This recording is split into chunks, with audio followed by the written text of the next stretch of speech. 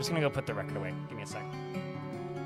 I generally have no issue with people, like, being a shithead. As long as you allow me to be a bigger shithead back to you, then we're even. You know? Just... It's a give it, it's give and take kind of agreement here, you know? If you're gonna be an ass to me, alright. Bend...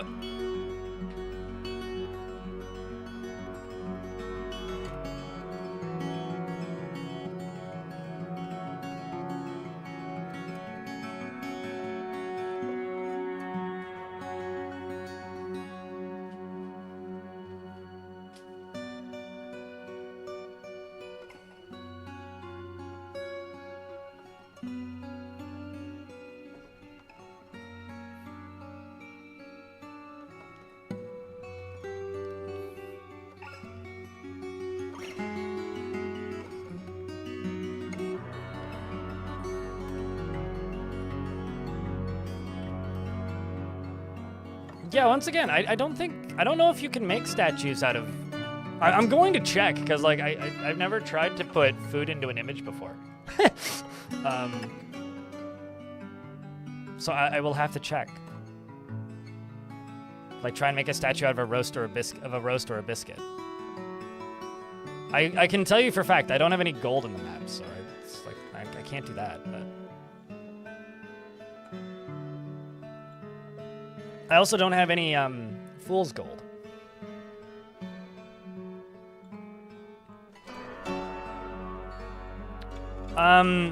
So Adaminchi in YouTube chat says, I'm thinking about capping my population next playthrough to make it more interesting. I don't know how that makes it more interesting, but certainly different. If the question is, do I think 20 dwarves is viable? Because that's what you said. Yeah, it's viable. Like, absolutely, you can run a fort with 20 dwarves. But you might also want to adjust your difficulty settings if you want to have things like sieges. So as an example, sieges won't really be a threat with only 20 dwarves. They'll also never attack you with only 20 dwarves. So you would have to initiate all fights unless you adjust your settings.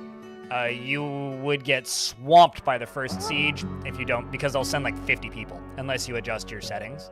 So just, if you're going to do that, and try and play the whole fort with a population that small, just make sure that you adjust your other settings outside of just the population cap, unless you don't care.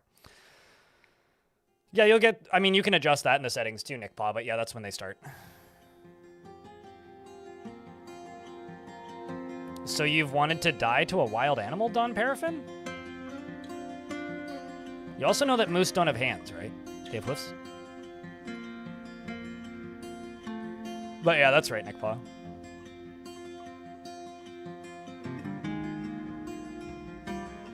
I find it really interesting that there is, like, this perception that having a smaller population makes things interesting. That's really interesting to me, and I don't fully get it. Like, yeah, having main characters is important, but I think it's interesting that it's a pretty common thread that I see of people saying that it would be more interesting with a smaller population, because to me it's like kind of the opposite. But no, I mean, it's a challenge, but it's the way that, like, it's when I see the statement of like, oh, I can't follow the storyline unless there's less dwarves. It's like it's like an analysis paralysis thing, I guess, for some people. I see that kind of a lot. Can I use Steel or Platinum Warhammers? Sure, if somebody makes one. I don't have access to Steel or Platinum. I think I have a Platinum bar that I bought. Basically, like, I can only use blunt weapons. Steel Warhammers are terrible, by the way. Steel's pretty light and sharp. I would rather cut both my feet off and never play this game again, Mimic, than do that. But...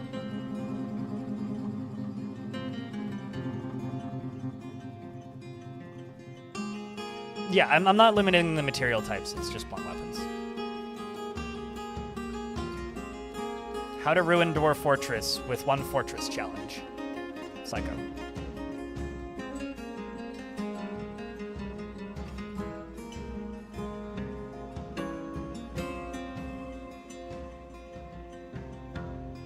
So, I'm just gonna pretend that this conversation with Don Paraffin isn't happening because I'm just gonna become a condescending twit.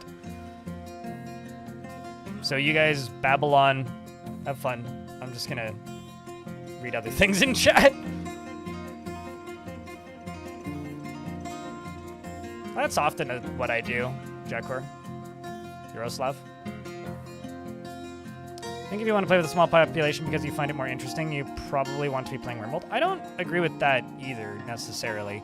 I think what you want to be doing is naming main characters and following them a little closer.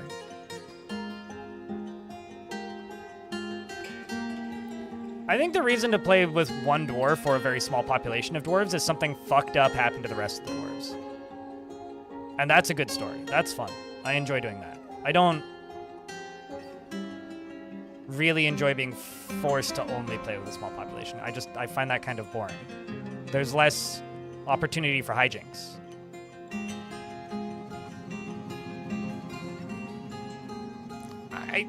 You know, you'll die, Don Paraffin? Like, that's the entirety of the conversation. And you talking about wanting to go into the wilderness and fight an animal just makes me go, okay, so you're just being a jackass. I will move on with my life. Like, it's not that you're hijacking, it's just you're being an idiot. And it's like, okay, well, we'll have fun. If that's actually your response to, like you're just being a bit of a troll, and I'm going to ignore it. That's all.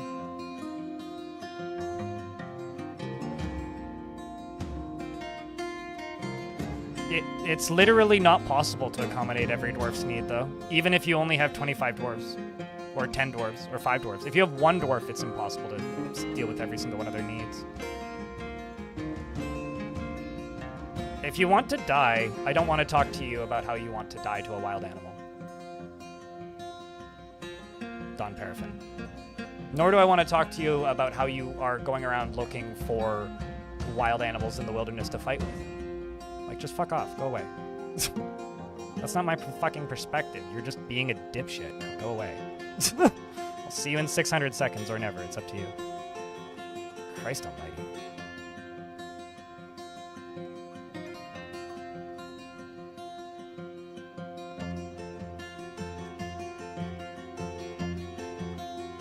I gave him a warning.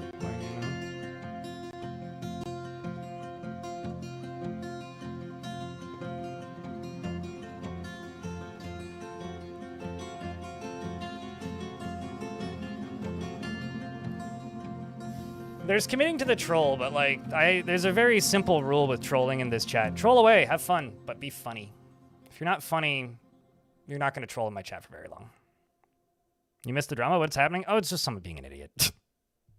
And I just don't want to see it. That's all. Nothing really worth reiterating.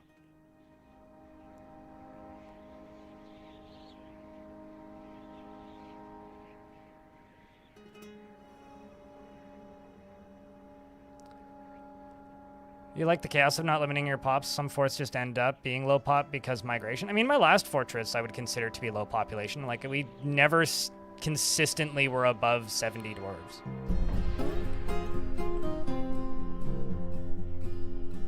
Well, I mean, they have twice the brain capacity, so yeah, Tibet.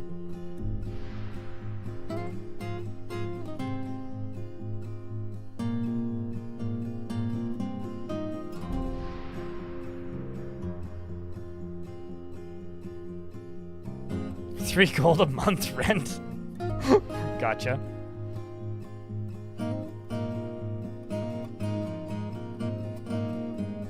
You always die within 5 hours of starting? I mean, that just means you've got a lot to learn.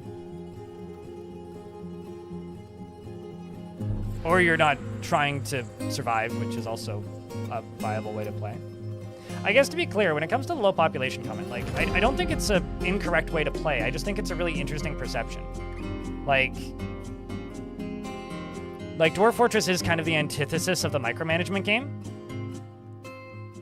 But I do genuinely think that if you try to play it on its own terms, which is it's very difficult to play as a micromanagement game, if you try to play it like that, you'll probably have a better time. That's just my perception. But I do think that there are some people who obsess over trying to make it into that, and I see negative reviews about Dwarf Fortress from time to time, which are often just I can't micromanage it. And so when I see people saying I'm going to lower my population because it's more interesting, I'm like, uh-oh, are you trying to over micromanage? Like, sure, drop your population down for a bit to like get to know your main characters, but why not turn it up after a while, you know? Like, get to know the first 20 dwarves really well, run a fort for 4 years with them, and then crank the population up to 120 and see what they can become in greater society. See how they can usher in a new era of prosperity for that fortress, or bring it to its demise. Right? But it's interesting to me that it's more interesting to have less dwarves. Maybe it's the risk of losing a dwarf that's interesting to people.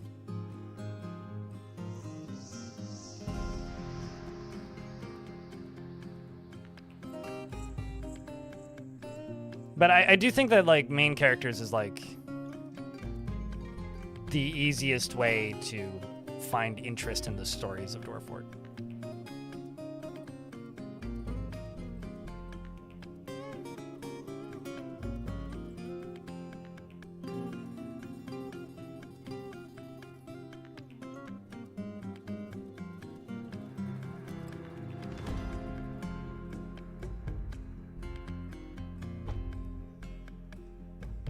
Reading what you're saying, Extraordinary, where they're talking about the things that they lose their forts to, aquifer, starvation, incidents, digging down into the wrong cave, it kind of sounds like you're playing fast and loose and just letting things fall apart, or alternatively are just still very much in the thick of learning the game.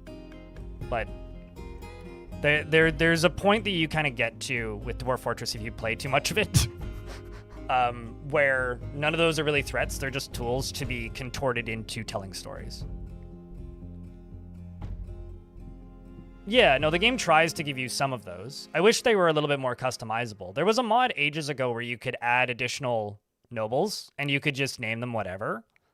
I want to say it was a DF hack plugin for like 47.05, which I saw some people utilizing to really cool extents to build main characters, because you could like give them custom needs. So you could say whether or not they have demands, whether or not they need bedrooms, dining halls, etc., tombs.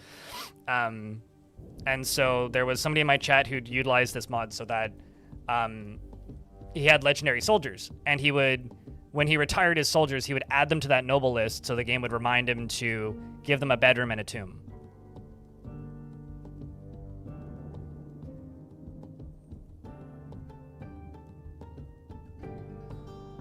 Well, like dig a hole and cave it in on them.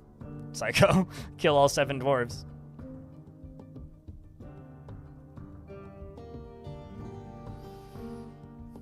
Or they grow the population mainly by births, and that would be limiting only migrants. Yeah, see, that is a playstyle I could never get into.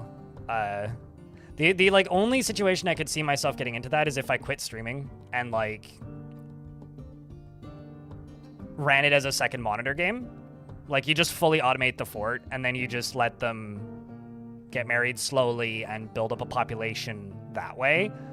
It's that's like I don't know how would I find an equivalent for that.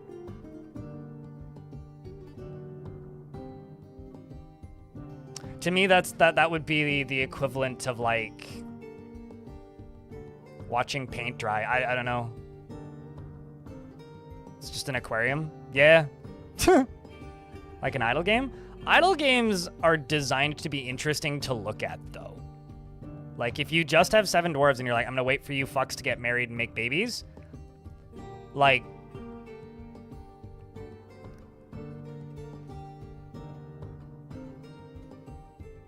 that just, we're talking thousands of hours.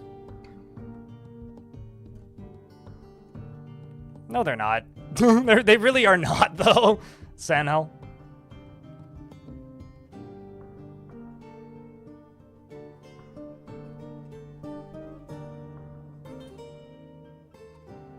You just gotta put them in a burrow and they're pretty safe.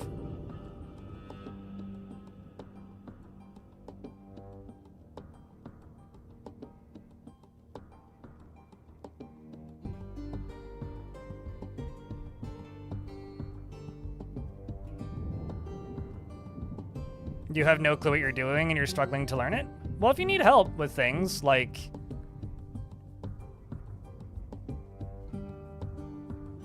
Ask questions. Extraordinary would be the way to go. Unless you're enjoying the process of dying a lot, which is also kind of fun in its own way.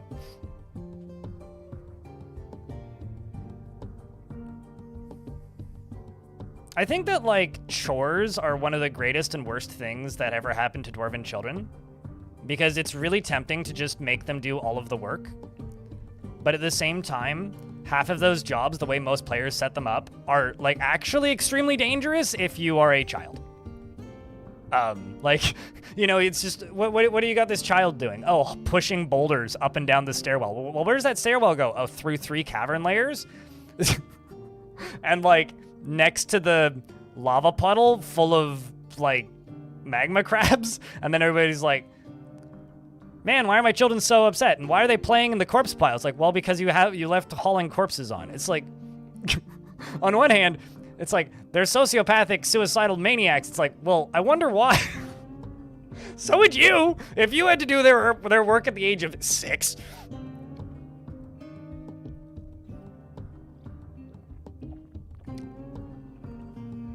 Like, it's kind of funny when you think about it, actually.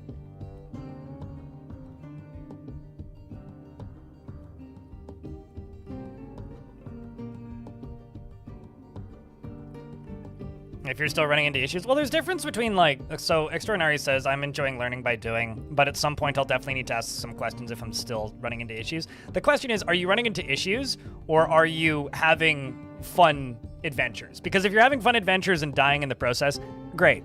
Go with Armok, have fun. If you're running into issues and it's frustrating, then ask questions, right? No, it's more like ga thud, ga wah.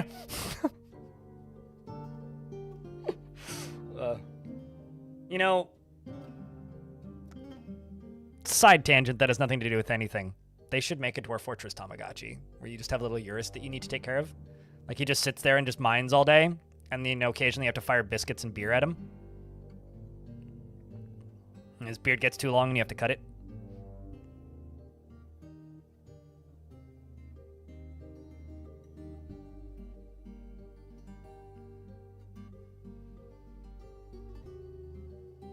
Dwarven child has been missing for a week. Thud. Wah! Also, all dwarven children sound like Waluigi.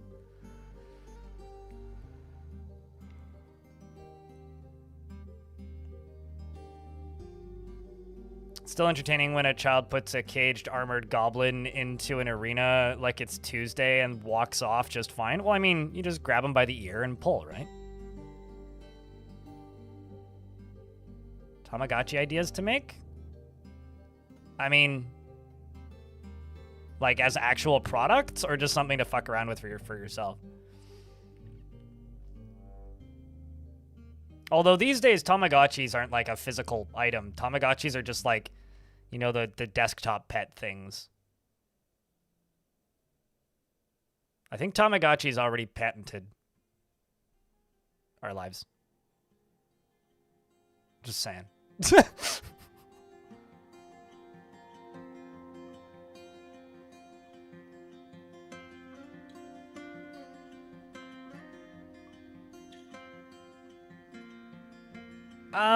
So when I last did a fort like that in Shift, dwarves were adults at 14?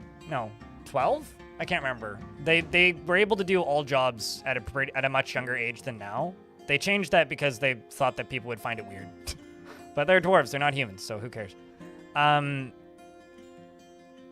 That being said,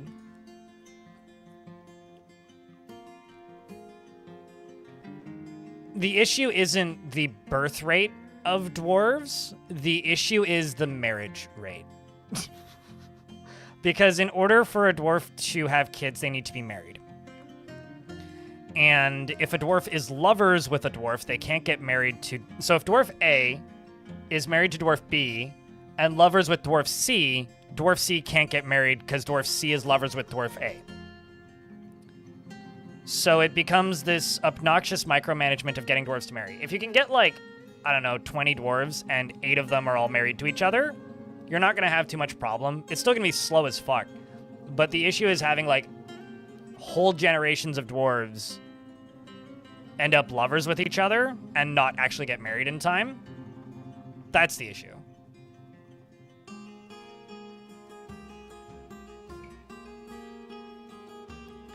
I think that you are perfectly sophisticated and being a conniption twat.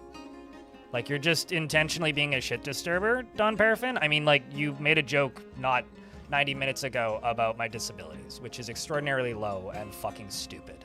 Then you brought up a really, really, really dumb subject, which you repeatedly reiterated. And now you're hiding behind the fact that English isn't your first language, yet you're speaking completely perfect English. Fuck off. You child. Jesus Christ, man. Read the room. Use your noggin if you have one. I'm starting to think you don't. And be a member of the chat. You're not the fucking main character. You're just being a douchebag and a bit of a jackass. Grow up. That's all I have to say to you. You clearly haven't.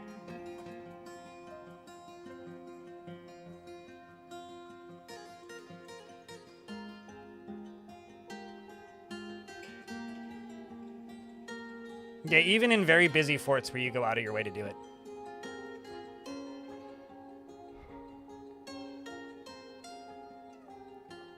The cat came back. Yeah.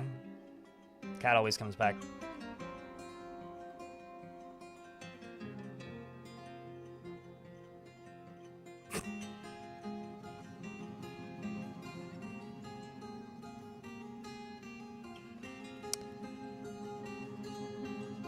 Chat, I have a question. Should I ban Don Paraffin? Make this democratic.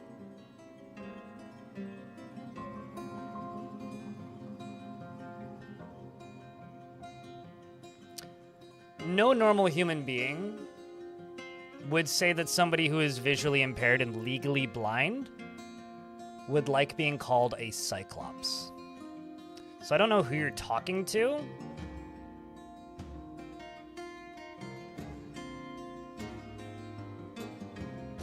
But you really need to realize the stupidity of what you're saying if you're being genuine.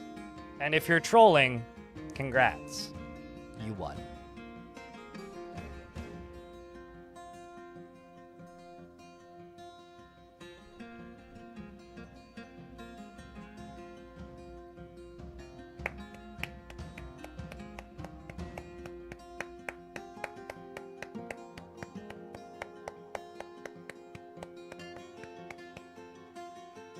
Sips tea.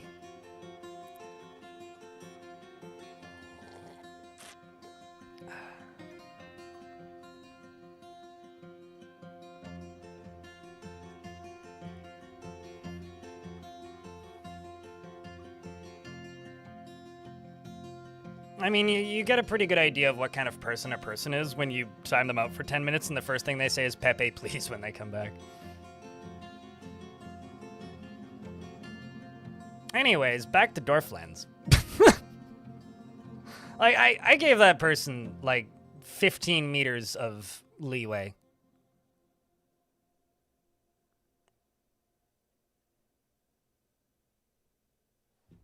I mean, I have this. Bring out your dead! Plenty of Reop, yes. And also plenty of Rop. Exactly, Darius. We got there, son. We got there. You've been learning DF for learning more of Dwarf Fortress, and there is fun and decent amount of mechanics you need to learn to keep the dwarves somewhat happy. Yeah, just treat them like people and realize that they're imperfect little critters. No, he got a permaban, Chris. Although he'll get unbanned alongside of the waves of unbans I do. I do mass unbans about once a year.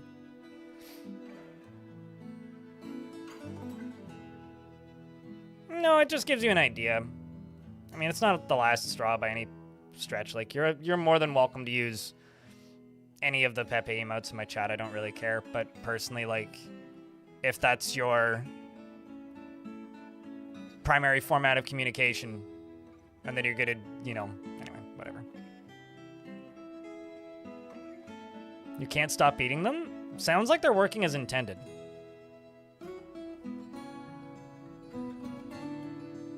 Like I said, being a troll is totally fine, but you have to be funny. Like, if you're gonna say dumb shit and then say that English isn't your first language and then say more dumb shit and then say, I'm also disabled. It's like, I am also a popcorn, kernel. What the fuck? I don't care if you use KEKW. I don't have any of the, I don't have any of the emotes enabled, Cunfold. So, like, I don't see any of them. I just see the text. I find them really distracting, or a lot of them really distracting, so I just have them disabled. I'm legally blind, yeah. This eye doesn't work at all, and I have severe tunnel vision in this eye. It's why all my monitors are 1080p, not like 1440p. And all my text is very heavily zoomed in. I mean, I know what your first language is, so...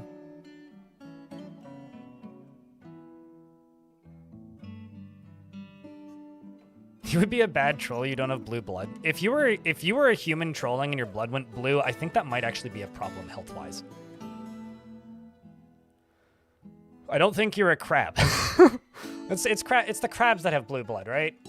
That they use to make dye.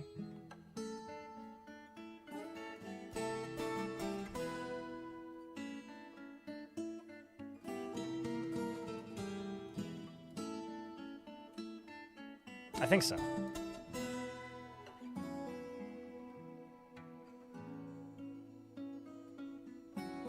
It's like you saying you're not an asshole, I'm just Italian. I mean, there's plenty of Italian assholes, though.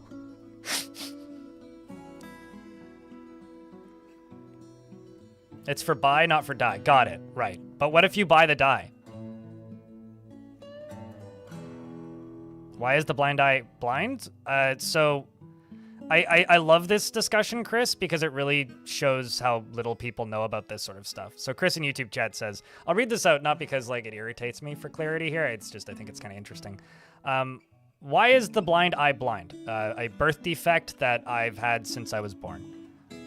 Medical eye surgery has made quite some advances. Yes, and as somebody who is a medical anomaly, especially with my eye, you would think that I would be in those advances if there was advances that could fix my situation. I mean, I see 2 different eye surgeons a year and have like detailed photos taken of my eye every year, and I get like a detailed eye exam once a year where they tell me when I will need surgery. Not to make that eye work, mind you, to stop it from causing me extraordinary pain.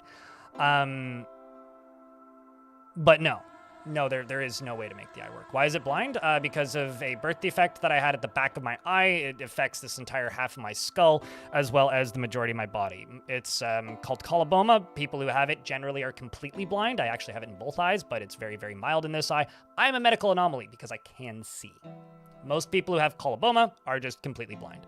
I can see a little bit of light and a little bit of motion out of this eye. I can't discern any actual shapes or things, but why has it not been fixed? Because there is no surgery that can fix it. They could remove the eye. I could get a glass eye, but then I would see less because then I wouldn't see the motion out of that eye. So it's because this eye has cataracts and a slipping disc, meaning not even close. I see significantly worse than that Oro Kinforge. This eye has a slipping disc, so it could dislodge at any point. And so I basically have a eye surgeon on speed dial. If this eye starts hurting, I have to make a phone call and then go get on a fucking plane or a boat or something and ship myself over to the hospital on the mainland to go get eye surgery.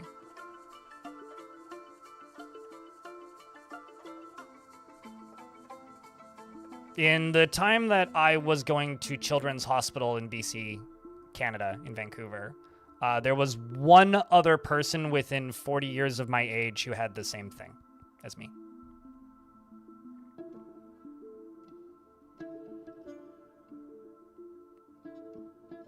No, not even close. I don't feel like getting advertisements beamed directly into my eyeball. Thanks. Software as a service and hardware as a service sounds like shit for these days. Like, wasn't there a guy who was like an early adopter of those brain chips that Elon's company was making, who like just got a notice that it was going to be turned off in a year. It's a guy in a wheelchair with no arms or something that could like move his arms using it, like move these artificial prosthetics using it, and like is going to be losing access to that soon. Oh, my vision gets worse every year. By a little bit. I need to go actually like look up that story, but I was reading a story about that.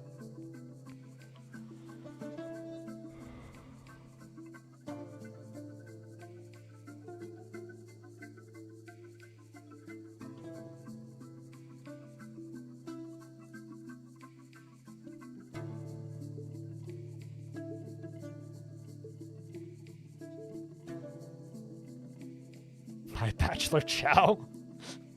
I already cook better than that, I'm good. It would just be HelloFresh, let's be real.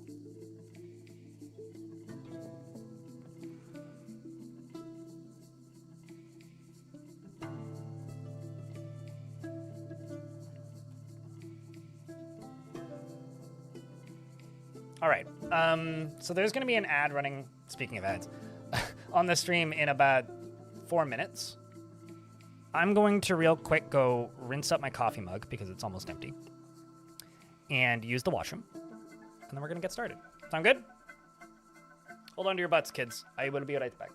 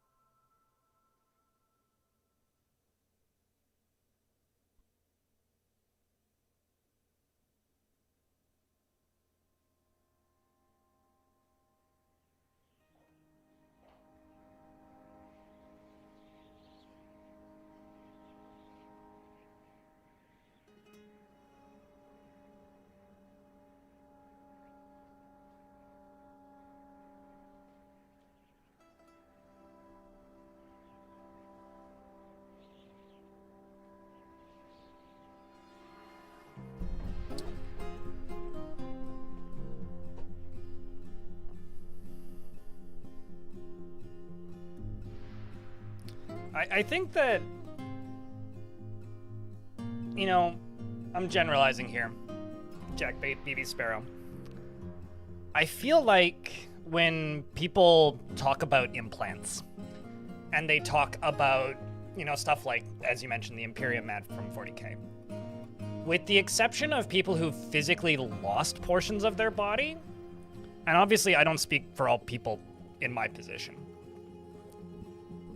but I would rather keep my flesh the way it is than switch to an artificial alternative if it presumes that I have to remove something and connect something. If I didn't have a thing, like if there was no eye here, I would be tempted. But because I have an eye there, I will keep the one that I have as long as I can. Same goes for arms, same goes for legs. Like, I'm only speaking for myself. But I have absolutely no interest in anything like that, period. I have no interest in any of the, oh, you know, just cut your hand off and get a cyber hand, you know. Just... No. No, I wouldn't, actually, Edrith. It's purely a trust thing. You have to trust the people that are doing it. We would have to live in a very different modern society for me to trust that.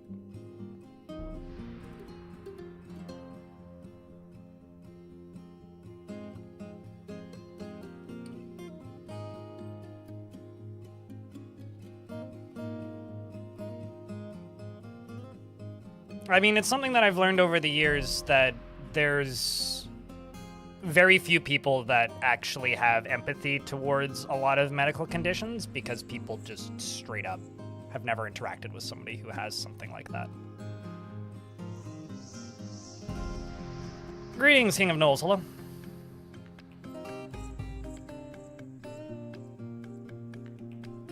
Well, it's not even just, like, Elon Musk is an easy moron to point at because he's the size of a fucking billboard that says, mock me.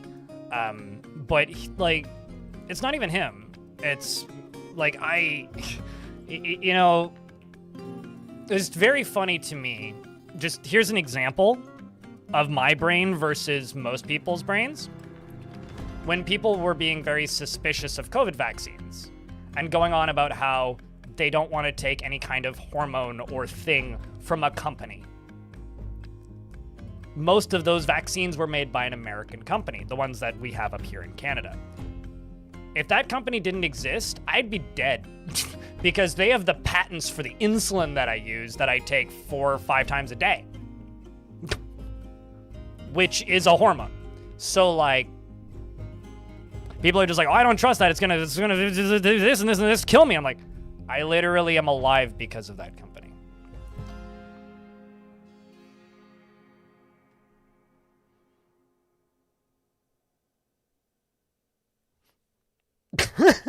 Like, I don't like it, but I also wouldn't take a implant from them because I don't trust them to not turn it off. I don't trust it to not have a sunset date.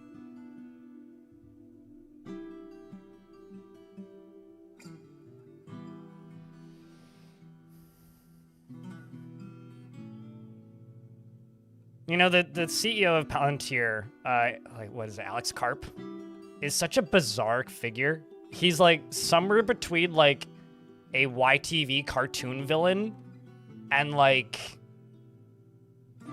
maniacal Dr. Evil. Like, he's practically a character from, like, an Austin Powers movie. He's such a weird, like, person. He's so fucking strange. Like, no, he's not cool enough to be Saruman. Saruman's cool. Alex Karp is just a weirdo. Like, he's just such a bizarre person. It's like, he says stuff where I'm like, what? But also, like, occasionally we'll say things how it is in a way that, like, kind of, I'm like, yeah, no, he's not wrong. He did an interview on CNBC recently that was, like, fucking wild. Where he's like, Invaders Zim, sure, actually, yes. Where he's like, Mr. Burns a little bit, actually. 20 years, Mr. Burns, yes. Like, he did an interview on CNBC recently where he was talking about, like frontier AI models versus, like, running models locally. They're launching a product, Palantir's launching a product where you can run their software using a local AI model instead of their cloud service for this exact reason. And so he's just selling it. Like, that's literally why he's saying all this. But it's just kind of wild to see him sitting out there and talking about, like, local computing and why it's more secure and better. It's like, man, I didn't think you'd be first. Wild. Okay.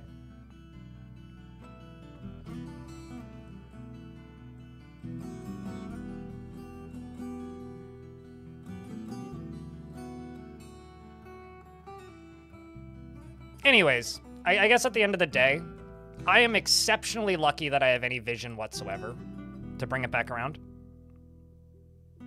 I am exceptionally lucky. And so I'm just happy that I can see.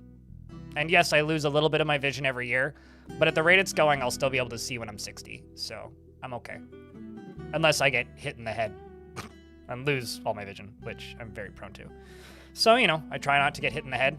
I wear a helmet when I ride my bike and cross my fingers and hope for the best.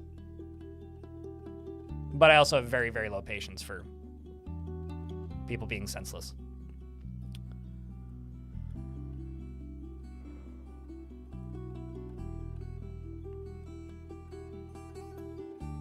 No, I am well aware of what Palantir does. It's just very funny to the way he talks. I don't know. Like, he's equally scary as all those other people, but he's just such a weird character alongside of it. It's bizarre.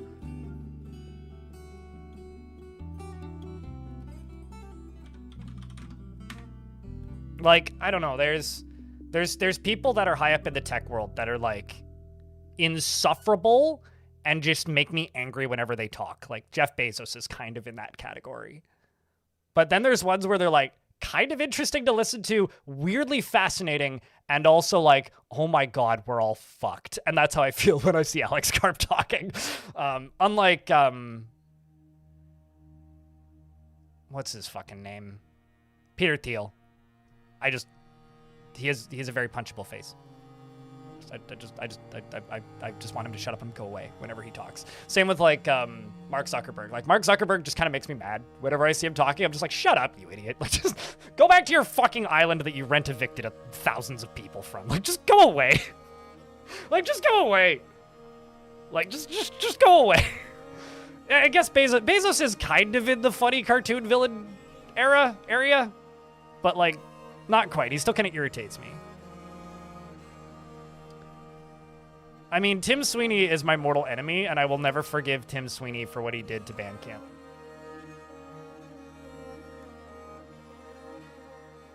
Although, did you guys, this is somewhat video games related. Did you guys see the Tim Sweeney quote about Steam?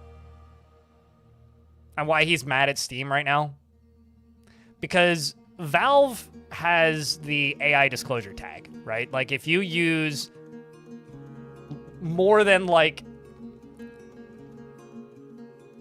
I'd be willing to bet most people that are just using like a coding assistant aren't disclosing that in Steam. But if you're using more than just like, I guess what is considered socially acceptable amounts of machine engineering to build a product, you have to disclose that on Steam. And presumably most people who are doing that are. And it's really funny because Tim Sweeney is out there saying that that's like limiting progress, blah, blah, blah, blah, blah, like putting out this speech about how mad that makes him. Because like if you want your game to sell, you have to put it on Steam. Like if your game is going to be successful, it has to be on Steam. Meanwhile, he's really annoyed about this. Because he's also announcing, like, well, his company, Epic Games, announcing the new Unreal Engine, which is removing a lot of tools developers like and replacing them with a lot of prompt-based tools. Combine that with a study coming out last November, which ran for, that started last November and ran until late December, from the Video Game Oracle, which is like, they're like a consulting firm, an analytics firm that like follows the games industry. And they put out this study using public data, which more or less correlates having the AI disclosure tag on Steam as equaling to 60 to 70% less sales than you would have otherwise, based on the amount of wish lists, based on the amount of like views your page gets, based on the amount of feature time your page gets, based on the number of reviews your page has. It's insane how effective that tag on Steam is. It makes perfect sense why like Tim Sweeney's pissed. He's just sitting there like mad as hell because like working on this thing that's very prompt based, removing a lot of features developers really like. Also, probably you'll have to say so if you're using that engine because it's being built around that tech fundamentally. So everybody's gonna have to disclose it.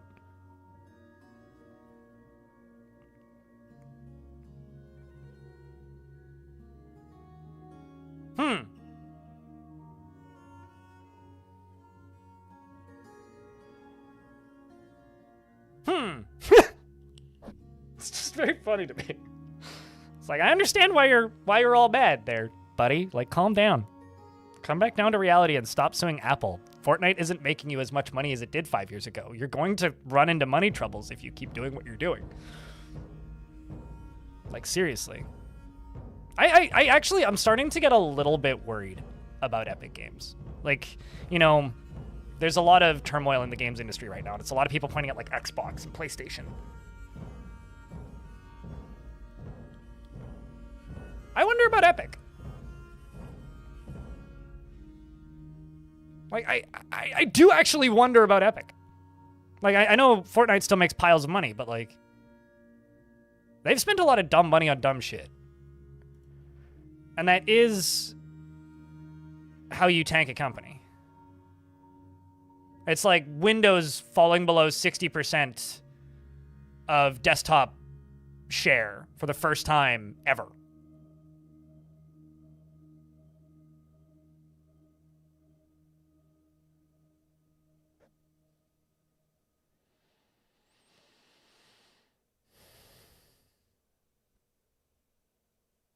Yeah, no, absolutely, miracles. Absolutely. Windows is like, it's like, hold on, let me look at the article that I saw. I was reading about it yesterday. I'll get you the exact number.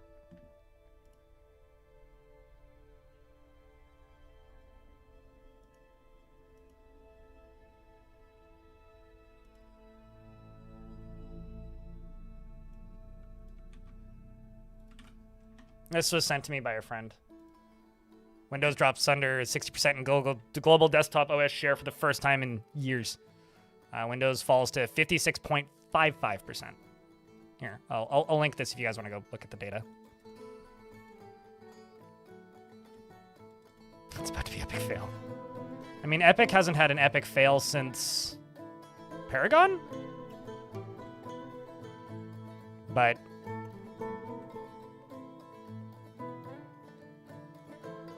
Linux jumping up slowly.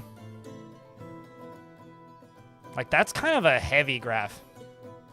The reality is, like Apple is partying.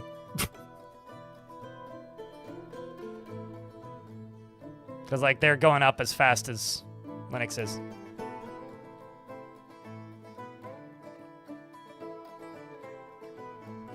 But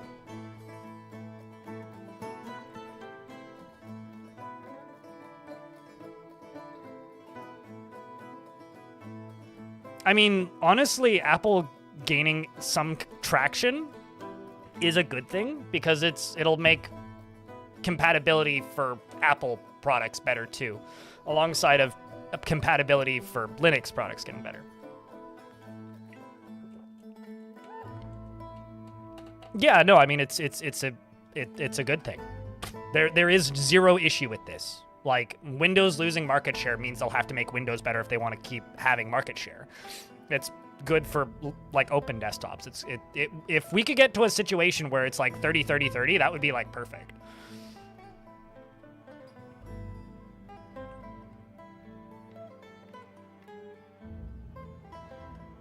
I mean, I don't believe Chromebooks are real. I realize that's a dumb thing to say, but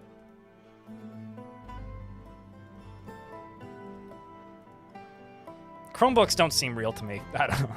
I know they are, but forgot about Paragon. It's far gone from your memory. Yeah.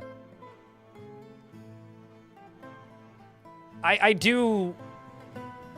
You know, I poke fun at Apple a little bit when it comes to video games, just because, like, them being on their own silicon does make porting games really difficult for Apple.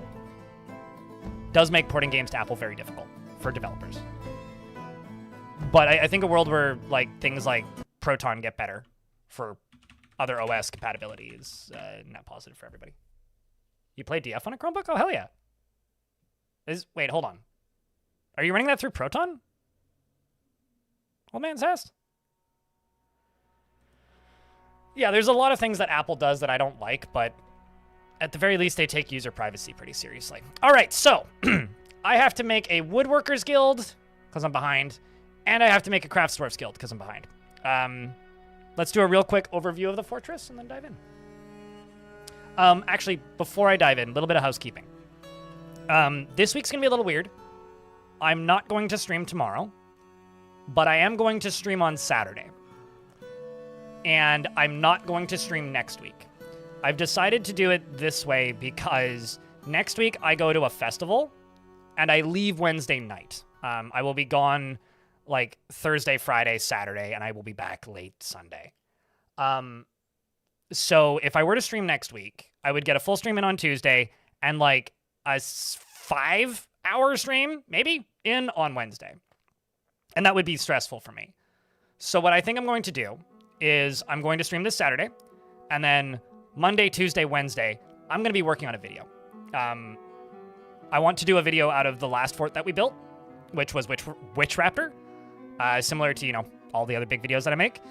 But I need to just sit down and do it. And it's much easier for me to make a video like that if I just start working on it.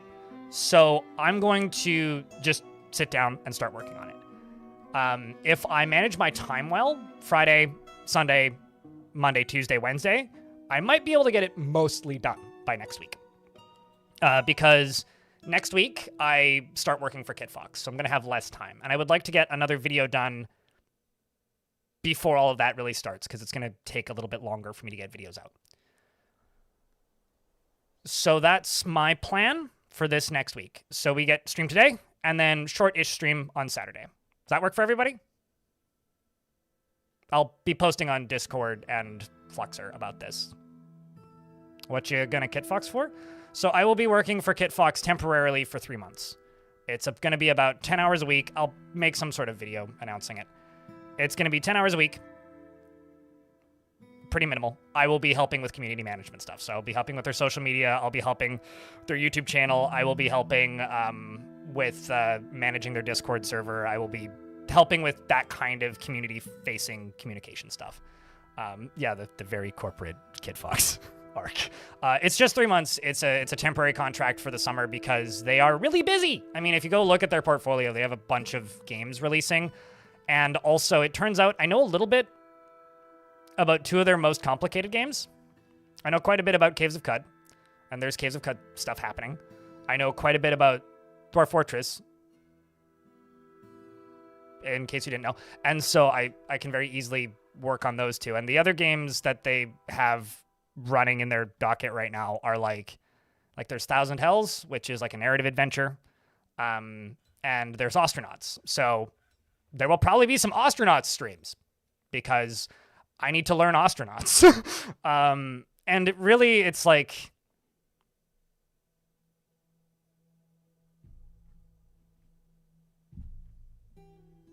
it's a way for me to make additional income during the slow season, which is summer, during a volatile period anyway, without having to get corporate sponsorship.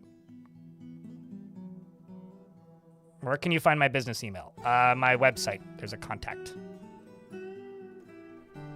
button. blindIRL.com.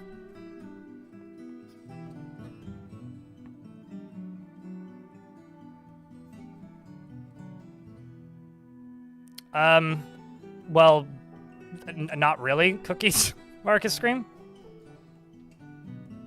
Like, not really. It's one of those, like, it's already too late kinds of things.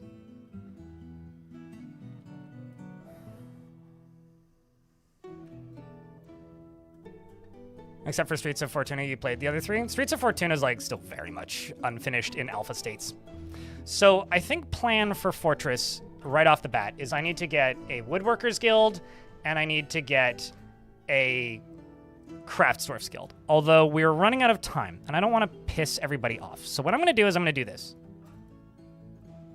Guild Hall. Woodworkers Guild. Meeting Hall.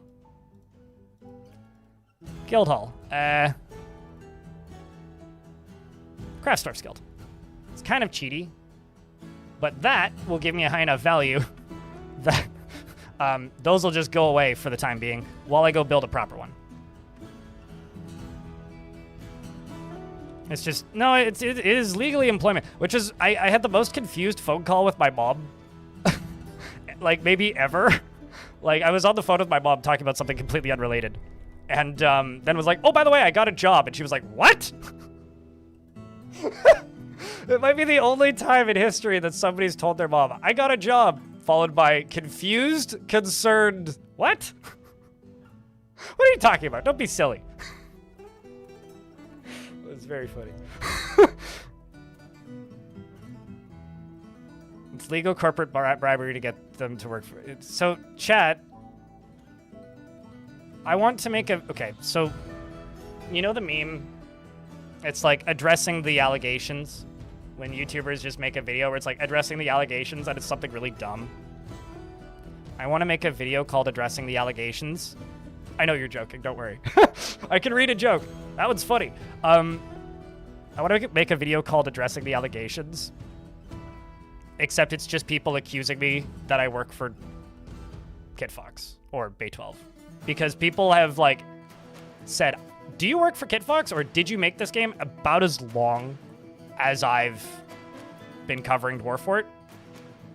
So if you want to go leave a comment on one of my videos saying, do you work on... Do you work for the studio? I might include that. I'll blur out your username, though. Just saying. Addressing the allegations, man. Because I do actually need to disclose that. So, that's why I've been talking about it.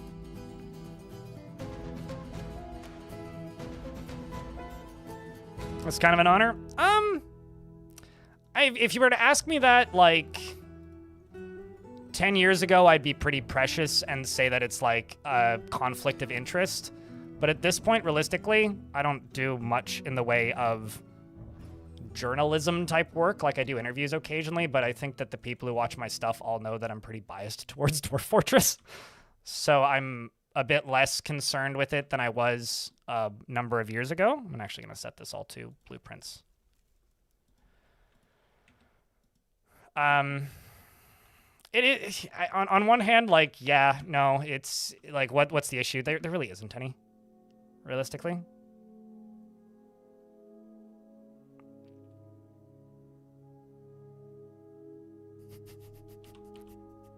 Mr. Big Shot now. Yet, realistically, like... Yeah, I don't know. How's it going, Scapegoat? Or, not Scapegoat, Soapgoat. It's going pretty good. Named dwarves in the fort. Soapgoat, you're still alive. We got Lariska. We got Mengus. We've got, Wolfist Wolf. We've got Miles. We've got Darut and Eric and Pebble. I should enable the thing. We got Moreb, Stormwolf. Pebble, God of Pebbles, is the leader of this fort, who's kind of one of the main characters of this faction. She's my chief medical dwarf, and also the dwarf that took over expedition leader when the original one died. Pebble, God of Pebbles, is a bit of a character. She dreams of ruling the world, which is pretty unique. She personally believes that it would be a fine thing if all time were leisure time. She values merrymaking and parties and sees power over others as something to strive for, finds romance distasteful, values family, and believes it is important to conceal emotions and refrain from complaining. From what I get, she hates her lover, who's Soapgoat, and maybe not hates, but like has no interest in romance or lust, but just dreams of raising a family and will never tell him because she will conceal emotions. Meanwhile, Soapgoat, who is our captain of the guard, is a very angry dwarf, which is really interesting because, like, he's in a constant state of internal rage, but incredibly calm. So he won't start a fight physically, but is constantly pissed off. And whenever something negative happens to him, he's outraged. He's literally like a Twitter poster, see? Outraged. Like, sometimes you'll see, like, depressed or irritated or, like, sad. It's very rare that you see outraged specifically. Whenever something negative happens, he's outraged. So he's outraged remembering dining in a poor dining room. Outraged! Which is very funny. So, like, these are kind of my main characters for this fort. The goal of it is just kind of, not a theme, not a challenge really, but the theme for this fortress is, basically noble supremacy / kind of a light, cave, like Stone Age caveman thing. We're only using blunt weapons. All dwarves have to sleep in dormitories unless they're a noble in the nobles list, at which point then they get a bedroom and an office and a dining room. So I'm like over caring for nobles, kind of neglecting the rest of the dwarves.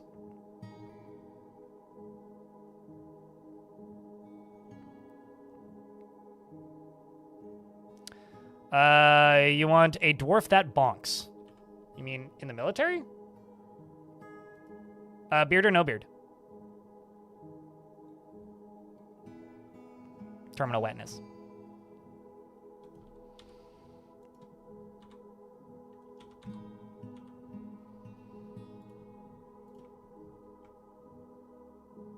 You are a dabbling mace dwarf still in a squatty by yourselfie.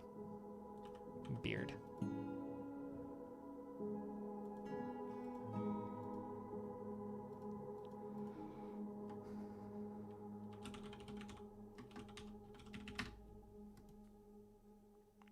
Well, pay attention to this, Senbis, real closely, and then maybe the first person in the YouTube chat to put 3 pickaxe emojis into the chat can get a dwarf.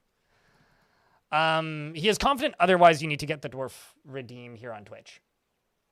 He is confident under pressure, and he is quite confident of his abilities when undertaking specific ventures. He tends to not reveal personal information. Unless you're subscribed to Tier 2 on my blog or on Twitch, which then gives you access to !DORF on the Twitch side, which lets you skip the line. He tends to not reveal personal information. He tends to make a small mess with his own possessions. He isn't particularly ambitious. He has a tendency to go it alone without considering the advice of others, and can easily fall in love or develop positive feelings. He is a friendly individual and needs alcohol to get through the working day.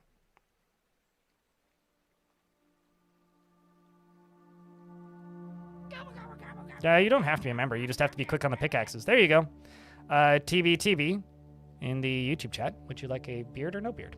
He personally disregards tradition, values honesty, and sees perseverance in the face of adversity, bullheaded and foolish, and dreams of creating a great work of art. He personally likes Bitchblend, Lead, Varisite, Mulehoof, and Hatch covers, and the sound of the lacy silk, and when possible prefers to consume Strangler. Whoa. And Pond Turtle, and Bayberry wine, and Pearl Mullet flour. He hates oysters. He's a member of the Crazy Goat, and is wearing the leather armor. Thanks for the 50 money units, Senbis. No, I don't take bribes. So I don't give, like, people dwarves for asking or tipping me, Senbis. Like, straight up. So I will not give you a dwarf for that. But thank you for the 50 unit of money. I appreciate that. I can give you a table or something. The thing is, if I gave a dwarf to every single person who had asked, there would never be a single unnamed dwarf in the fort. So I have to limit it. You either have to use Twitch chat to get the redemption, which is every 25 minutes, or when I throw one out like I did with this, you have to post the emojis as requested. That's how that works. Absolutely, Troubled. I used to just name anybody a dwarf when they asked before the Steam version released, when I had like 50 to 80 people watching, and we never had any unnamed dwarves. And I would spend like an hour naming dwarves every time, like, a migrant wave showed up. Maybe not an hour, but 20 minutes. And I don't want to do that anymore. He is confident. I already read that. He likes Pitch. I read the Strangler bit. You don't have any family. You worship Estrith, who is the god of torture and misery. Yes, the most popular one. And you're a member of the Untoward Faith, which is the most popular religion in the faction. And you have some passing acquaintances and no friends.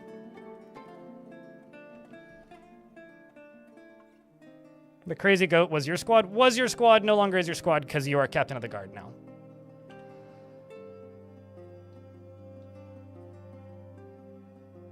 I will give you additional people when I find them. Am I going to do that right now? No, because I'm busy, Argro.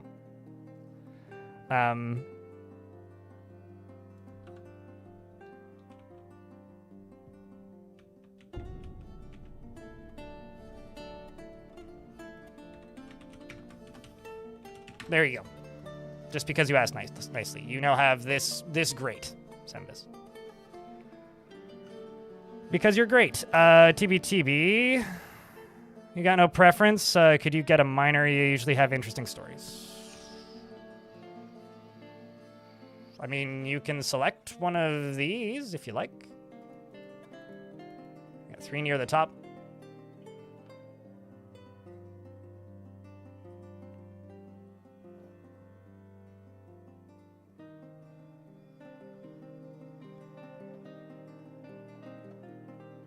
I actually genuinely, honestly do not know. Maybe? You do what you want to do, Jack BB. Probably. Maybe. I think. I don't think it's worth worrying about. Like, if you just want to have both up, just have both up.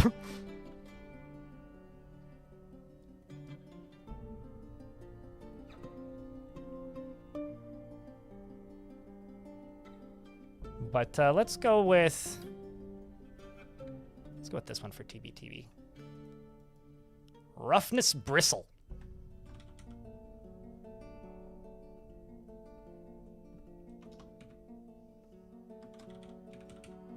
TB.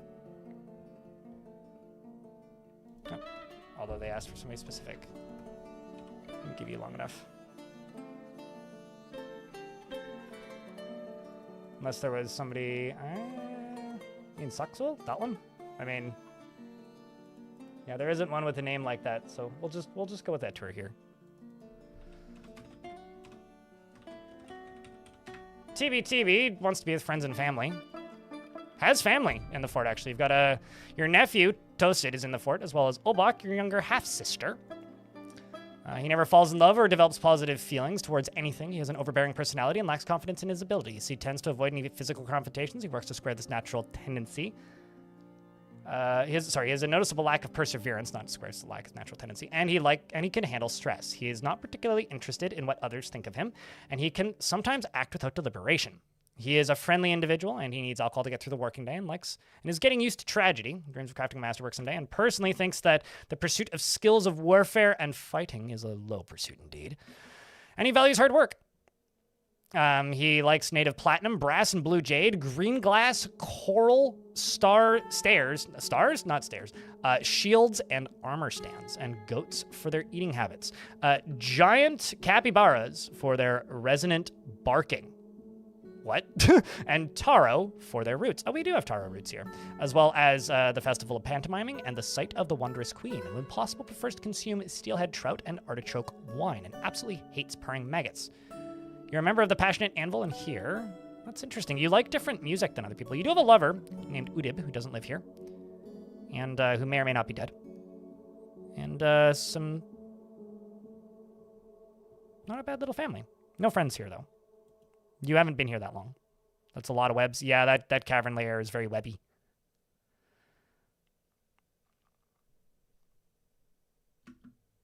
What do you guys think about starting to develop a game inspired by DF and RimWorld? It's a colony sim. I guess the question is, what's your goal? It's actually a pretty crowded subgenre, which is, I think, very difficult to get into if you're trying to make it as a business. And the reason I say that is because the games that people play, it's kind of like Fortnite. It's kind of like, trying to make a Destiny. It's kind of like trying to make a big live service game, but as an indie game. And the reason I say that is it's hard to get into games like this because people who like games like this are either already playing Dwarf Fortress, or they're playing RimWorld, or they're playing games like Timberborn. And usually it's hard to get people out of that. Or they're playing Oxygen Not Included. There's been very good colony builders that have come in on the fringes that never really stick around very long. Going Medieval, I think, was kind of the last one that did well. But, there's been more. Nobody's played them. So I think it's a very, Odd Realm is one that comes to mind, where it's that's objectively a very good game. And has, 11 people playing. Very, very tall aquifer. Ooh, that's fun. Good luck. For example, if your mayor dies, I want to set up a nice area beforehand, but it's a nice way to find an area.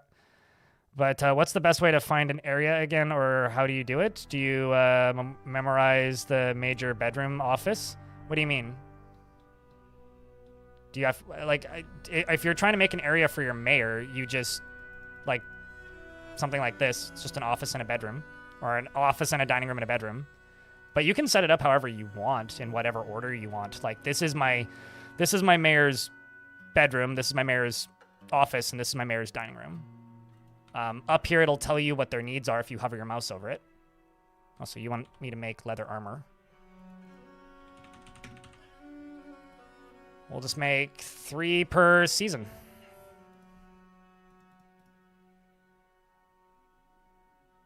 Yeah, you would need to reassign it. I mean, I just put it somewhere where I know where it is. Generally. Space Haven is 10 years old. And older than Oxygen Not Included, I think. It might not be. But Space Haven's been around for a long time, so I'm not really thinking about Space Haven. Yeah, no, I put it somewhere memorable. I mean, it's not like it's just one room that I need to remember.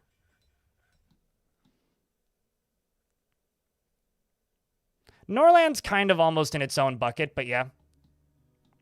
Like, there's already a lot of colony sims that pull a lot of people's time. And it's, you know, honestly, another genre that's similar to would be like trying to make a 4X game. Like, look at how many 4X games exist. Like, not even like I'm talking like the Civilization kind of 4X games. Look at how many of those exist, and look at how many are actively played by large communities. Like, there's kind of a not small number of them, and most of them are played by very small numbers of people.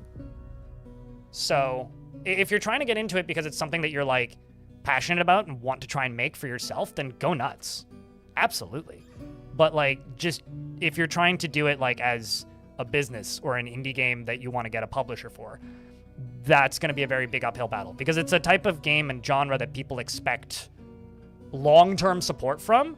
And I think the number of games that existed and then stopped development because they ran out of money is as high, if not higher, than games that are coming out.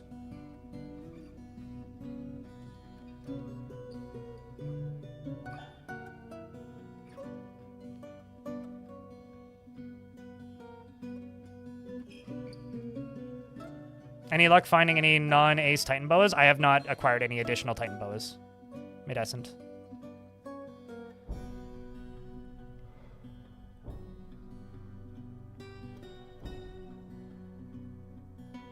I mean, you could name them. If you want to use, like, the places list, you could absolutely name them.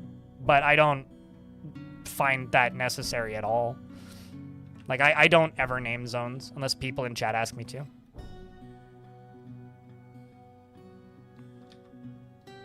Like, it's just not something that I do.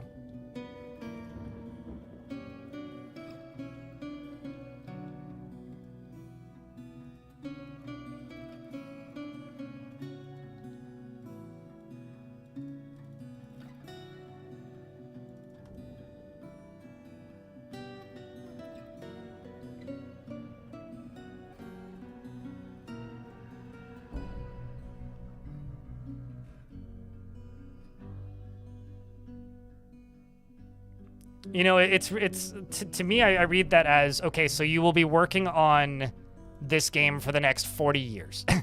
when I read that, it's like, because I've read that pitch before, Renzer Code, and one of two things always happens. They get stuck in scope creep, and what eventually ends up actually releasing is a fraction of what was originally pitched, or like what the original goal was, or they run out of money. Like, I can think of, like, at least 3 different games where you start as a Stone Age type thing, and then it progresses through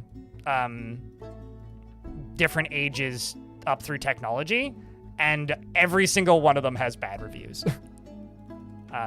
Because they just never made it anywhere.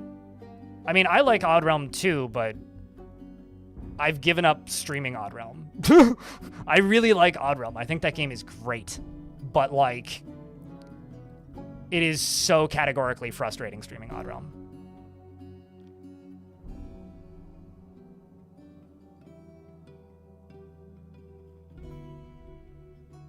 Calling Spore good is fucking wild.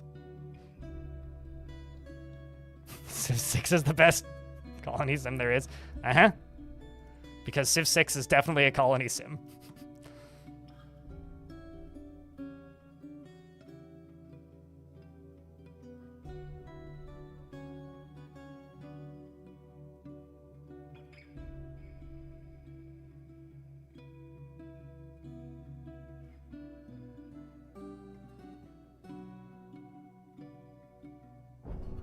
Kenshi is not a colony sim. Sembis.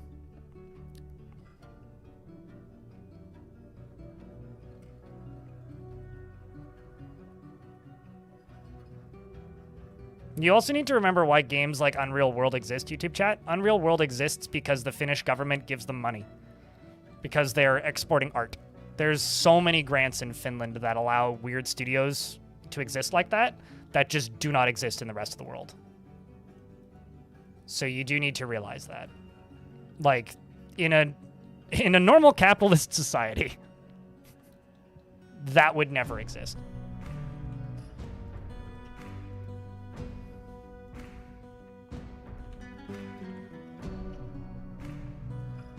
need blocks. Finland is kind of awesome in that way. Jack BB, Sparrow. Rock blocks is what I need.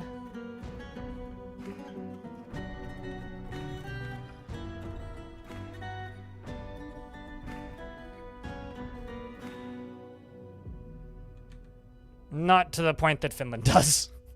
I mean, so does Canada. That's why, like, every single indie game studio that you hear about is in Montreal. Because that's where all the grants are. Like, that's why Kit Fox is in Montreal. It's like, that's where the grant money is. That's where you get tax benefits for putting your studio there.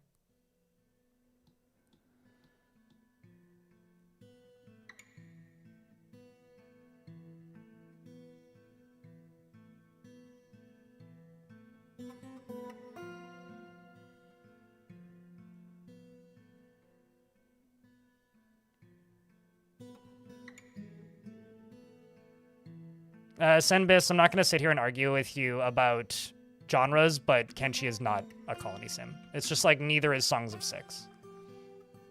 But I digress. I just don't feel like arguing about genres today.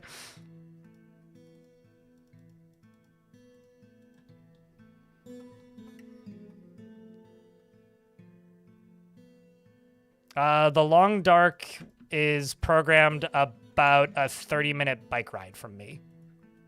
Like that. The Long Dark hails from Sydney, BC, I think.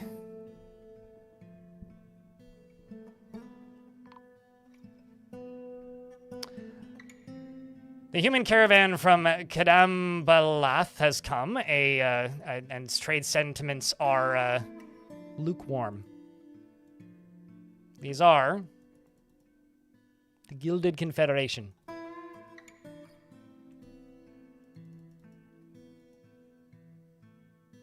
Humans.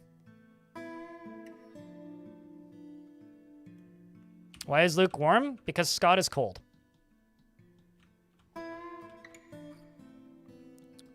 Probably because I didn't sell them enough stuff last time.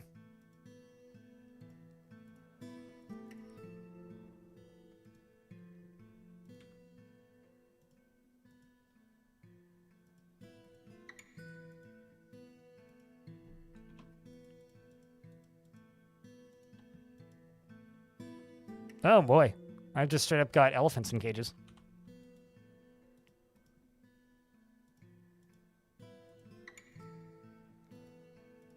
Oh my word. Just gonna butcher all those. What can I sell? Or what do I want to sell even? The kind of fun thing about this faction is everybody's really greedy.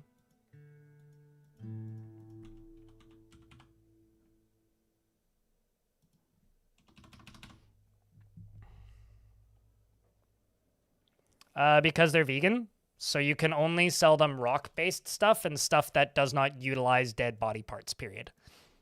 So if you had to kill an animal to make it, or chop down a tree to make it, they will not take it. But, like, crafts made with silk is fine.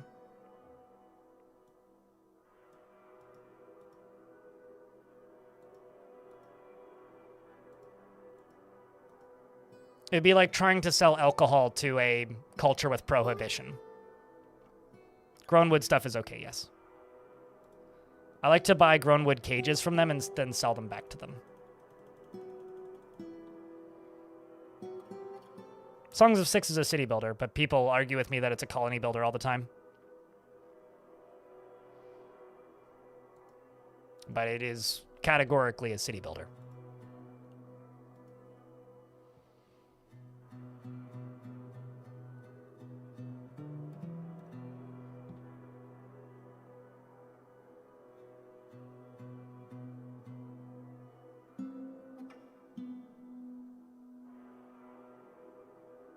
I mean, Shadow of the Colossus is an adventure game. Gargoyle. Draugr. Like, straight up. That's what Shadow of the Colossus is. I told YouTube chat I didn't want to argue about genres, and yet here we are. I like that, Charbolt. Kenshi is a city builder with headaches. Unless you're talking about Songs of Six, which also checks out.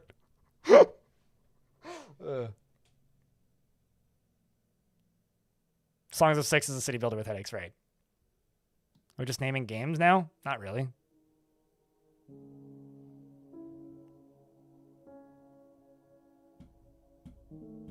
Isn't a colony builder and a city builder the same principle? No. A city builder is a game with abstract populations. A colony builder is a game with definable populations. So SimCity is a city builder.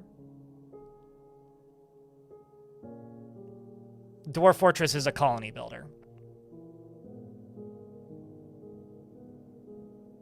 If there's live colonies in it, like if you leave it out of the fridge long enough, probably are lives.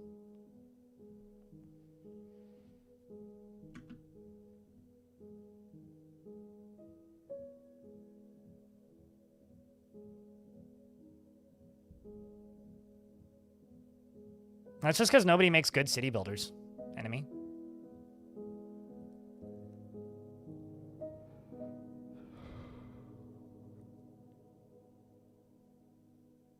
So is RimWorld. What's your point, Elite Woad Rider?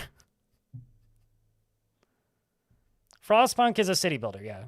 I mean, Frostpunk is like a story-based city builder. Like it's as much like a game with a story and a plot line that is trying to tell a story as it is a city builder, but... Okay, let's see how much value Zeiss has.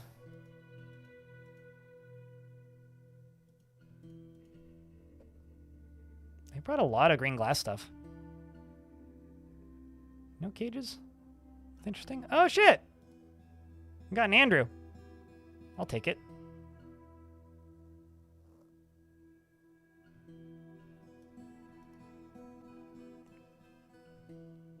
I'll buy all of their bags, I think. The book, because it's cheap. The scrolls. Maybe just... Yeah, neither of the scrolls. And trade.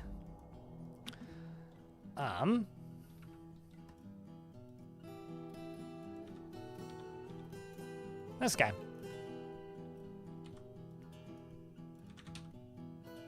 This guy. Also, we got some more migrants. All right, I need to get all this stuff inside, like stat. So I need a little ammo depot. I'm thinking back here.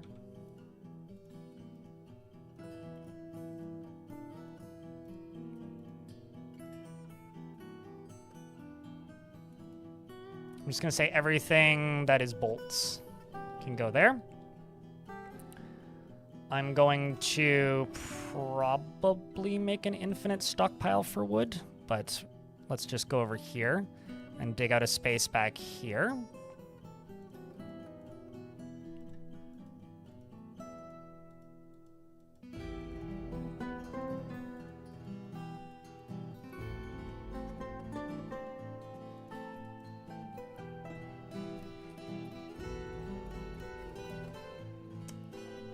Heard a beep come from a thing and now I'm perplexed.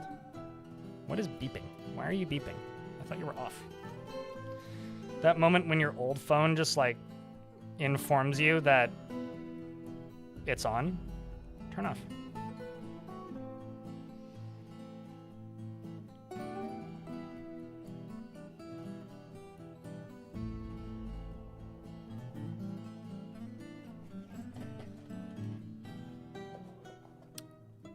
I can't go. Like I realize that it comes with the territory, really, but this is a Dwarf Fortress stream. I mostly talk about and play Dwarf Fortress, but I can't go 90 minutes without RimWorld being mentioned twice. I wish that Foundation was more fun. Name a dwarf food statue, Brad. I need to confirm that I can even do that. Because I don't think I can.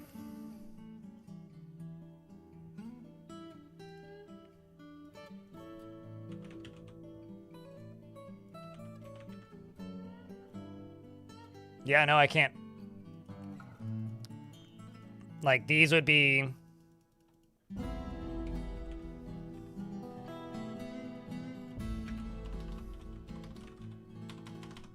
Can't do that.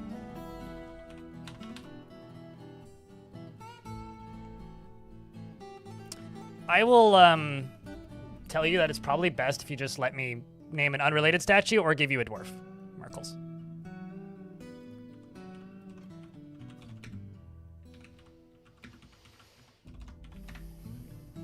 Just remember this, chat. I know that you guys like to yap about RimWorld constantly. But just remember this. Let me find this post.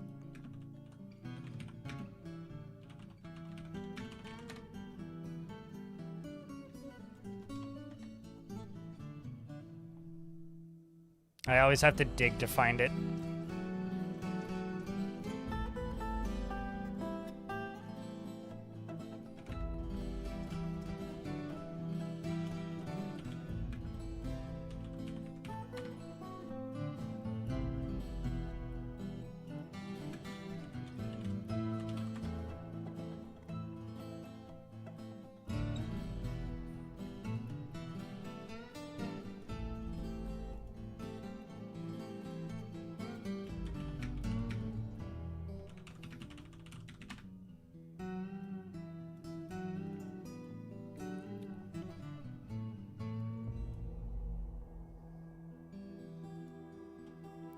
This is a thread on the Bay 12 forums, the Dwarf Fortress forums, started by Tynan. This was his first ever post on the forums, which originally said, I've been working on this a little while, and I just put out the first video. I figured it was a good time to tell people it existed, especially people who played the game that inspired it. On a most basic level, this is Dwarf Fortress in space. There are a lot of differences in the details. Random events like weather and attacks aren't random. They're curated by a configurable AI storyteller, along the same lines of the Left 4 Dead AI director. Followed by creating an account and making your first post an advertisement is rude. That's it. Also, he describes a couple being a pilot and a housewife. An airline pilot and a housewife. Then he updated it about a year later to promote his Kickstarter, and updated it a year later to state that it was for sale on Steam. Let's just keep this a Dwarf Fortress stream, guys.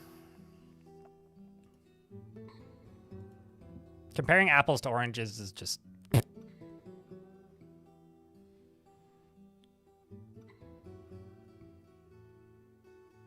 Frustrated due to lack of table. Junction time.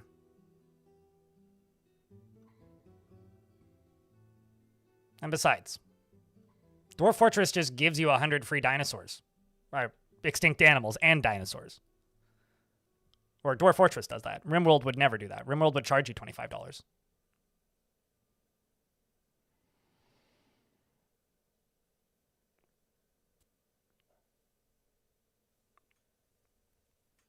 Anyways, so Merkel, you redeemed a thing. I could name a statue Brad. But if you'd like a dwarf, I could just do that.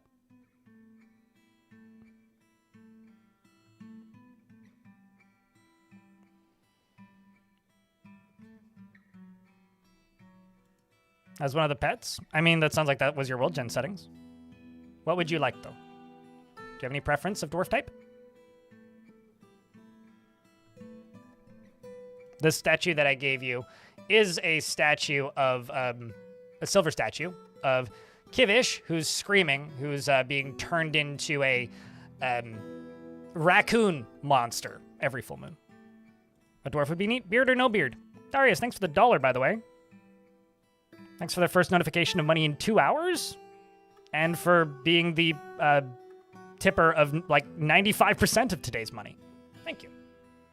For helping keep the channel funded. You'd much rather have a stegosaur than a cavy? No, absolutely. It's more interesting.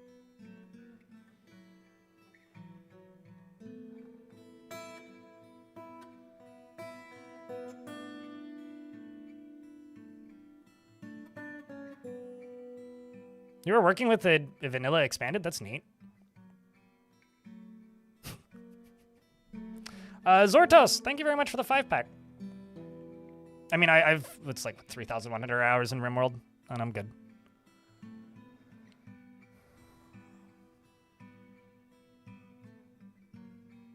Like, I've said before, it's like, if I could just get, like, one piece of leather from them, I would use them. If I could get one piece of meat from them, I would use them. Empire Earth is neat.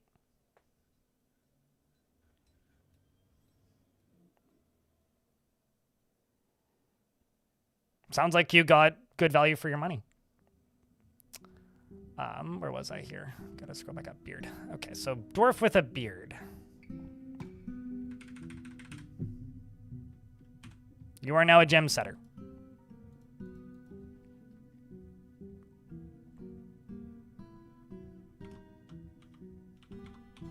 Miracles. 2 seconds, chat. I just gotta go do something. Like.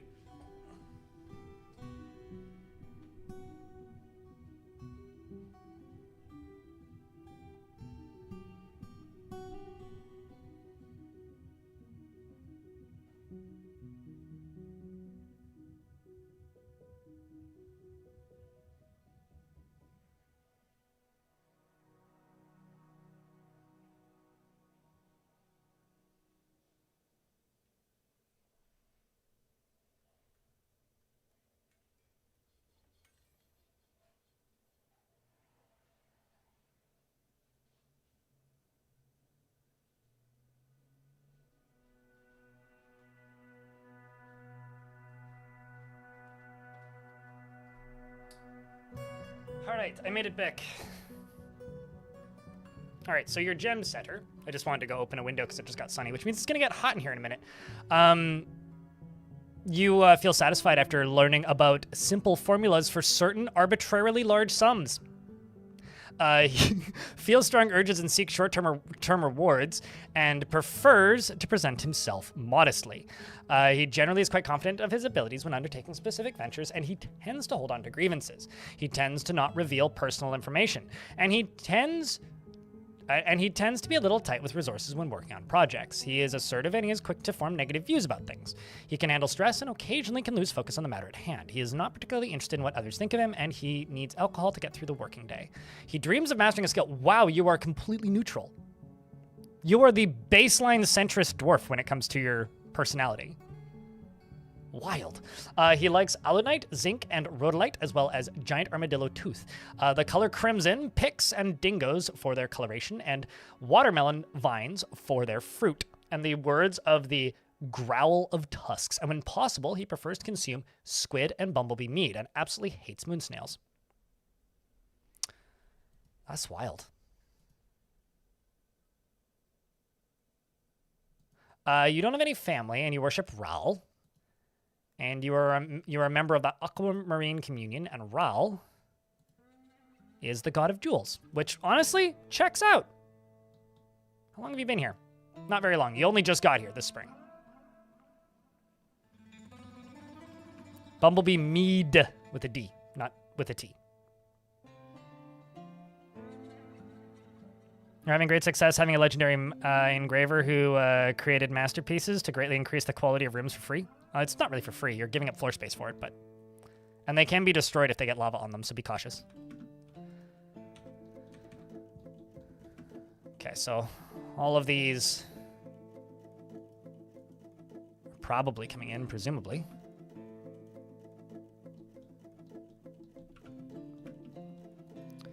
You up here I need to get rid of. You I need to get rid of. You I'll keep for right now. You I need to get rid of. You I need to get rid of. You I need to get rid of. You I need to get rid of. You I'll keep up here for now. These I need to get rid of.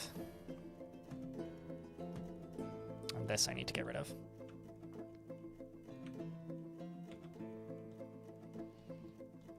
Back in here, I'm going to start off with the first. We're going to make ourselves... Whoopsies. It's me typing too fat with my fingers. I need to make a wood stockpile.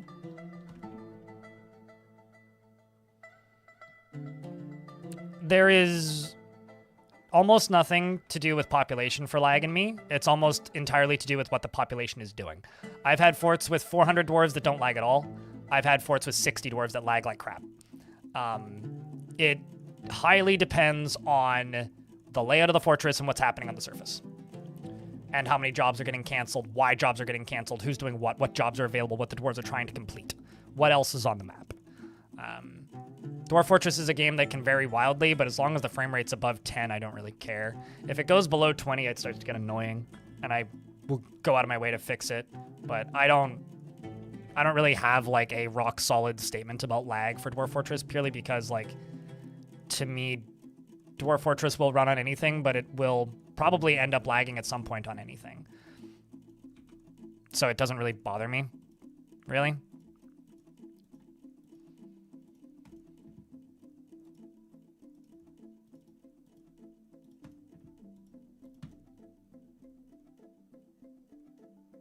I don't understand the question. Do the game PopCap works? What do you mean, does it work? Like, I would recommend leaving it at the default if that's the question.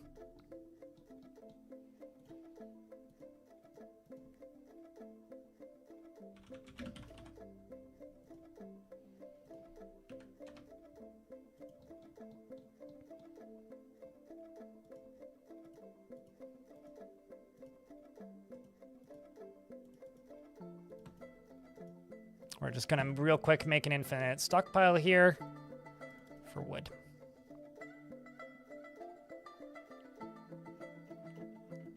Yes, the PopCap works. If you have, like, if you have the PopCap set with a strict cap of 200, the default is 220, you will not get more than 200 dwarves, unless you accept visitors into your fort. But that is kind of like willingly allowing that to happen. Those things are everywhere. Yeah, that kind of happens.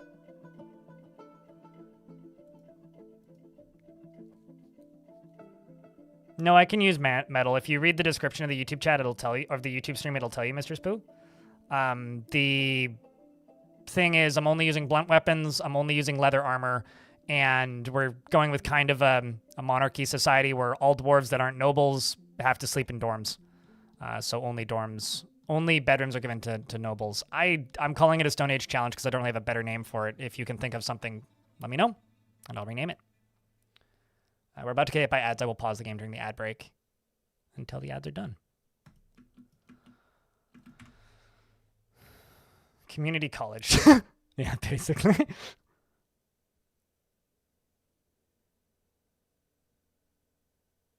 It is more vibes than a formal challenge. I mean, I started with like literally just 3 axes and 1 barrel of booze. And animals, that's it. So I started with like no gear. It's more vibes than a challenge, although I feel that way about all Dwarf Fortress challenges.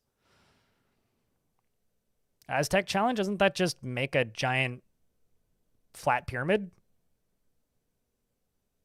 on the surface? No, just 3 X's in booze would be a college dorm.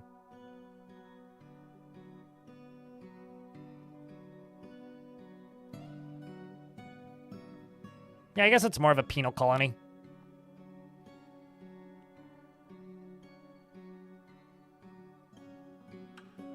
No. They just share beds, Meredith. I don't know if you're in an ad, so I'll just respond.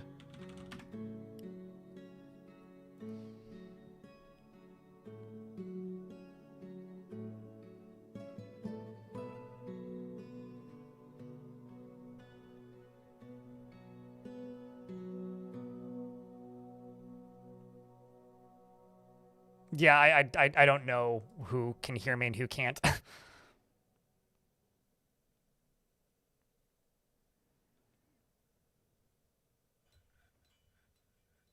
Prison fort? I mean, I did start with a sheriff much earlier than I normally do. You should be sleeping over here.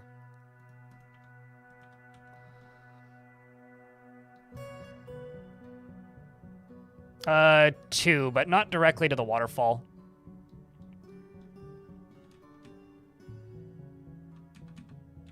This dwarf and this dwarf. One of them swam a bit. We're not going to lose anybody else to the waterfall, though. Now that the structures are all set up, it would actually be really hard to lose somebody to the waterfall now. Especially if I put, like, a wall piece here and here. But the dwarves must love it. Yeah, I mean, it's a pretty cool fort, honestly.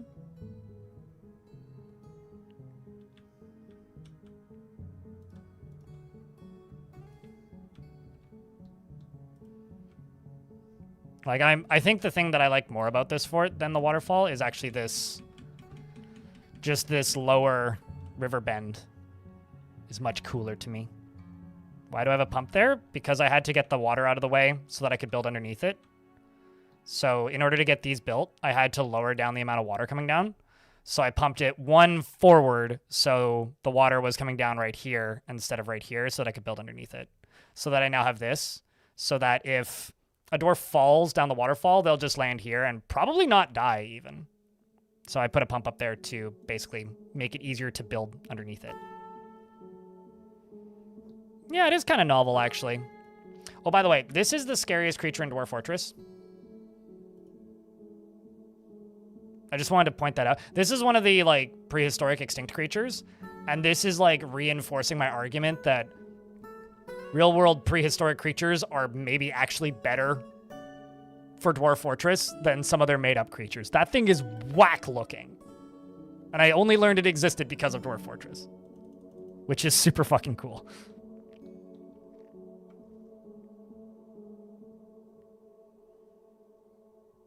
I really like Claystone. I think Claystone is a really nice color. Like this, it's more of a burgundy than a brown. All right, let's go over to you and drop you in that.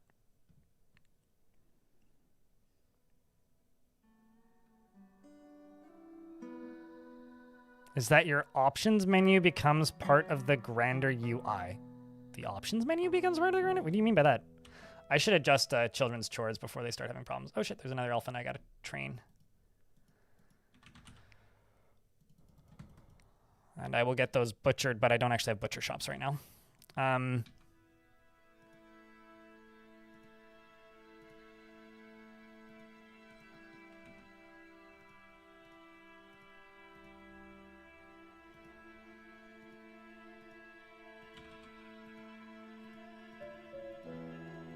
I think that first one I screwed up. Let's do this. There we go.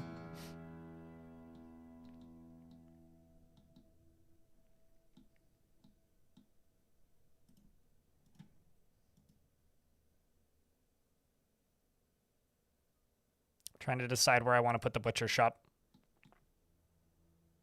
I don't know if I want to put it in here or not. Might put it over here, actually.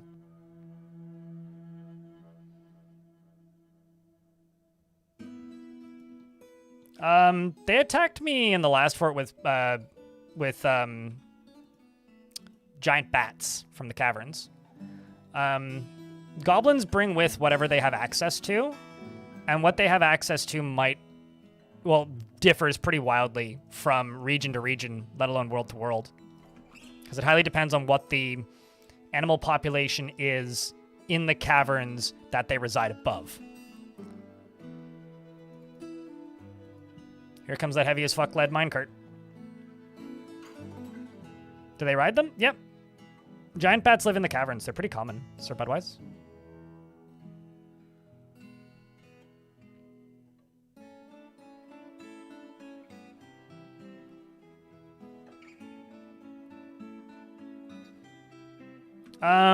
Dwarves would prefer a bedroom over a legendary dormitory, and some dwarves will always be embarrassed about it, but I'm just going to compensate for it with literally everything else in this fort.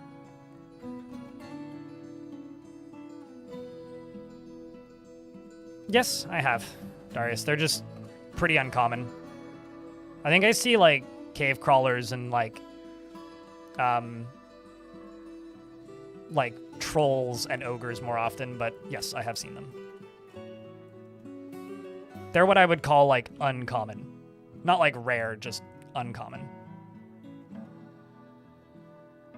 I'm really glad that we can't, just for like playability reasons. Or grow goodies.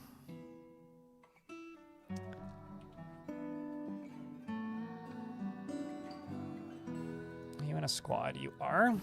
Oopsies.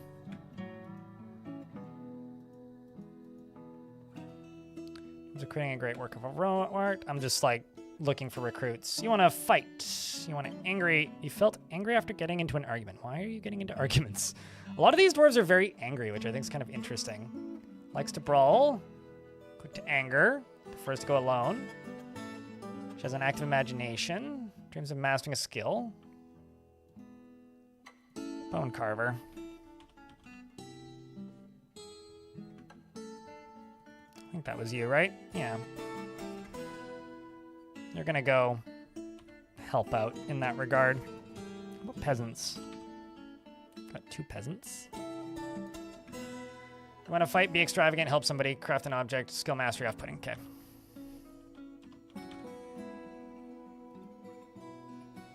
Argue, cause trouble. Dreams of raising a family. Doesn't care if others take the time to master skills. Pebble wants some martial training.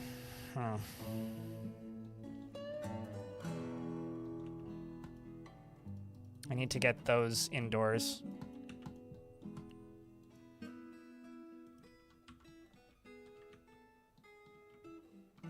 I think I'm going to... So currently my livestock are all over here. I think I'm going to move them over here onto this side, which I need to then probably wall off up here because then I can connect it straight to here. And I think that would be much more convenient. I mean, you'd have to spend a lot of time focusing on the underground for you to really find giant bats. I mean, giant bats live in like the first and third cavern layers. So you'd really have to kind of go out of your way to find them.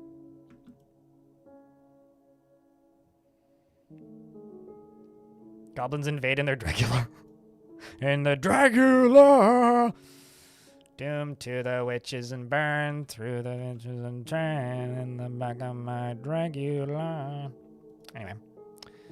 Sorry, it just happens sometimes. It's a natural effect of hearing the word Dragula, or reading the word Dragula in this case.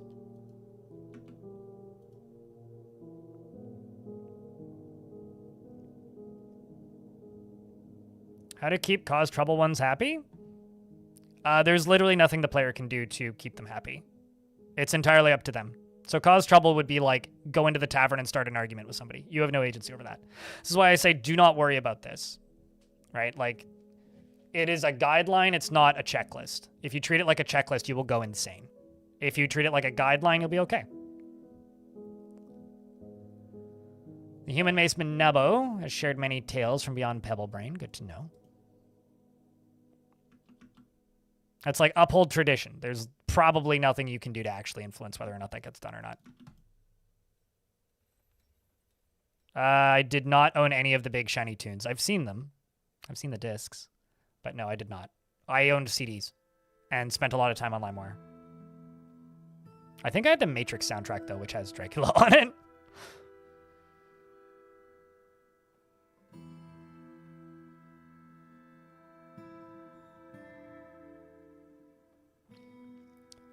How do you grind wealth really fast? Get lucky, settle somewhere with valuable stuff. Well, fuck me, then. The Bronze Colossus, Akil Ogush, has come. A gigantic magic statue made of bronze, bent on mayhem. In order to kill these, you need sharp weapons. That might actually be my kryptonite.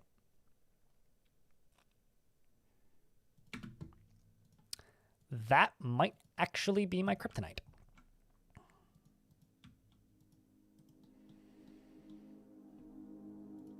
Where is it? So we need to hope something. We need to hope it goes left. Because if it goes left, it'll go this way. and then get caught in these cage traps. If it goes right, it'll go up here and kill all my livestock and probably not get stuck in the cage traps.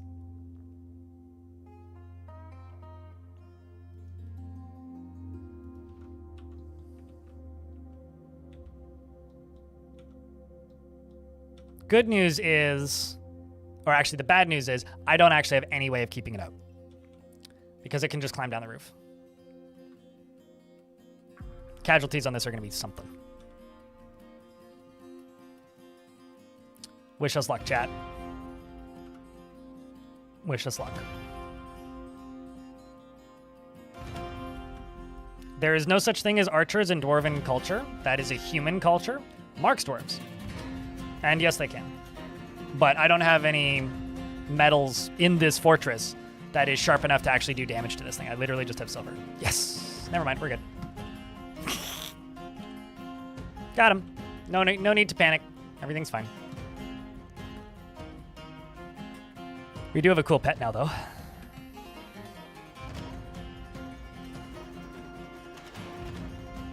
I will reiterate, there is no such thing as archers in dwarven culture. Dwarves do not use bows. That is human technology. So that is human propaganda. Dwarves use crossbows, making them marks dwarves, not archers. Archer is a kind of funny Netflix show and not a thing that dwarves participate in.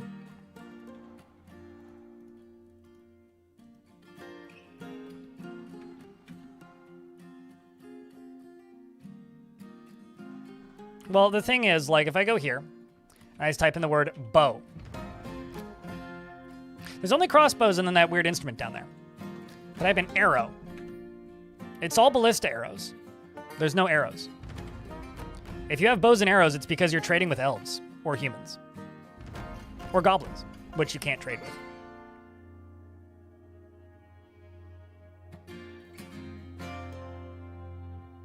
I don't, well, number one, I wouldn't do that, Jack Baby Sparrow.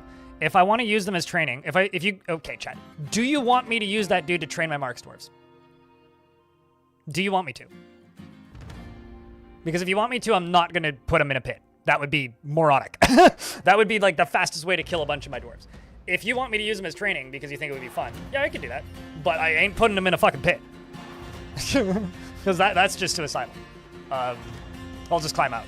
Or my dwarves will climb in. But I could put them behind behind bars. You want to see efficient training? Okay. I mean, they will kill it. Just an FYI, even if I give them the worst possible ammo.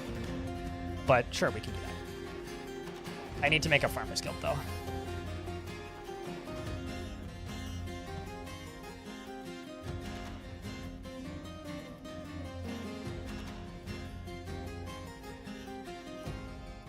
Also, genuinely, I forgot that I had cages there. So, my fear was genuine until I saw the cages. He still could have decided to go the other way, which would have been terrible.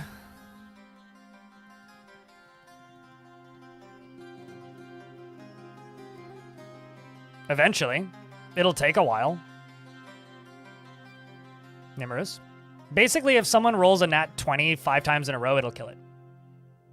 It'll take a while, but they could absolutely do it.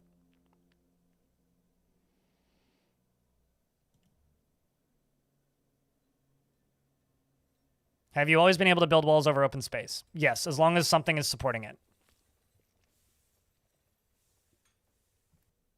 No, you did not need to put down a floor. Like, you've always been able to build walls like this. Like this. But I'm not building walls over open space. You used to not be able to build on floors. That baby duck killed a colossus. That is not a colossus. It was a titan. Colossus is very different, and that titan was in fact killed by a duck, but not exactly in the way that you think, or in the way you're referring. Also, that duckling was a zombie, which means it's kind of different.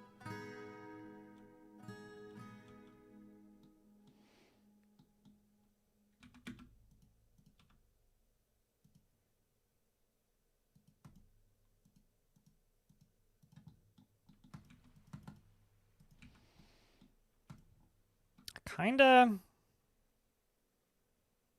want to build a moat. Be kind of dumb, but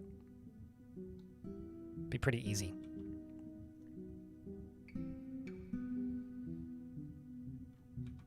Oh, don't worry. My memory gets prickly every now and again, too. I get it.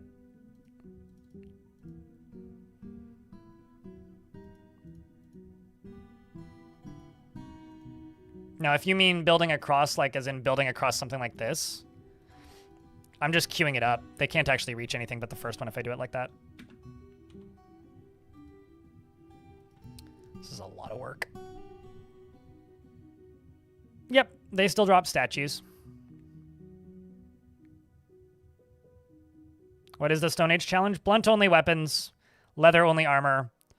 Nobody gets bedrooms except for... It's more of a penal colony, actually. Nobody gets bedrooms except for nobles. Nobody gets offices except for nobles. Nobody gets dining rooms except for nobles. But everything else is pretty much normal. But I'm only using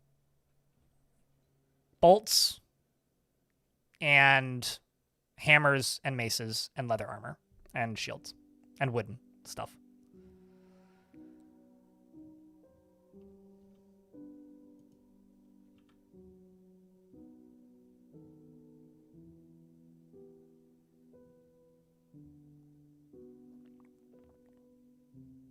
Also, Blood Jacula. What would you like to name? A dwarf in a great mood, please, beardless, or just a happy dwarf? Okay, happiest dwarf that isn't named you can has. Blood Jacula. Would you prefer Aban, the miner? Or Dobar? Or a military dwarf? What stands out the most to you? Sorry, I was a little bit slow on that one.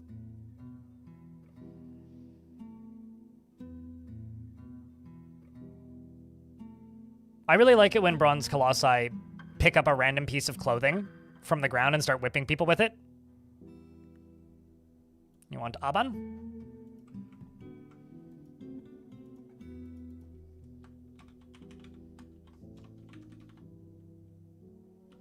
People are going to be saying that this dwarf is sus and probably a vampire for the rest of this fortress, just an FYI. Standard Wish is bashful. Not inherently proud of her talents and accomplishments, and she is a greedy streak. She prefers to present herself modestly and does not frown on any flashy. She prefers to present herself modestly and does not have a great aesthetic sensitivity. She is conflicted by this for more than one reason. She likes to take it easy and is often cheerful. She is curious and eager to learn and is assertive. She generally acts with a narrow focus on the current activity and needs alcohol to get through the working day. She dreams of crafting a masterwork someday and values nature and finds those that deny their impulses somewhat stiff. Finds maintaining decorum a silly fumbling waste of time and wants to craft a masterwork. Likes hematite, fine pewter, as well as yellow jasper, the color silver, leggings, backpacks, and figurines, and cavies for their adorable call. Lavender demons for their bloated appearance and probably the scent of lavender, right? And likes cavies for their adorable call and pendant amaranths for their striking color and the words of the festival of pantomiming. And when possible, prefers to consume giant wren and guava wine. You would have loved the last fort then. And absolutely hates bats. You want to acquire an object and be with family. Well, you've acquired the fancy underwear, as comes with this fortress. You're horrified after seeing Eitan Sealcrowd die. Well, that's... Eitan Sealcrowd was a child who got mauled to death by a weremoose. So, sorry you had to see that. But at least you didn't get bit, okay? I call that a win. You got to take the wins where you can. Small as they might be. Irrelevant as they might seem. Got to treat a win as a win.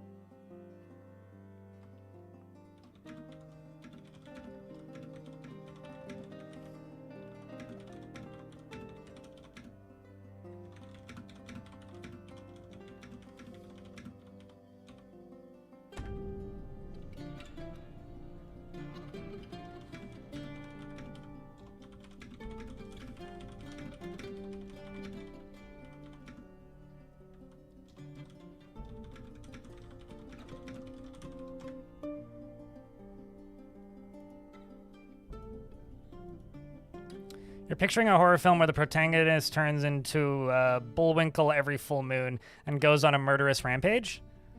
I mean, it's just like a werewolf story, except not, you know, it's like a were-hamster. It's terrifying. I just have to send somebody a text real quick.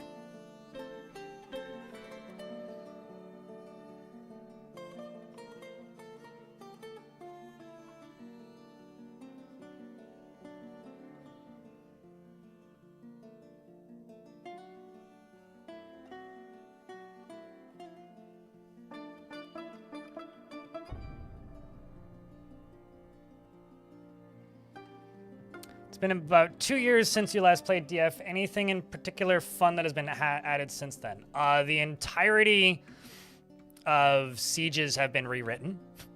All of the siege weapons, so like, you know, catapults, ballista, etc., have had a redo. That's the off the dome stuff that's been most recent. They just added 100 new animals. Which are mostly prehistoric, like, real-world creatures, which are actually, all prehistoric real-world creatures, was the most recent update, which added all kinds of fun stuff, like these guys, which are kind of like anteater elephants that are giant. I'm skipping around pretty quick here, but, you know, these Titan boas are new, this guy's new. If I go into the fortress itself, which is over here, where's the other guy? I have another one. Another thing. Do I not? There you are. There's new vermin stuff like this fucking nightmare. Yeah, there's a lot of new colors. A lot of the sprites have been overhauled since the game released on Steam, so just off the top, like, okay, so you right here are going to just get a leather shop. Hold up, I need to make a tanner before I forget. Off the top, there, like, a lot of the sprites have been redone. Adventure mode is now in. Mark's dwarves have been completely redone. The way they behave has been completely redone, so getting them to shoot through fortifications and stuff is way less fiddly. That's probably like one of the better updates. The new die system, yeah, there's like 150 something new dies, and like a lot of, like, if you go to the farmer's shop, where is it? If you go to the farmer's shop and you go to process plants, the amount of plants you can process now is wild, and a lot of them are like to pull apart that plant and then make it into dye. So there's a lot of new things in that regard. There's probably something I'm forgetting. Diplomacy is new. Yeah, there's now diplomacy. You can stop wars. Ain't that a fucking novelty? It's nothing like real life now. Yeah, no, there's been kind of a lot added in recent memory. I need another woodcutter, actually, is what I need.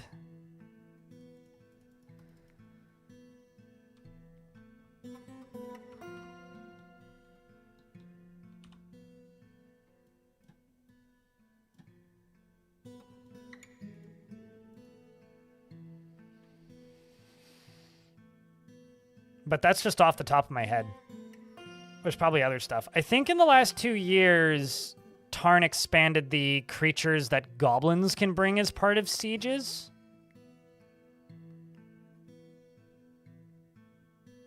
So that's fun. I will say the enemy is less willing to attack you now, Pepin, 1994. But when they do attack you, they bring battering rams. They can build into your fortresses. They can dig into your fortresses. But I think that the more notable thing isn't them building into your fortresses or any of that. The more notable thing, at least to me, is the fact that not only do they like build into your fortresses, they also are much smarter about how they avoid you once they're in your fortress. So they will go out of their way to walk around you. To the point where, like, I used to make these lava geysers that would just go poof and fire lava out. They would show up, they'd walk up to the same spot every time, and I'd just drown them. Now they stay just out of reach after the second or third time, because they know that their friends died there the last siege. Yeah, Cave Invaders got removed due to just causing lag. Cave Invaders were one of the worst. Like, if Cave Invaders were balanced and had some logic to them, they would be cool. But because they weren't, that was the highest cause of, like, your frame rate going to 0. Like, I just turned them off, like, because as neat as they are thematically, like, horribly implemented. Lava geysers. Yeah, you know, just a pressurized lava that goes poosh and shoots lava into the sky. Glass half empty, the mayor withdraws from society.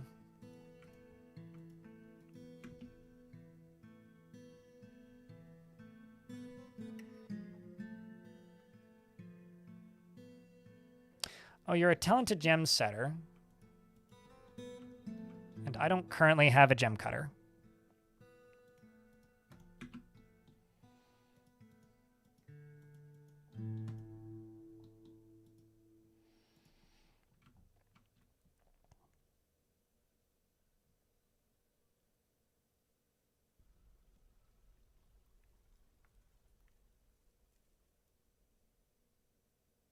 Sounds about right, Valen.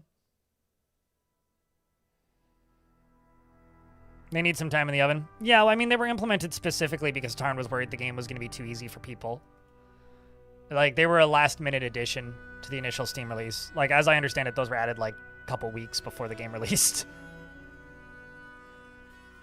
Which, you know, has happened to Dwarf Fortress in the past. Roughed Indigo Tourmalines. Okay, so I do need to make that Farmer's Guild. So why don't we kerplunk the Farmer's Guild back here.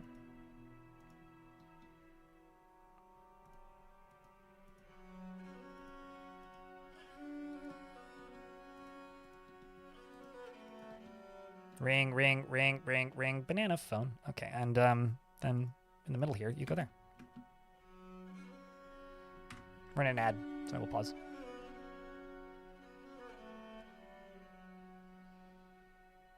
And an adventure again, and then destroyed everything. If I stopped manually in combat, he dies or is seriously injured. Why is that? If you stopped manually in combat, he dies. I have no idea. You'd have to look at your health. My adventurer who's an animal person as a noble in your fort, and then an adventurer again and destroyed everything. I have no idea what you mean. I would say your best bet is to like go talk on the KitFox Discord and go share your save file and see if somebody can do some diagnostics. I couldn't tell you without looking at it directly. It's not something I can deduce via text. But yes, I also like my cave fishmen extra crispy, so they do definitely need more time in the oven.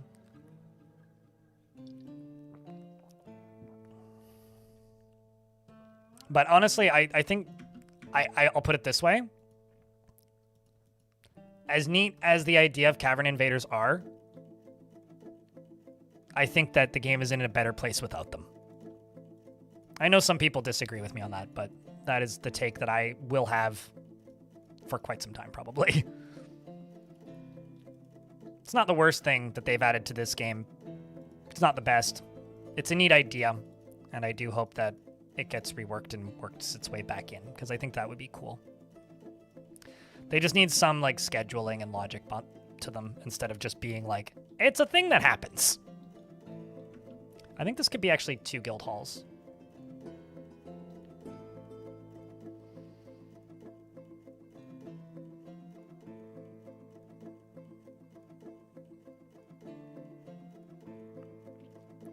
They were also a massive source of annoyance, which was my cause. They also, my biggest beef with Cavern Invaders is they would cap out the amount of animals that could come in through the caverns. Like, I really like the caverns. I think the caverns are one of the cooler parts of Dwarf Fortress, just period. And it bums me out to no end that Cavern Invaders would show up, fill up the cavern populations of animals, and then you would never have wild Crundles. You would never have wild trolls. You would never have different animals. You'd never have troglodytes. You'd never have other things coming through the caverns because they would fill up the game's hidden cap of the number of creatures you could have on the map, and then animals would stop showing up on the surface because there was just too many animals on the map.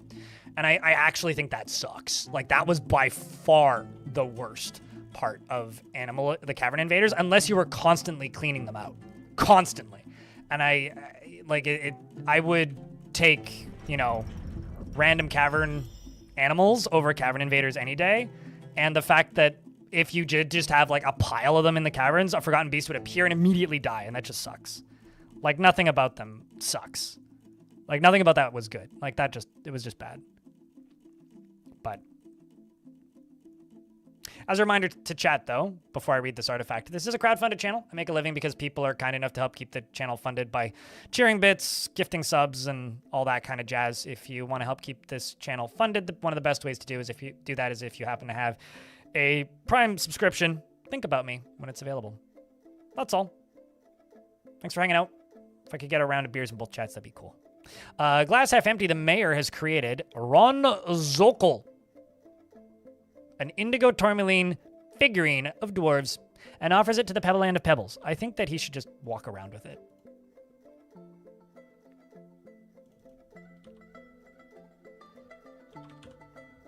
It is your talking stick. So he's going to walk around with it in his left hand now. This artifact is a figurine of dwarves. All craft worship is of the highest quality. It is a masterfully designed image of dwarves and dwarves in indigo tourmaline. Glass Half Empty, by Glass Half Empty. The dwarves are refusing. The artwork relates to the defeat of the Stern Lancers of the Passionate Anvil in the takeover of Scourge Splash by the treaties of Beeching in the mid-autumn of 168 during the second conquest of Scourge Splash. This object menaces with spikes of indigo tourmaline. Scourge Splash, eh? Must have taken over a dwarven fortress at some point. That's kind of wild.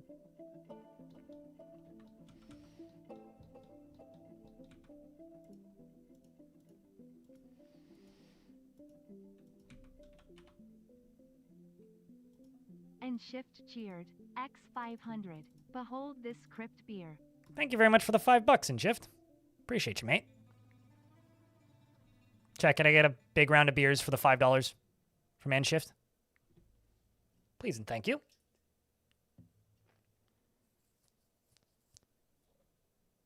I think my favorite cavern aesthetic are the caverns that are just entirely bloodthorns.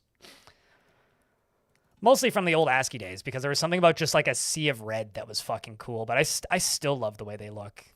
They're like almost ominous, like the ones that have just mud and bloodthorn. I really, really like those.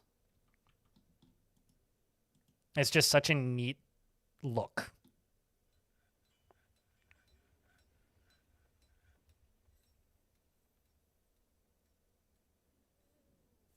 You missed the ASCII waves? Yeah, they really need to figure out a way to get waves into the graphics pack for Steam.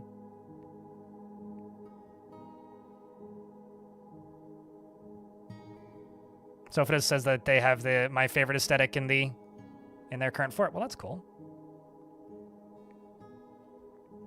What causes it to be fully mud and bloodthorns? Lack of moisture. It means it's a dry cavern, basically.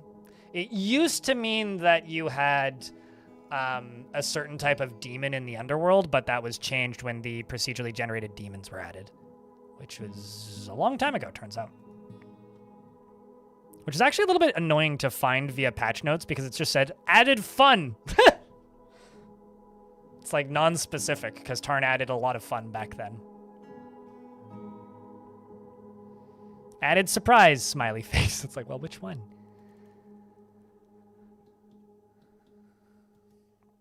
So we are actually making sheep cheese. Most of this cheese is made by me.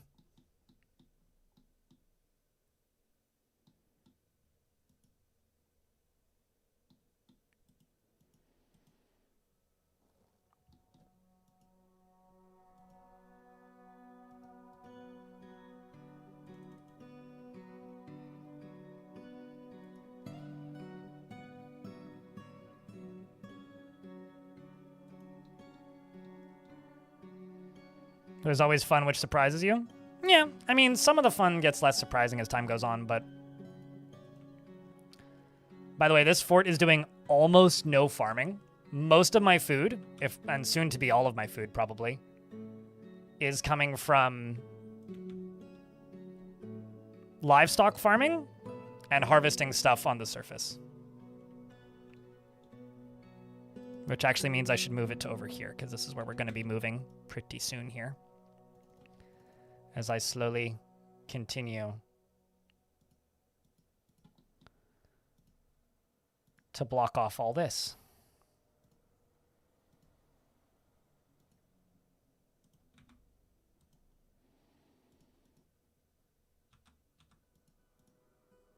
Actually, you know what? Let's not chop down the trees just yet.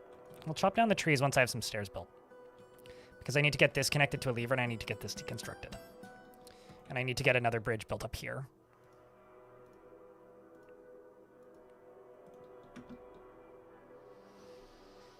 And then I need to get roads built around the edge. That'll probably be the easy way to do it.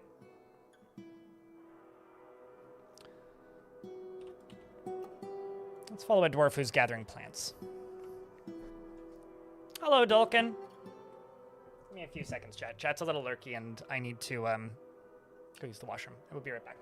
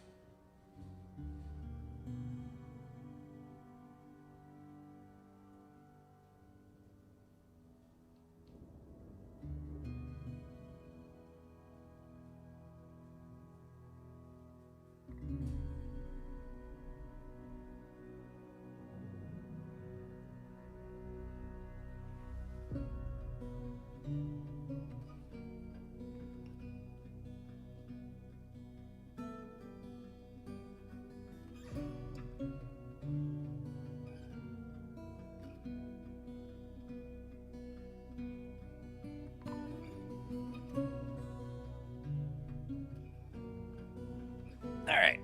Oh, wow. But how you doing today, Dulkin? How's things? Also, Purple Izumi, it's good to see you, by the way. A caravan from Kashmid has arrived. Trade sentiments are still lukewarm. This is one of the two dwarven factions, the Curious Rock, who we are not officially affiliated with, but we are allied with. I'm doing pretty good today. No real complaints. It's been a pretty normal start to the day. This is my faction, who are here to trade, and trade sentiments are very good.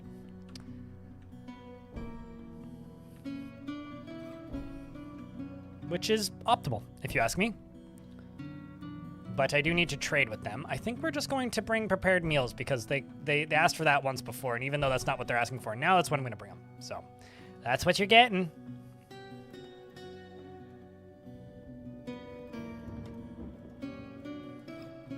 Let's also bring over...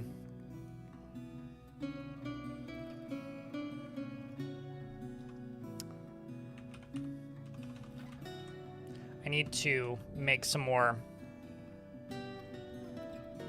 craft store shops. Because Steven is cold. That's why Luke is warm. I don't really have a better answer to that question, so...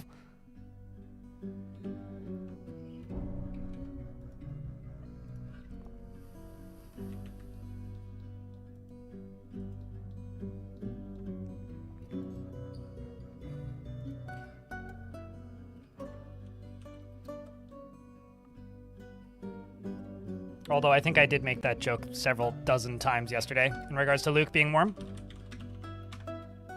For For those of you who care, investments are open. If you want to invest your tickets, might as well start it because nobody else has.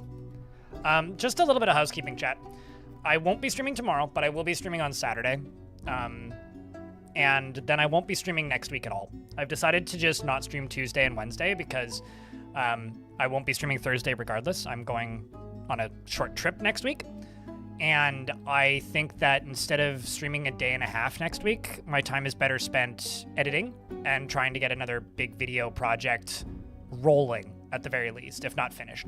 So I'm going to spend this weekend working towards that and getting stuff ready and trying to edit stuff, because as of the 20th, I will have 10 less hours a week because I will be working part-time for Kit Fox over the summer. So I'm going to do my damnedest to do that. How goes the stoning? Pretty good. Pretty good so far. So today we're streaming, obviously. I won't be streaming tomorrow. I will be trying to get Future of the Fortress done and working on video tomorrow. And then Saturday I will do a short stream. And then Sunday, Monday, Tuesday, Wednesday, I will be editing.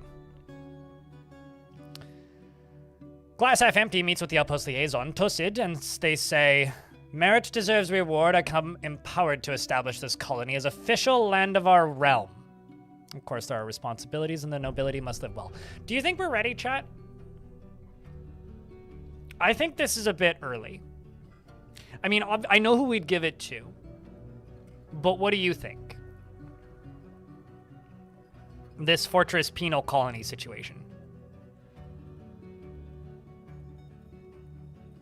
Could I name a fisherman Captain Ahab? I'm not fishing. There is one fisher dwarf who I think is named, but I don't actively have any fishing industry. Nate's my name.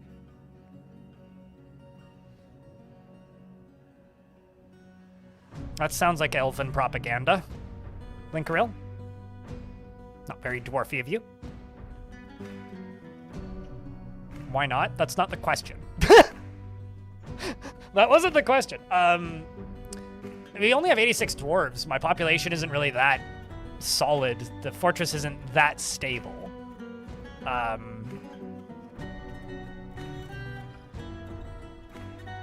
Which is why I'm going, I'm not sure.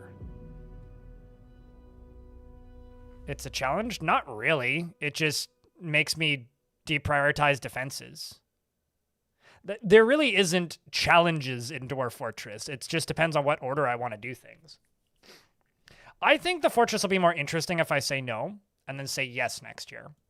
Because then I can work on defenses and actually start fighting with stuff. Instead of like having to just wait another season while I build more fancy stuff. Like I've still got a guild hall I've got to finish. I've got other things I got to finish. So I'm leading no. Because, like, then I can build, you know, a place for a noble while also having defenses set up already. Instead of just, often will they ask once a year. They'll ask next fall.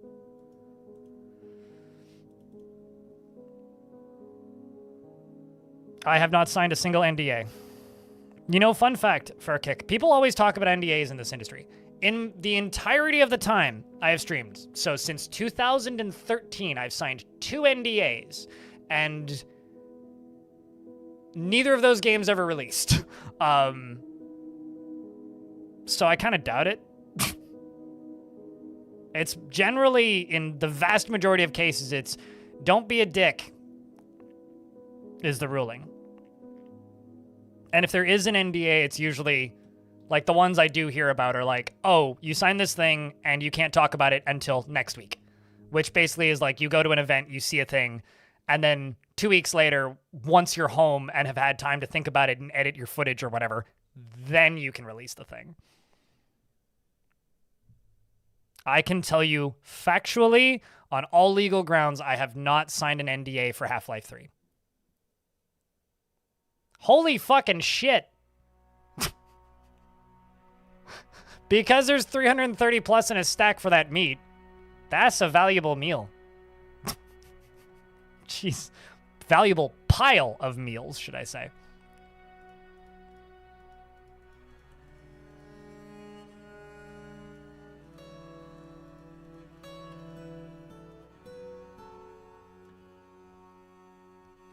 What did you bring?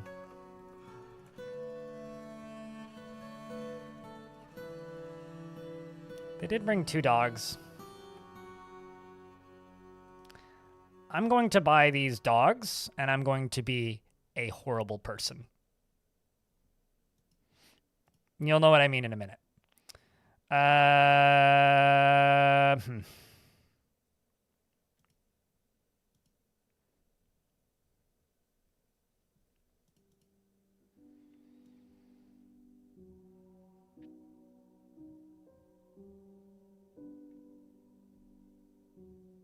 gonna buy that book. Gonna buy those scrolls. Buy those. Buy those. And let's also buy the chiz. And I'm gonna keep some of these. That and that. Let's trade with the other faction with what I have left. What did you bring?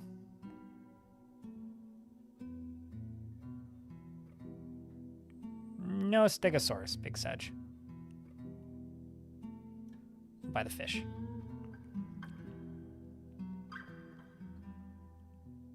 Okay, so Nate's my name. How about a dino named Buttercup? There aren't any dinosaurs in this fortress. How about I name a dwarf Nate? Like, there are no dinos in this fortress. There's, like, the Donithrums, which are not interesting. Really, they're just livestock. And there's sheep and elephants. Like, if I go to the dwarves, I have a fisher dwarf and a fishery worker, but they're not assigned to actual fishing, so that's not the job they're going to end up doing. If you would like a dwarf, I can give you a dwarf and just name it Nate. This is why, like, I try to not, like, set the system up in a way that tempts people to be like, I want to name the angriest cat lover who's very empathetic, the sad empathetic cat lover. It's why I try to just be like, just name it after yourself. Like, just take a dwarf and name it Bob or something, because then I can just do it instead of having to do this whole back and forth of like, well, I don't have this, I don't have that, I don't have this industry. Like, I could name one of these, but they're not going to stay that.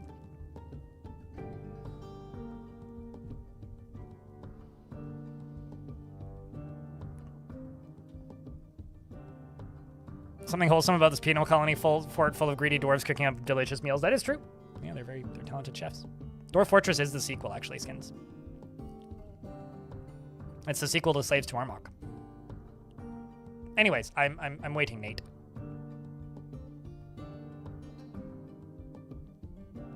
I will just simply give you... I'll give you this guy, and I will name him the thing that you asked.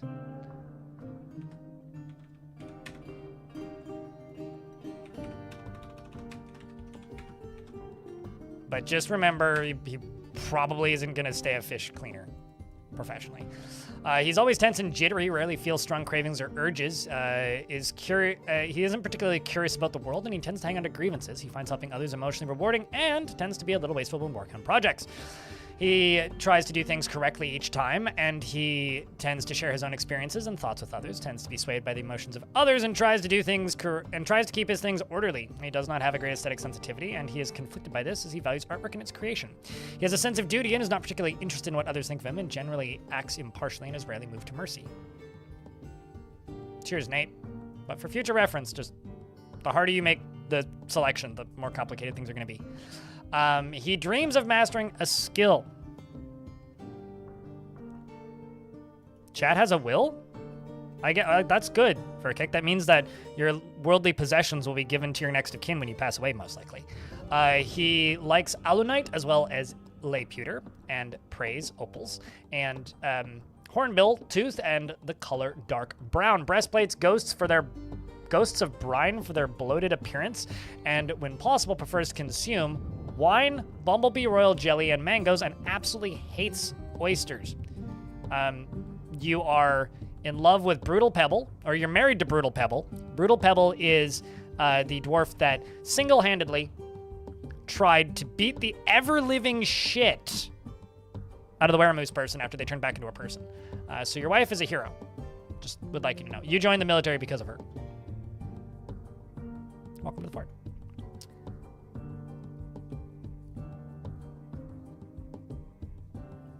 Yeah, what Sen and Tibet are right, Stone. Why?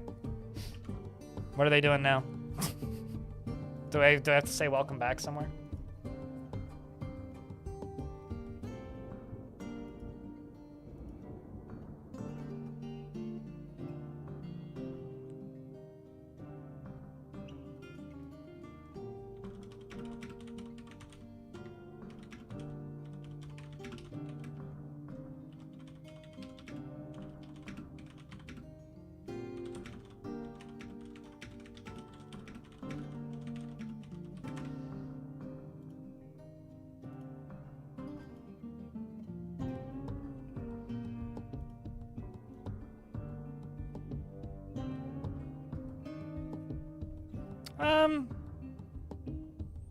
Well, good to know.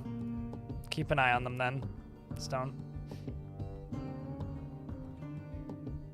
I also wouldn't judge you if you just banned them, Stone.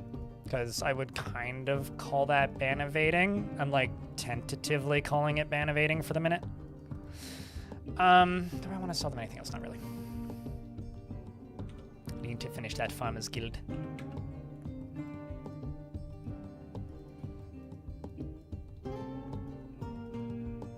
Unzipped water. Thanks for 12 months in the 12-month streak. That's a whole year. Appreciate you, man. This is quietly one of the best changes they've made to this game, are these little reminders and then the green text. It's so good. Quietly one of the best quality of life changes that has been made to the game in the last chunk of time. It's so good.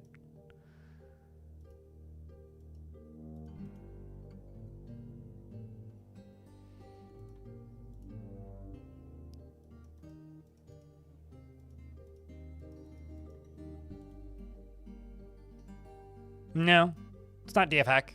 This is a vanilla feature from I don't know, 3 months ago? Floors are a higher base value than, like, stone.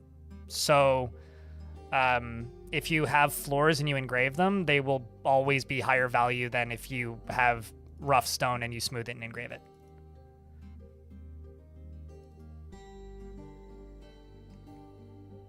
Wood isn't the highest of value, but, like, it's still better than rough stone. What's up, Croson Colossus?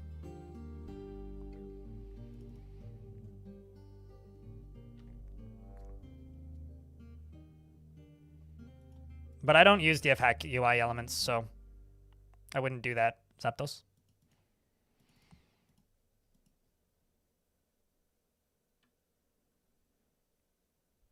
And just not even bother? Yeah, I mean, when you go to make the actual guild hall in the assigning screen under guild halls, it now says who has them already and also who wants it. So that's the one that I haven't made it because it says want. And then if you hover over it, it'll tell you the value. So right now it's 623, which is pretty low currently, but we're working on it. Adamantine flooring? Yeah, no, don't have any adamantine in this fort yet. Not that I've tried, but... Huh? Remember earlier I was like, that's sus. Or like, what was it? Dracula? Basically? Bloodcula? Or whatever? That's super suspect. Okay, well, who found them dead? Witness, Kivish, accuses Dastot. Uh-huh. Dastot, also reporting crime, has kind of a lot of military skills, claims to be 74 years old, and is horrified after seeing Feb die. Uh-huh. I'm going to interrogate you. There's also 2 witnesses. This is one real big benefit about having a dormitory set up. All right, Captain. It's time to earn your pay.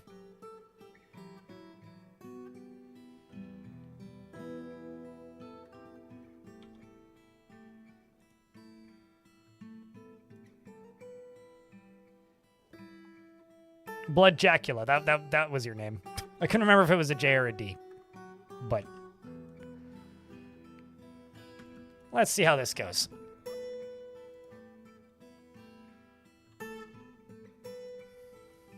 Attempted to make intimidating remarks in order to elicit information. The subject was cagey and refused to comply. Well, let's try again. Interrogate once more. Oh, looks like we have another accuser. Made intimidating remarks in order to elicit information. The subject complied. The subject confessed to murder and revealed that Dastot Hide Pillars, of course you're trying to hide behind the pillars of your name, is in fact an assumed enemy. Shocker. The true name is Yurvad Laborsilvers. The subject revealed that in the midwinter of 225, the subject began embezzling funds as the bookkeeper of the Razor of Beans. Not only that, but you're a white-collar financial criminal? What else have you done? Actually, I'm just here to train my skills a little bit.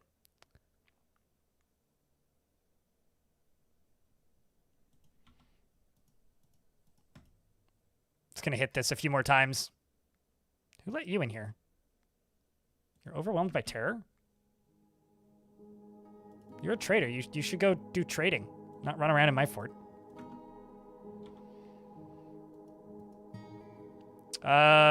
Subject had a distrustful, mature nature and refused to listen. In retrospect, you failed it. This is a good opportunity to train our interrogator's speech.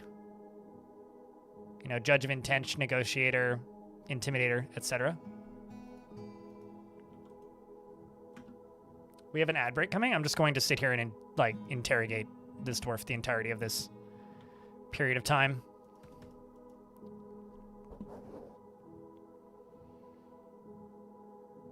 I was near my own seat. I am so spiritually moved. This dwarf is spiritually moved being near a chair that he owns. Chat, to those of you who own a chair, do you ever feel spiritually moved by it?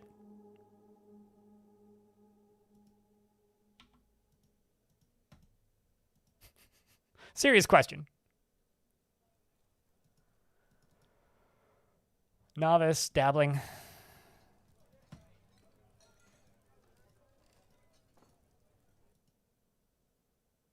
Now he feels wonder by it. That's every day. I just realized that caps look different whether adults or children wear them. Yeah. Clothing sprites are interesting in Dwarfort. Alright, so I do have a dead child in here, which means I should probably go make another tomb.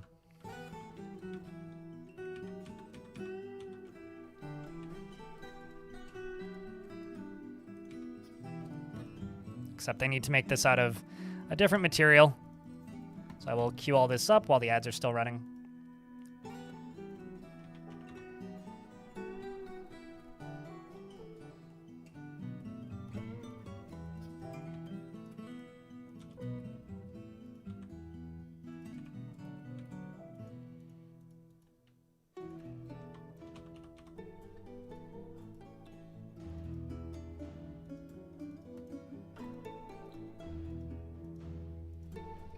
Okay, and then this right here is going to be a tomb assigned to Dastot. No, not assigned to that. Assigned to Feb. As in February. It depends on how happy you are when you sit down. Yeah, that's fair. That's fair. All right, so I've done a bunch of interrogating, and I'm going to unlock this door. And I'm going to convict this dwarf. And you're gonna go brew drink from fruit. No, you're not.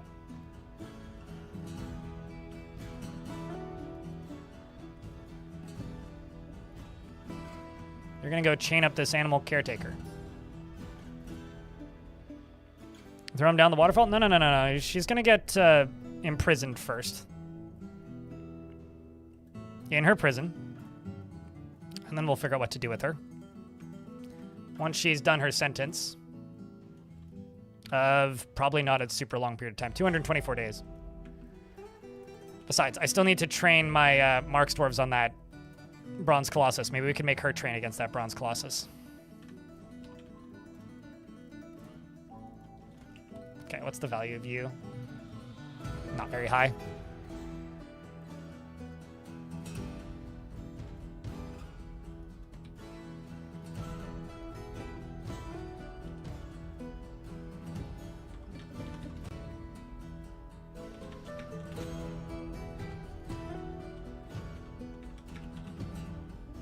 Let's just make 5 of these.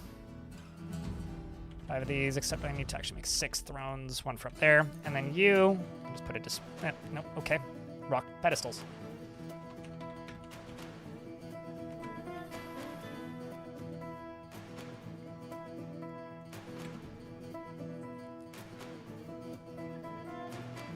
No, don't use her as training. Colossus doesn't need to eat food. It's 1, it's a magical monster made of metal. And 2, it's made out of friggin' bronze. I realize that's the same thing twice that I said there. But it's made out of friggin' bronze, and like, no animals need food if they're an invader. The only stuff that sometimes needs food is stuff that the player is taking care of.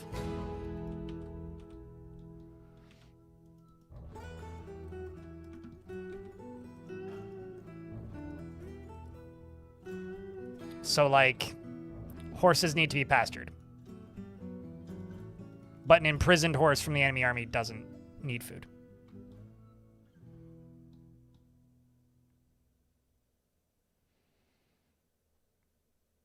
Oh, feed her to the Colossus? I feel like I could come up with more torturous things for her that would be better use of my time. And also a better use of her time. We'll think on it. We have, like, a year to think about it.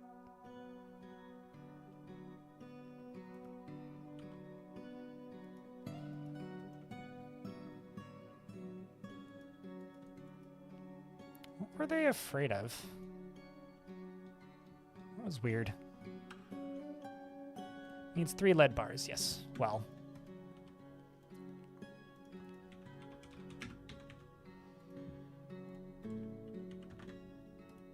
I don't think I have 60 Galena ore, but if I do, we'll smelt it.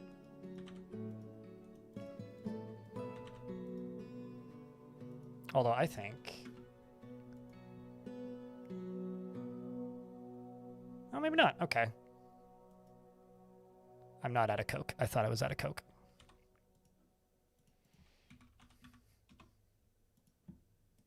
Let's also make some bituminous coal.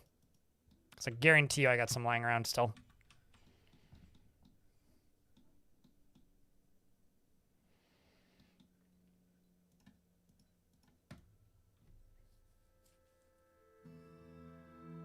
That's classic? I thought that classic was just crush them with a drawbridge. I mean, I might use them to go take over a location. Also, for reference, there's some lag right now. No idea what's causing it. Absolutely no idea at the minute. Something is definitely, like, stuck somewhere.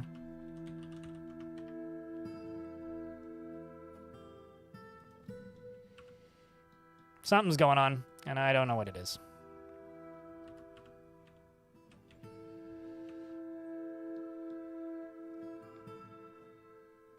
Let it smack her around. It would just kill her. Like, that would, like, be about as efficient as just, like, sending her to go attack something. But, I don't know. We'll think of something. Let's just do the financial paperwork for this fort's history. Well, she was, like, not that I'm worried about this, but, like, she did get stuck with an embezzlement fraud charge. So maybe worth noting and keeping in mind.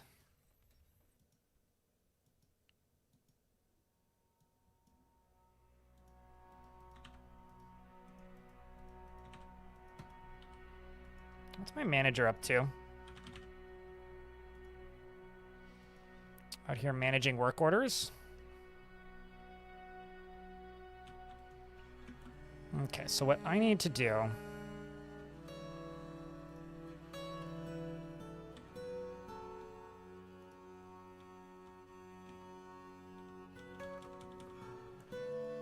Let's go up to here and go to... Uh-oh. YouTube just crashed. Hey, YouTube folks, could you guys say hi so I can make sure that YouTube is still functional? Labor, other, don't cancel mining near Dampstone because there's an aquifer in there. Cool, good to know. Oversized red zip-up hoodie. Hello, it's good to see you, man. Today is the fastest point today so far that YouTube chat has moved faster than Twitch chat. Hey, Twitch chat, you guys should show up YouTube chat. Who's in the Twitch chat right now? Sound off. Let's get a round of beers. Jump up and down like you're a paint shaker. I don't know. So what I'm going to do is I'm going to put the Bronze Colossus back here. I'm going to fortify this. I'm going to connect this to a lever so that I can close this. And the idea here is going to be that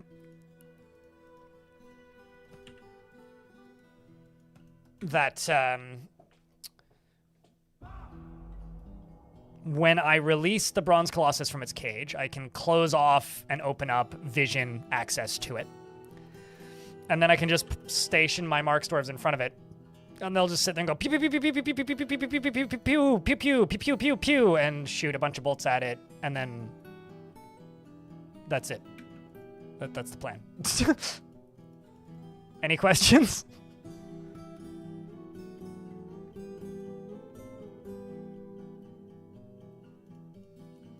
It seems pretty foolproof to me, anyway.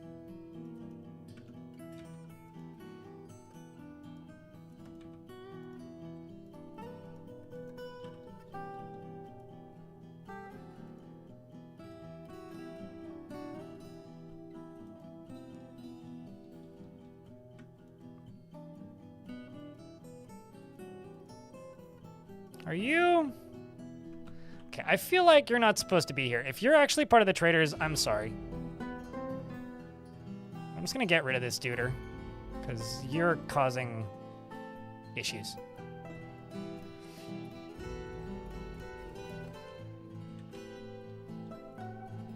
Nope, you were not in fact related to the traders. Well, that's good. That could have been bad if you were.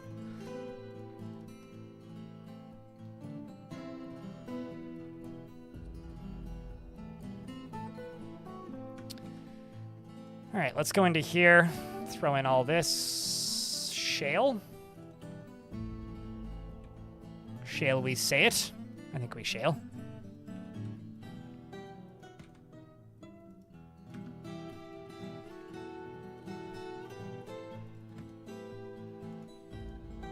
And you go there.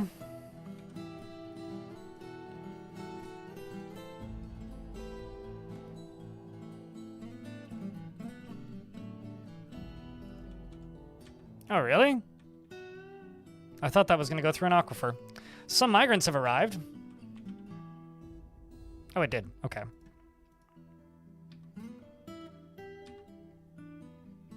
$3X aquifer, even.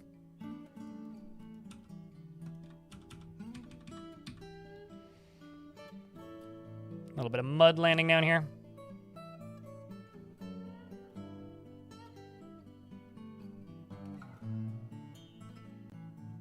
Yeah, I'll look at it later. But that is still ban evasion. Just saying. If they have any other, like, motive, I'll look into it later. Thanks for letting me know, Stone. Let's do Willow. And Willow. Let's get that body out of here because there's just a rotten corpse.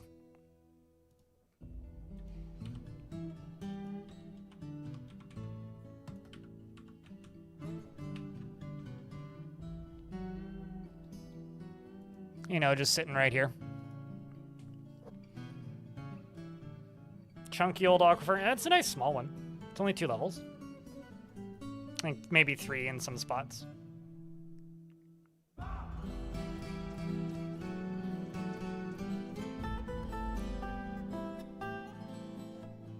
Sorry, but putting them in a tomb is burying them. I'm putting them in a tomb. So, yeah, I'm just using wood. It's the only real difference. Like, that's literally what we're doing. Jack BB Sparrow. So there's definitely some disconnect here as to what you think is happening versus what is actually happening.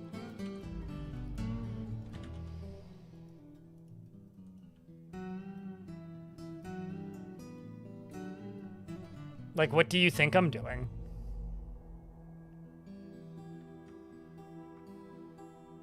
I lost count at 1, Valen.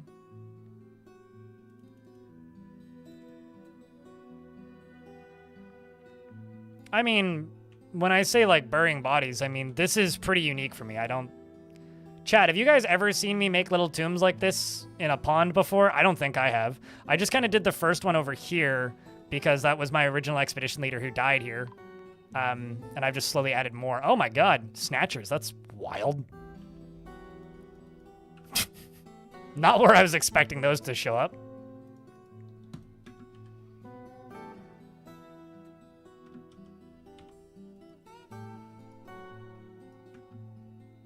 Bonk. Got him. Let's throw you in the river.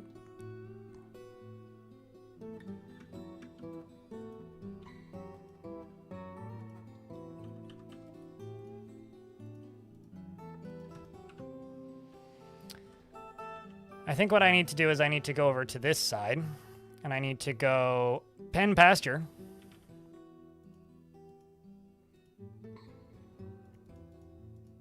And I need to move all of these tame animals to this side.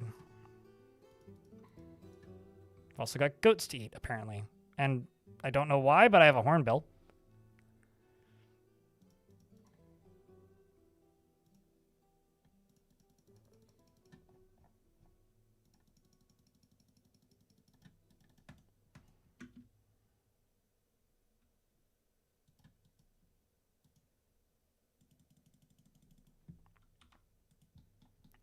And I'm just going to go over to here and stick a corpses stockpile over there. I hope that they were helpful. I think the last one may have just died, unless I'm mistaken. Nope, I was mistaken. Which one? Do you have a preference as to which one of these you would like? Kivish. There's Ashen. We got boys and girls. Got Mestos.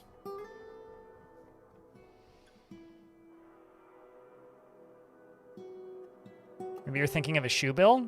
A shoe bill is what happens when you buy the Nikes that are too fancy and expensive.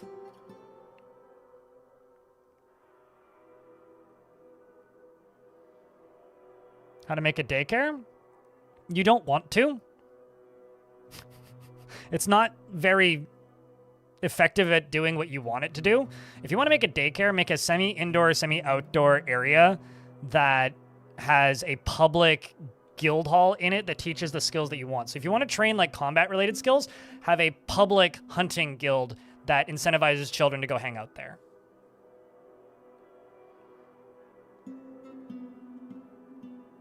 Wait, were you the person who left that comment talking about the child who beat the shit out of a giant? Rennie? Was that you?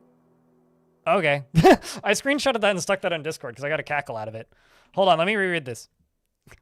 Because I'm sure chat has ideas. The actual post was this, chat. Check this out. So, hello. If anyone reads this, please help. I just took up the game and saw a 5-year-old dwarf punch a giant to death. I am completely astonished. She punched it into being terrified and then kept punching it, dodged it 3 times, and then kept going before even the militia got here. What do I do with that monster?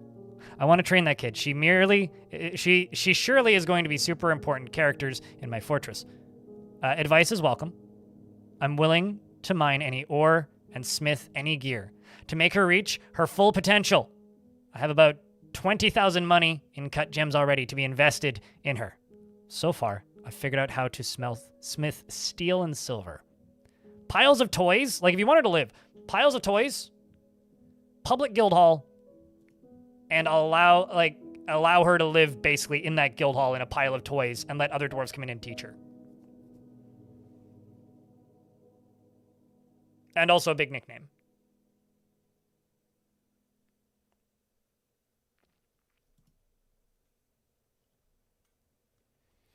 Zortos. Zortos, did you want Mistos? Okay. I was just seeing if you followed up. This one. Zort OS is not a real operating system, I don't think. She never feels tempted to overindulge in anything and lacks confidence in her abilities. She prefers everyone lives as harmoniously as possible and is often nervous. She tends to be a little tight with resources when working on projects and can occasionally lose focus on the matter at hand. She is not particularly interested in what others think of her. She tends to avoid crowds, and she can easily fall in love and develop positive feelings. She isn't particularly ambitious and prefers to present herself modestly. I wonder if you can assign war animals to a child. No, it doesn't look like it. That's unfortunate, if that's the case. Because then you could have, like, a bear following her or something. She takes out her helping gifts without feeling particularly grateful and is somewhat uncomfortable around those that appear unusual or live differently from herself. She likes to keep things practical without delving too deeply into the abstract, and she often feels discouraged. She needs alcohol to get through the working day. Yeah, you could give her an office, you could give her a tomb, you could give her a tavern. Like, the old stories of Dwarven daycare have more negative effects than positives, so you want her to stay in good health and condition and mood. So you would just want to teach her skills organically and wait for her to become an adult, and then you can do more. I'll take a look in a sec, Bioactive.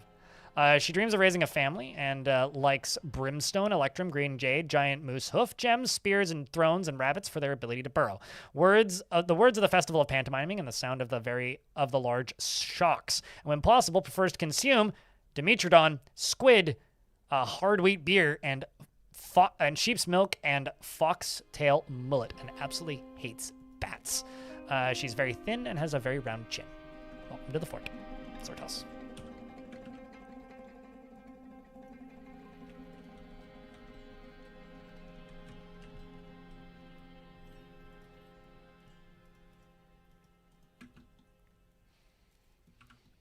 So I'm moving a lot of my livestock up here because this is just going to be safer.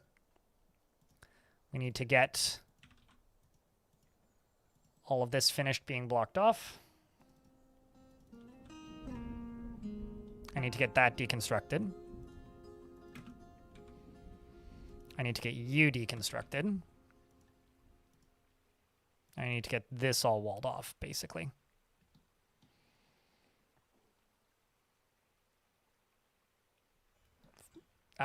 We play this game very different, Nimrus.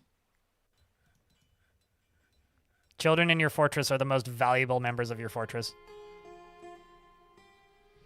Although, I don't think I need to tell you this, but maybe it'll help. If you go into your migration settings, you can set the number of adult dwarves to children dwarves that can migrate to your fort. No, they're full-time haulers. So, like, children will do hauling for other dwarves and prioritize hauling. So it lets your main dwarves, like the primary number of dwarves, like most of your dwarves, to do things like make crafts, make armor, smelt, smith, construct, do all those other unrelated tasks, while the children fill up a lot of the busy work. Like, honestly, like that's the genuine response. Like, no memes. Like, that is the genuine response as to why children are valuable in your fort. Because they're literally just like walking wheelbarrows, which is super helpful to have in large quantities in your fort. When 8 children have gone missing, you probably also have socks everywhere and are wondering how to deal with them. It's okay. It's normal. Most people feel that way.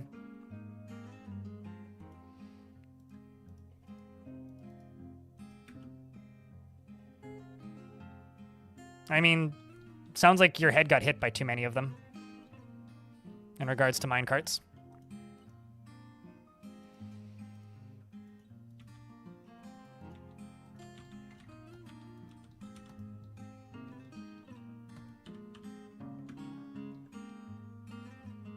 I mean, several decades ago in Dwarf Fortress history, they had very little purpose.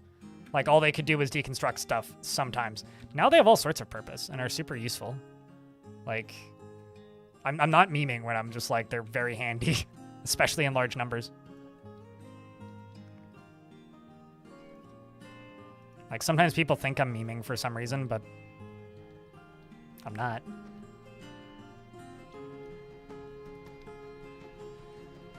The value of this needs to go up higher. What's the value of you? 30? 20? Not much.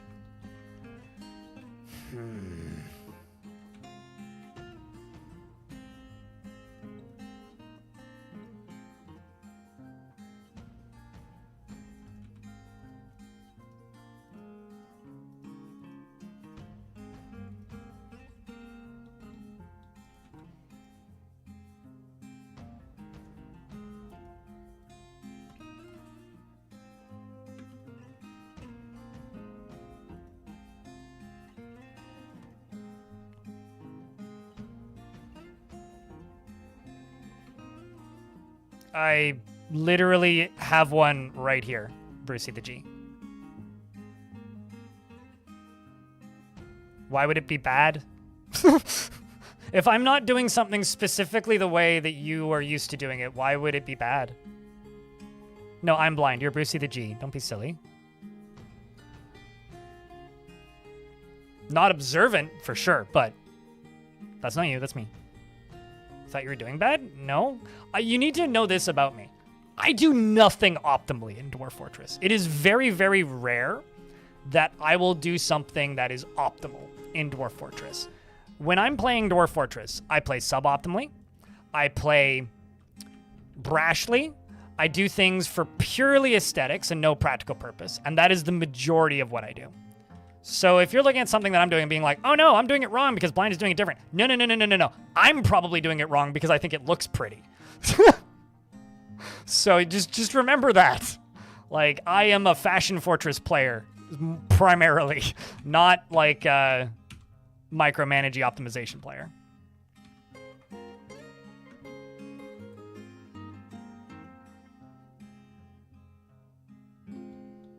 I mean, this isn't Portal. I don't need a weighted companion cube.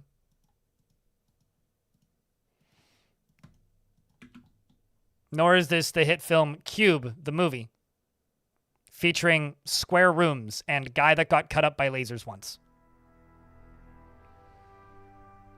Yeah, that's how most people play games, I find. I'm gonna connect you to over here.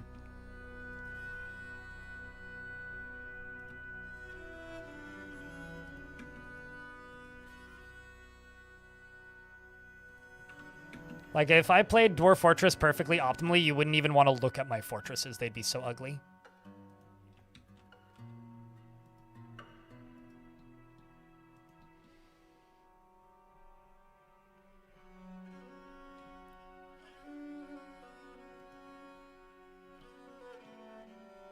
Those films give you nightmares? Really? Oh, I really like Cube.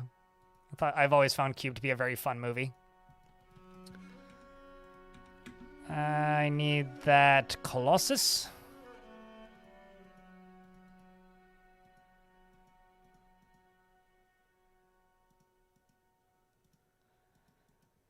Wherever it be.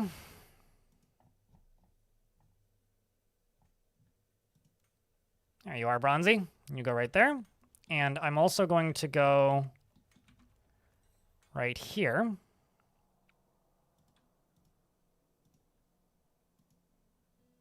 Put the dog there.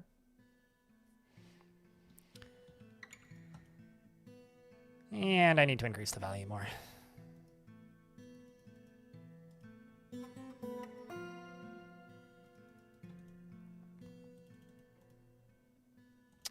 I need to make a temple and a priest.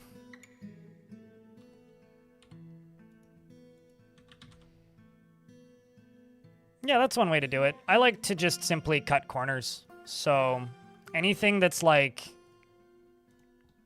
square, just remove the corners. So you make things look more natural. Like that will always look better to me than this.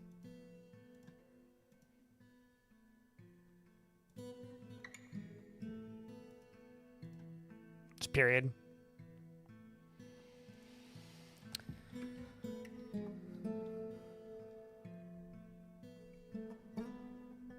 You still do during autumn? Those are good movies. They are, in fact, good movies. You need to be cut down in size quite a bit here.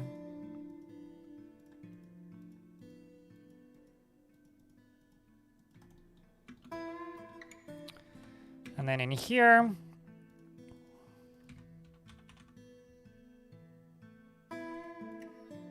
Sure, I'll just fill in this. That's fine.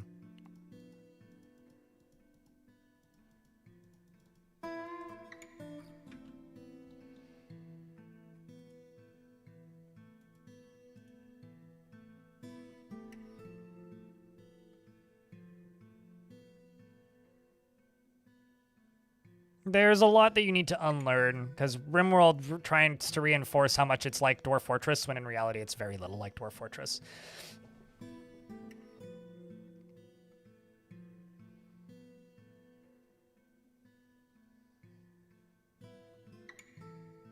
I would actually argue that having a million mist generators is not optimal in the slightest, because it blasts your frame rate into oblivion for a kick. To me, playing Dwarf Fortress optimally would just be having a million leaky light aquifers and everything diagonal, because that doesn't... Like, an optimal room in Dwarf Fortress would be like a space for a workshop, and then everything else would just be like this. Like a grid like this. Because then dwarves see the minimum number of people. A tavern would be 6 by 6 with like chairs on one side and chairs on the other side, and then no chairs in it, sorry. And then like a dining room about that big and a place to brew about that big, and then everything connected like this. Like that would be optimal Dwarf Fortress. Nobody would really want to look at that.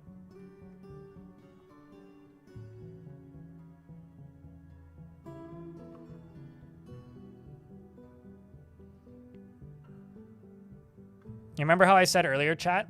This is a Dwarf Fortress stream where I primarily play and talk about Dwarf Fortress, but I still can't go 90 minutes without talking about RimWorld. It was about an hour and a half ago that you guys were yapping about RimWorld. I wish that I enjoyed Songs of Six as much as some people do, Elkbird.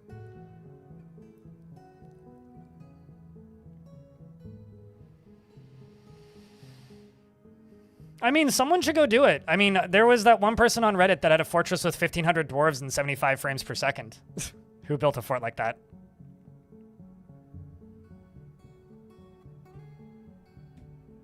I mean, the way I build forts is just purely the way I like looking at it. Like, if I like looking at a thing, I'll build the fort like that. If I don't like looking at it, I won't build the fort like that. And that's my entire logic. I'm simply doing what I like to look at. If I don't like to look at it, I ain't building it. This is going to be a carpenter shop. Probably 2 of them.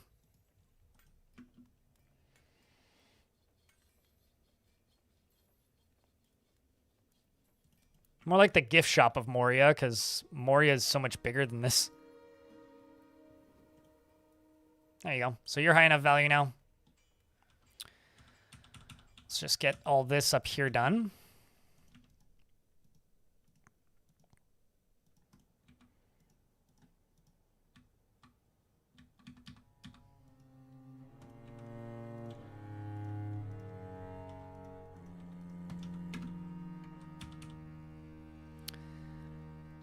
And then this up here, we'll just let them run in and out of this for right now. That's okay. But I need to knock down all of these outer trees. There's a bunch that haven't been set to be knocked down just yet. The literal second I get a Baron, we're going to start getting like complaint notices from the Elf HOA.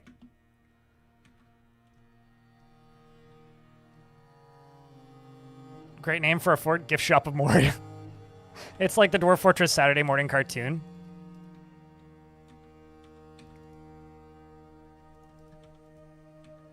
Or like the Dwarven Insurance Agency, maybe.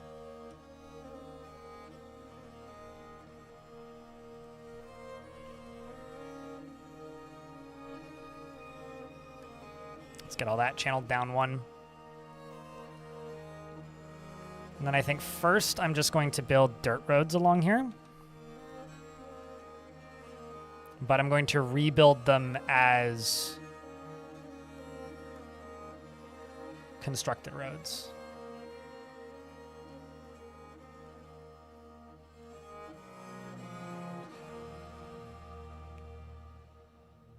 Disconnected. Oh, the rock in the middle.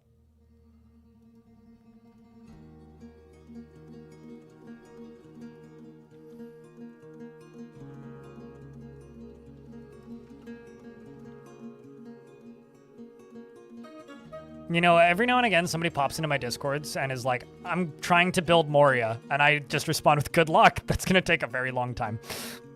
Because genuinely, like, Moria is humongous in comparison to, like, your average Dwarven fortress.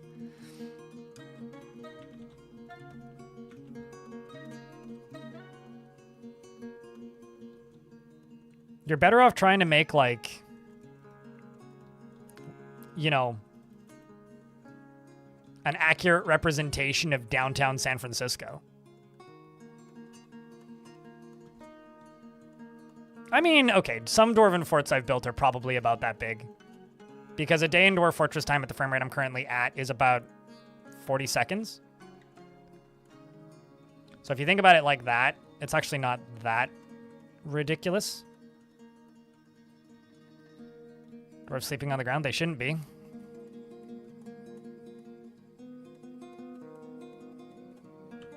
The military might be, but even they shouldn't be.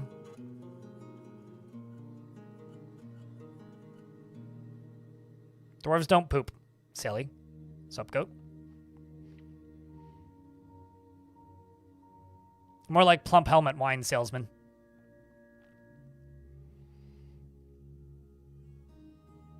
You know, I'm not gonna lie. I know some people who live in San Francisco who are just kind of roll their eyes when that kind of stuff come up, and they're like, it's not that bad. People saying that don't live here. So I'm just going to reiterate, it's probably not that bad. It's definitely something that people say when they don't live there. Effective propaganda is another word for it. It's all this poop agenda.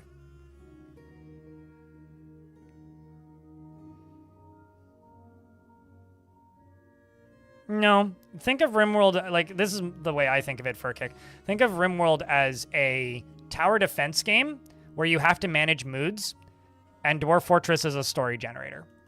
Like, you actually have to go out of your way to find the Mad Libs in Dwarf Fortress to get the story out of it. RimWorld, it's very obvious, but it's very one-dimensional and samey.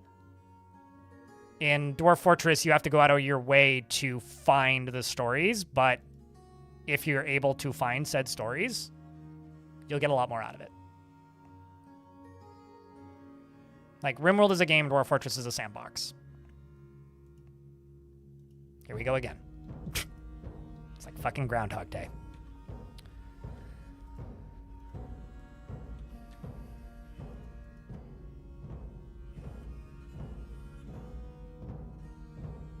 I mean, it's just like its lack of Z levels. What am I adding roads for? I'm clearing all the saplings so that no trees pop up while I'm trying to do construction.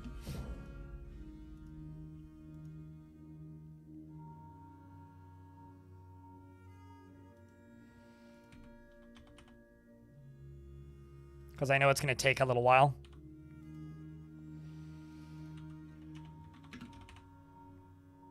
Although I might also dig them down a level. I haven't fully decided yet.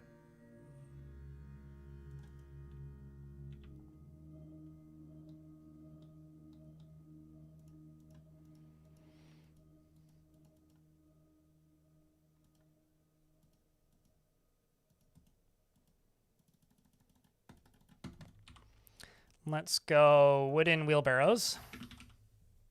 Make 30 of them.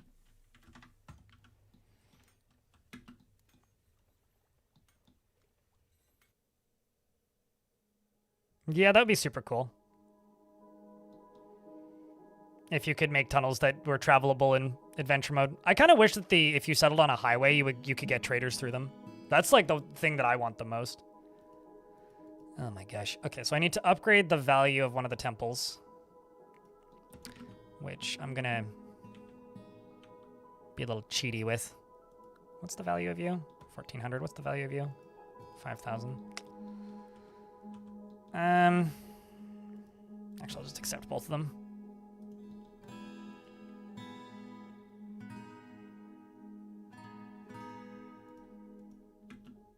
Encrust furniture with cut gems and cut gems. Let's just get some furniture encrusted and then use that to increase values of things.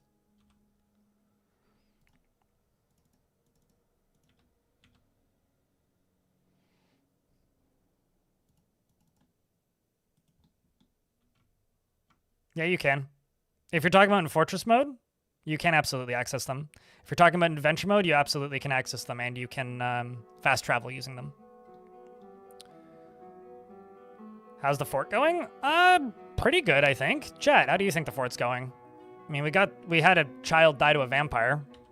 I'm in the process of doing several unrelated things, but generally, I think the fort's going pretty good.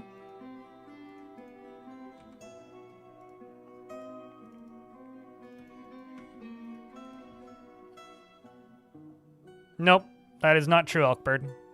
You're spitting falsehoods, my friend. They absolutely generate in World Gen. They absolutely exist, and you can absolutely travel on them in Adventure mode as fast travel, and you can absolutely find them in Fortress mode.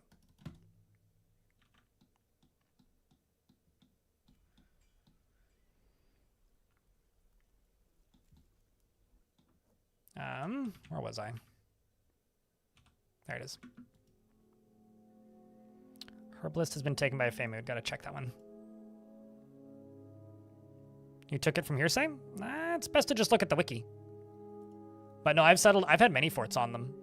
If you are in adventure mode and you go into most dwarven fortresses and you travel down through the central staircase to usually the first or second cavern layer and you try to fast travel, you'll get a black background with just a line in the middle, and that's the fast travel on the road. You can also walk along them outside of, like, you know, adventure mode proper. Or just in adventure mode proper, but you'll probably get lost or ambushed by random animals on the highway and die, so be cautious. And then lastly, in fortress mode, if you settle between two dwarven fortresses or in very densely populated areas, which I think a lot of people don't do. So, like, as an example, if I were to settle, like, right here, you know, or let's find another active faction. Like, if I were to settle, like right here, like in between this fortress right here and this temple, or if I were to settle like right here or around here somewhere, or maybe like up here somewhere, it's not unlikely that there would be one underneath me. And when you hit the caverns, you can see them running through the caves. I once settled on a volcano that was very heavily populated, and I started hearing almost immediately, something has collapsed. And I was like, what the hell? And when I dug through the volcano, you know what I found at the bottom of it? A dwarven highway going straight through the volcano. So, which you would be able to fast travel through in adventure mode, but in fortress mode, it was just a giant hole in the wall. And if you tried to normal walk through it in adventure mode, you definitely would burn to death. So they're not always like the best generated. I also love the idea of it. They're just very unremarkable when you run into them.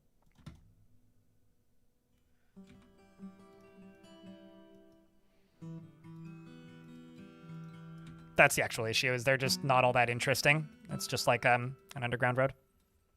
Who's in the cage? It's a Bronze Colossus. Chat wants me to use it as training, so I'm going to use it as training.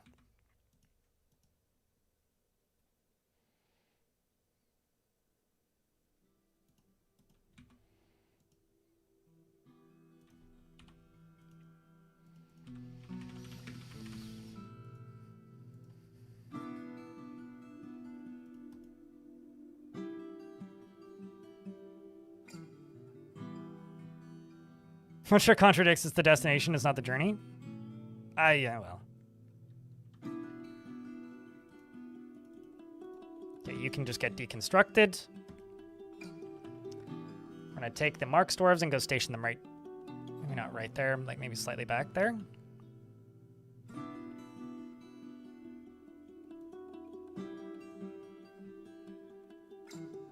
Go grab ammo, please.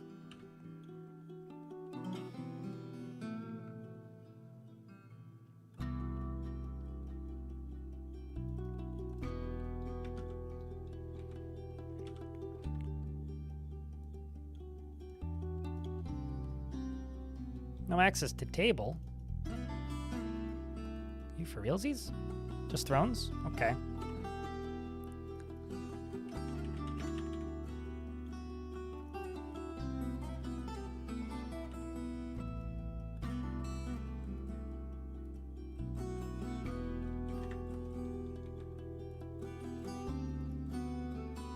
I'll put these 2 more valuable ones in here.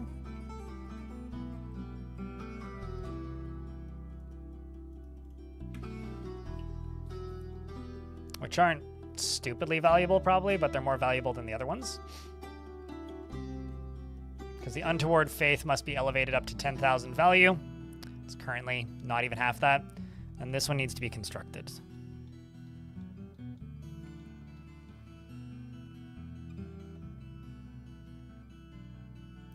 In my mind, like, the volcano formed after the road was there. Like, I feel like they probably built the road first, and then the volcano formed. Like, that would just make more sense, right? At least that's how I've been thinking about it. Ever since I saw that road. Because, you know, it's like an earthquake happens, and then volcano shoots out of the ground. That makes some sense. I mean, is it entirely logical? No, but like, I could sort of believe it. More or less.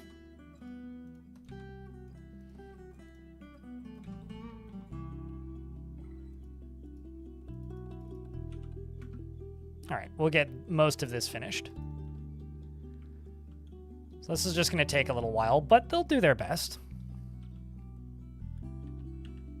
And then up here is going to additionally be a gather fruit zone. And I'm going to go over to here and get rid of that.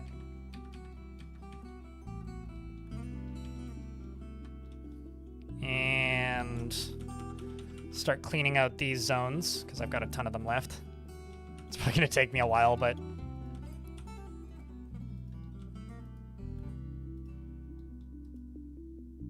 There's nothing left in there. Nothing left over here. Just gonna get rid of you. And get rid of you. Seems pretty good. And now my livestock's all over on this side. And I'm going to go slaughter a bunch of rams.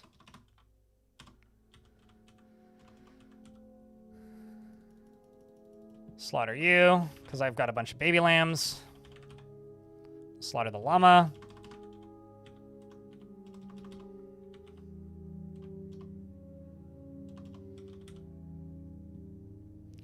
I'm going to war train the elephants.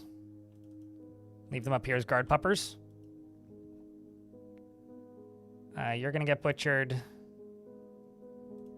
And I said that I was going to be a bad person a while ago and then wasn't really a bad person at any point. See these dogs? This is a cage. They're all in separate cages. They're all going to live in here. That's going to be my leather supply. That's me being evil.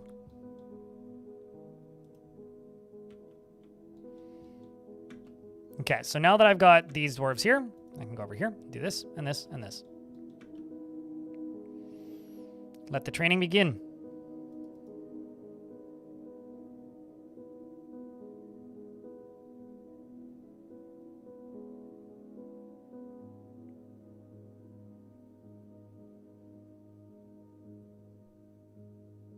— 101 Dalmatians, yep.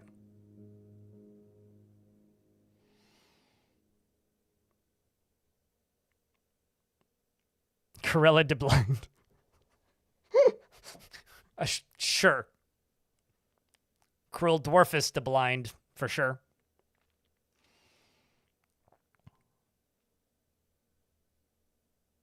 Now we just need to wait for the saving to be done.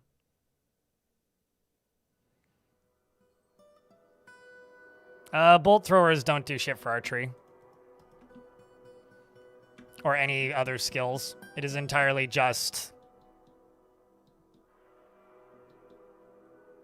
crossbow skill that we're training here.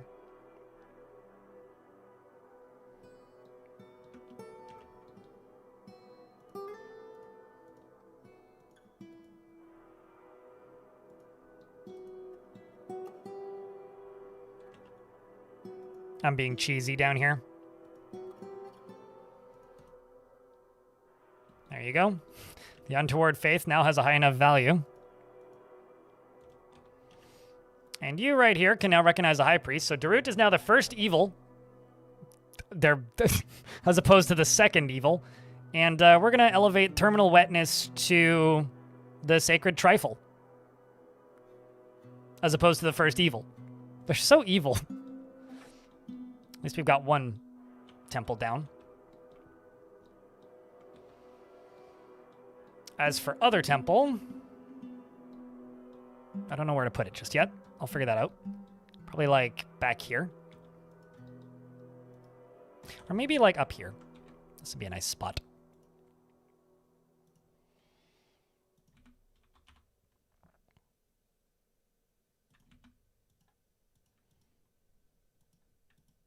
Claystone.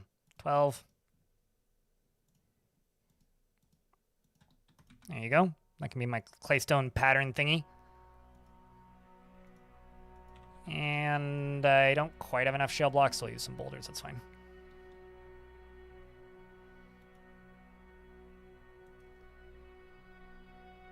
Not really, because the second they turn back into a were creature, the dwarves will just fucking shoot them in the head and they'll die. So no, they're actually pretty bad Marksdorf practice. The only reason this is good is for Marksdorf practice is because I can get them to shoot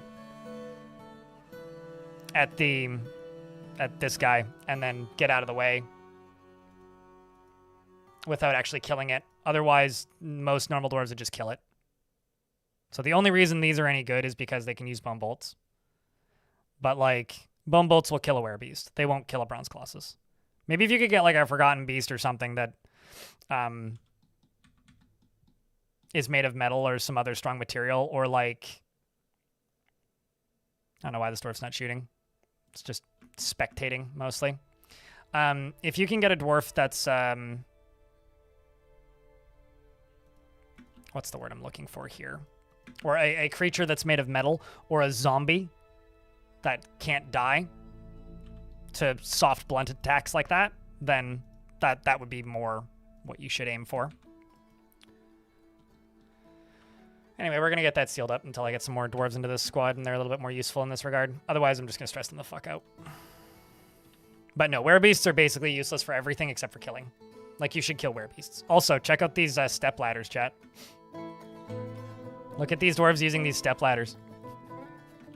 Ain't this awesome? Ain't this fucking awesome? I'm also going to go to these corners, and I'm going to give them stairs going up and down. So if for some reason a dwarf does get stuck in one of these trees, they can probably just climb down.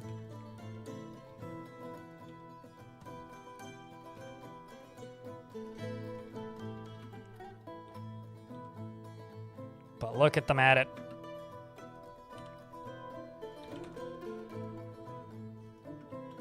And look at all the plants that we have. Ain't that awesome?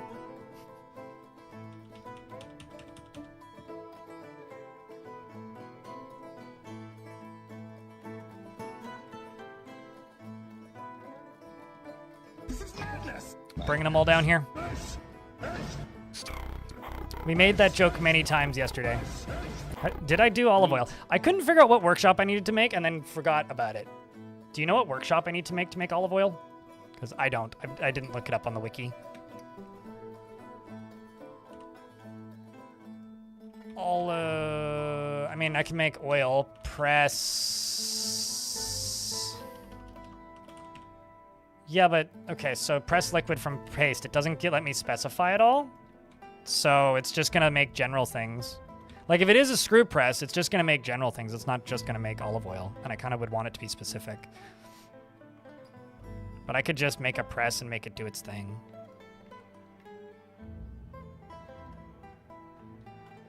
I just kind of don't want, like, random shit running. Olive is the fruit? Okay, I will just reiterate.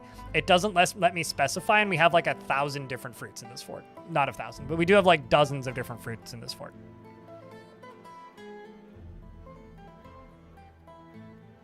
Okay, I will reiterate. It doesn't let me specify. So I could say if there's X number of olives in the... Here, I'll show you what I mean. So I could do this. I could say press from fruit. Okay, cool. Press from fruit. Sweet. Then I can go here and I can say if olive-bearing seeds. I could probably specify in here, but it'll still use any. So then I would have to have a specific stockpile for it, which then I would need to pull from a specific stockpile. I don't really want to do that. That's like 2 more steps than I'm willing to do.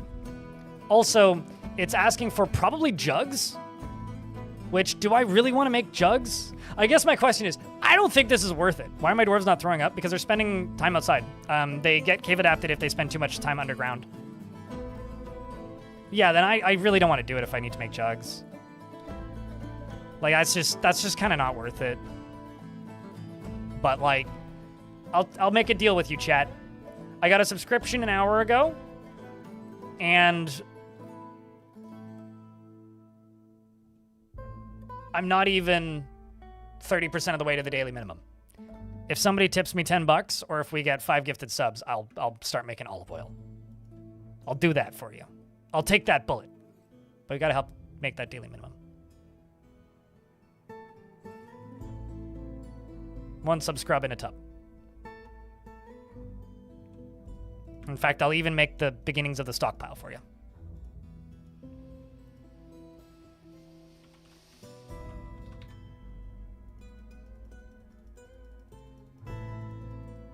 All right, we'll make olive oil. It's cheaper than real olive oil, that's for sure.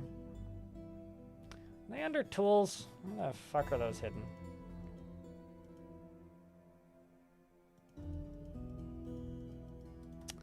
I ain't gonna specify for jugs.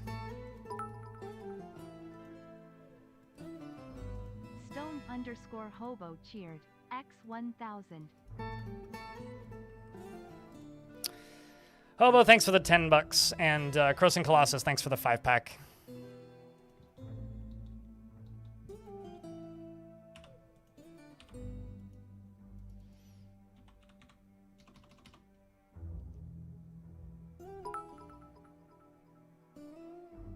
Jam Jalopy as well. Thanks for the $10. X1000. Hot damn.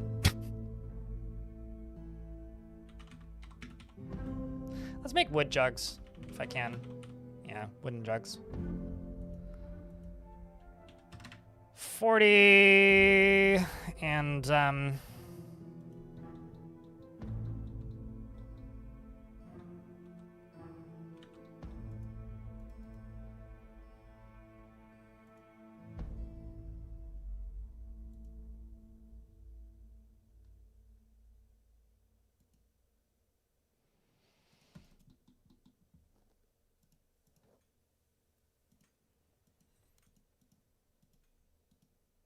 I just want to separate them out.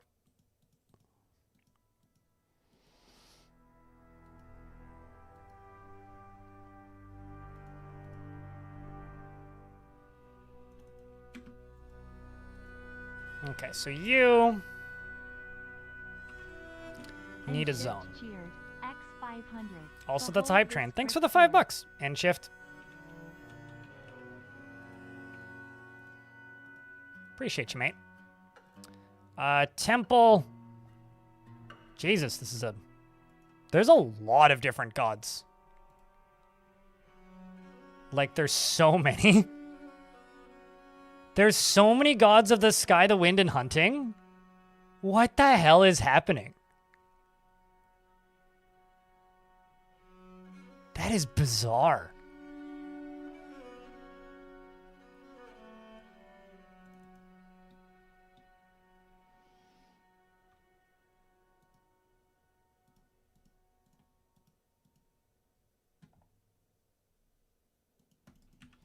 The Doctrine of Amethysts right there. We can engrave all this. Go silver tables.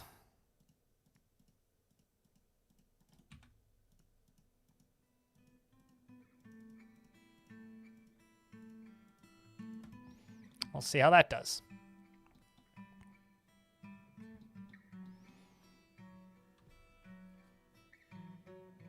I think that's a bigger pantheon than the Greek one. Yeah, and they all worship, it's all the same thing. Actually, I wonder. There's one human in the fort. No, it's not even the human's fault.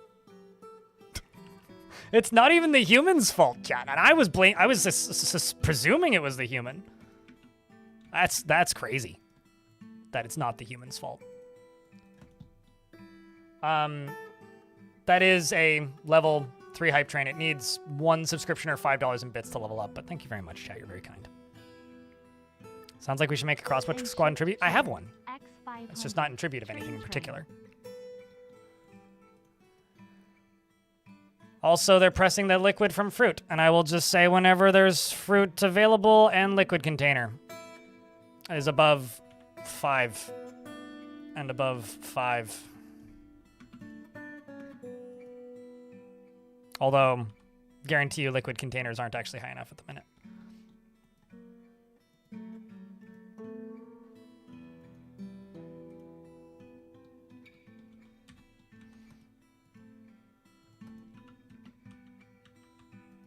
Tuoni World cheered. X500.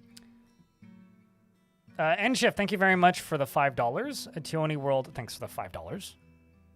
Thank you very much for the $5. You're very kind. Thank you, chat.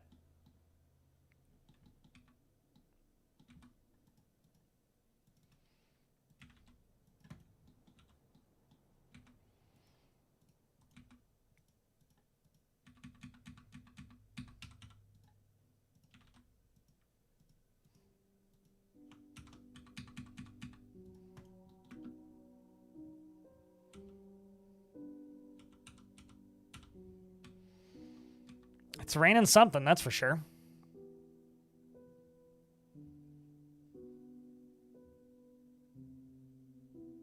Can we sacrifice the human? That's not very dwarfy. Can I kill him? Sure. Why? There's no benefit to that.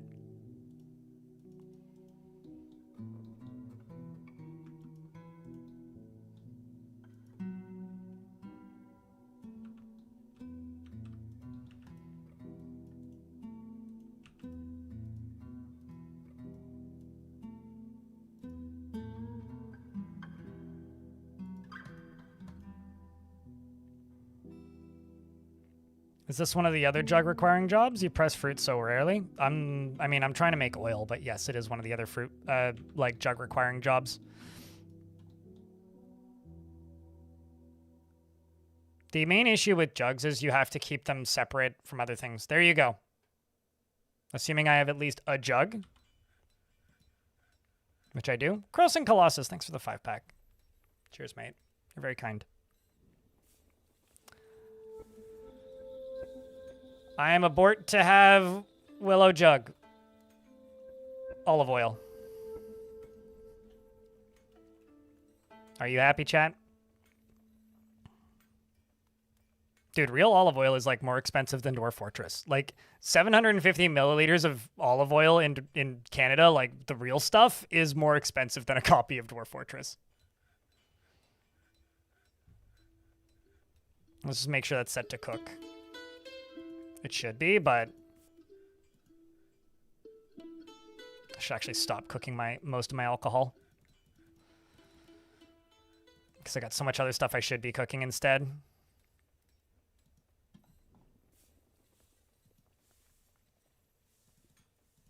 Mostly seeds.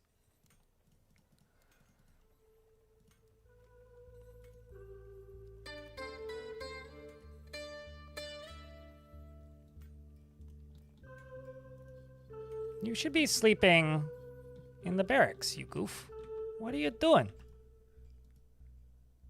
Why are you no sleep in barracks? You silly.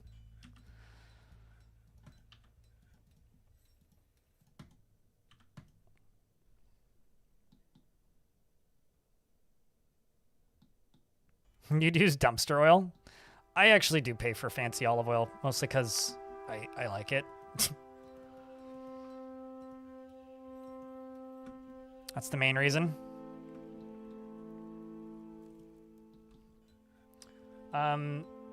N-Shift, thank you very much for the 5-pack. Also, it's a...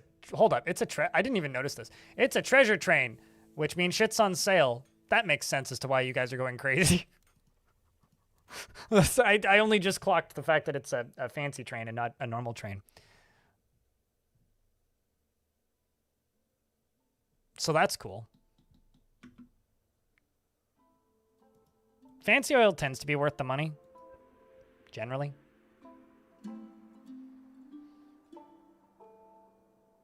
Fancy oil for the fancy train. You know, this probably isn't that bad. Sheep intestines, sheep tallow, and alfalfa? That could be recognizably food stuff. Jesus, Xylem. Thanks for the 10-pack.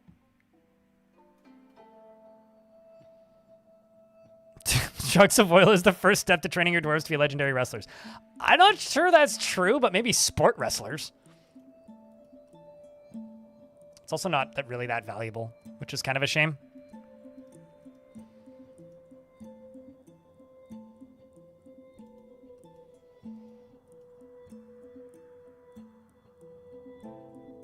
Anyways, we did the thing. Is there alfalfa in Herbie sausages?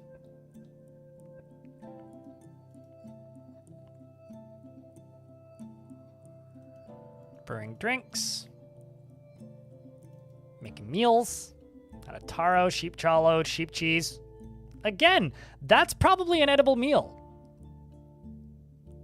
Cheese and taro? Taro's like a potato, isn't it? I think.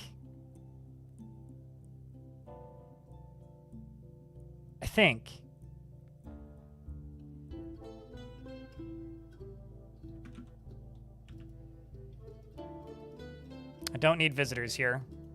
How much more value do you need? Not much.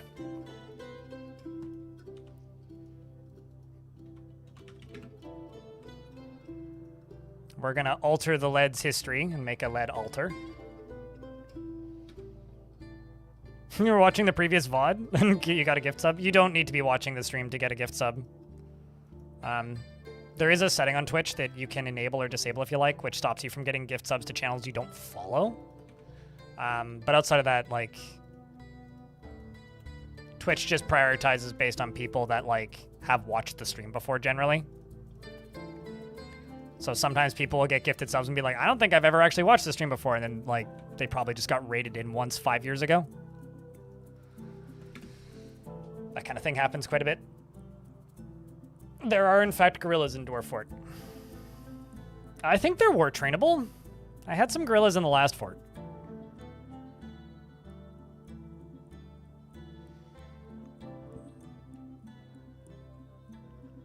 Although when it comes to oil, I've been getting way into grapeseed oil recently for frying potatoes.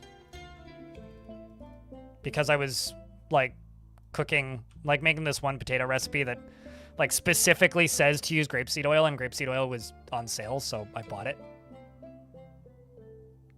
It's pretty good, actually. It is cheaper than olive oil by a lot.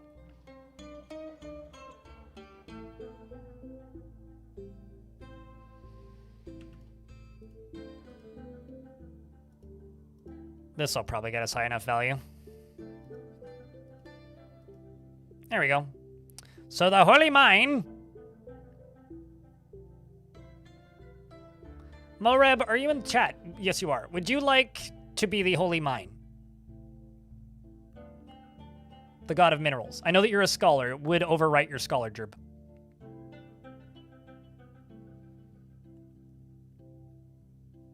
Because of their antibodies? Oh. What about their uncle bodies? Good enough for making sausages? I mean, as long as you can make food, yeah. I mean, I haven't been buying fancy anything. Like, I've literally been living off of vegan chili for the last 2 weeks. Because I was broke the month of June. I'll be okay as of the 14th when paydays hit. But, I had all of the bills happen on the same month, and it was kind of a, whoa, okay. Time to just, like, not spend money on shit for, like, a month and a half. Also, I went on vacation at the very end of May. So it was like I had credit card bills from vacation, followed by then small paycheck because I was on vacation and didn't stream for a while, followed by all of the bills in the same month.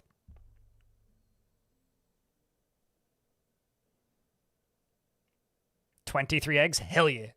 I really want a Cosmoceratops. Chat room, thank you very much for the ridiculous hype train. The level 7. It needs 7 more subs to level up, but yesterday we had a level 10 one, so honestly you guys have done more than I could ask for, so thank you very much. Thanks for all the bits and the subs. Appreciate you guys.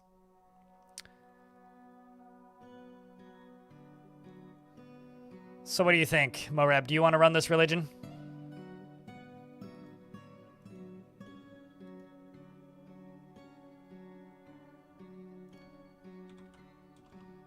Human culture or elven culture, Eagle?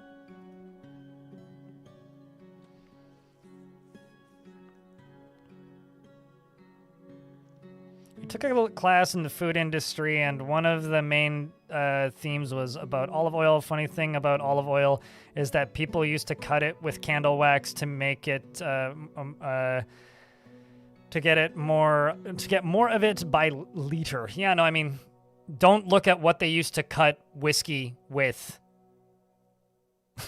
and like what they used to cut bourbon with. It's like there was like laws put in place for ingredients for bourbon so that people would stop cutting it with like snake poison or tar or literal fucking saliva or piss. History of bourbon in the US is kind of wild.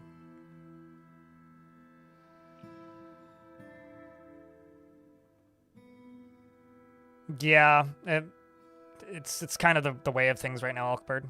Like, I'm doing really well, and it's difficult to do things like that. Well, so since I haven't gotten a direct response from Moreb, I think I will give Nish the job. The Holy Mine. That's a temple done. Holla. Whoa! Buddy! Who the fuck are you? Also, this is my first time seeing them with clothes on. Look at them, they're adorable. I don't have any cold cases. I can't interrogate him for no reason. What a shame.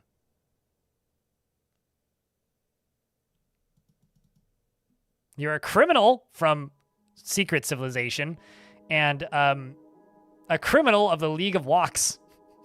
I am a member of the League of Walks. Very big fan. A member of the Noble Rights, which is an outcast group. They have clothes now? Yeah, as of the prehistoric patch, all animal creatures have basic clothing. They don't have full representation. And they have, you can see their weapons, shields and such. Honestly, I think the weapons is like the biggest positive out of that.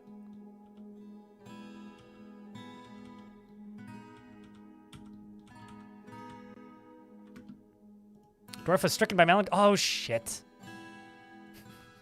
I had an artifact fail. I fucked that up. Dang it. I forgot about it. I was too busy working on the religion amongst other things. All right. I'm also going to put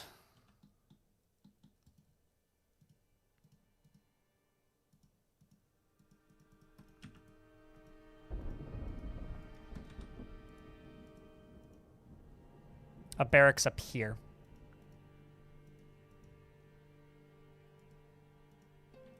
Because if I put a barracks up here, then it would be quite easy for me to just simply keep bads out of the top by having my soldiers just stand out here. Let's also get rid of this.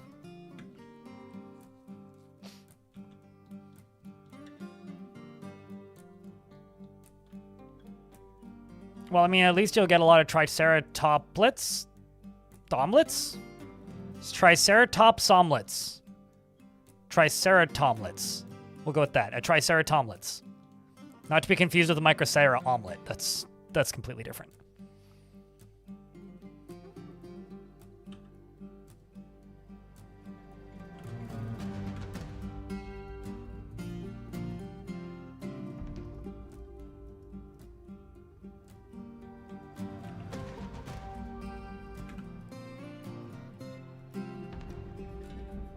So you're gonna go upstairs soon, Ergo.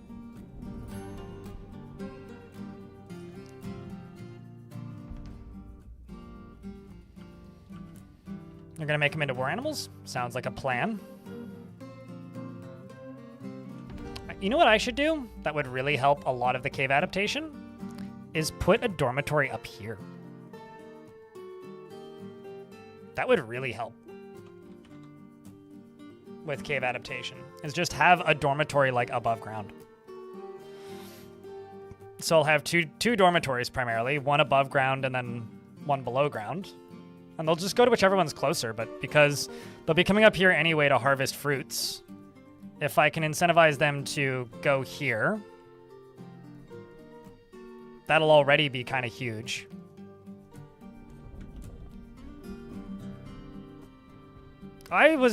According to the wiki, they only lived for like 4 years, but they've been alive longer than that now. It might be like a 4 to 10 or something. I need to go look again.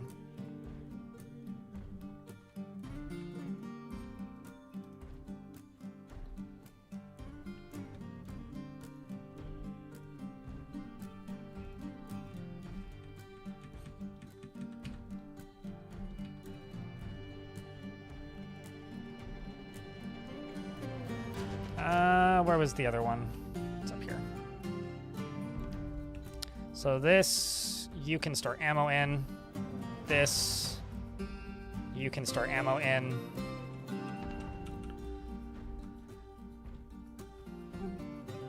This, you can store ammo in.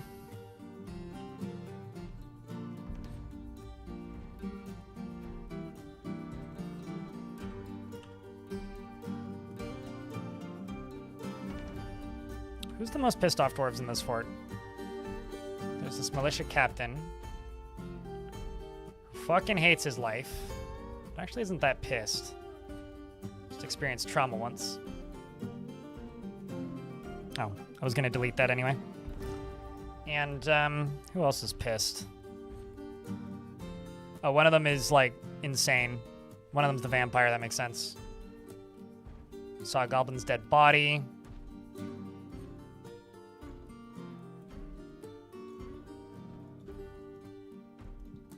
Not too bad, really.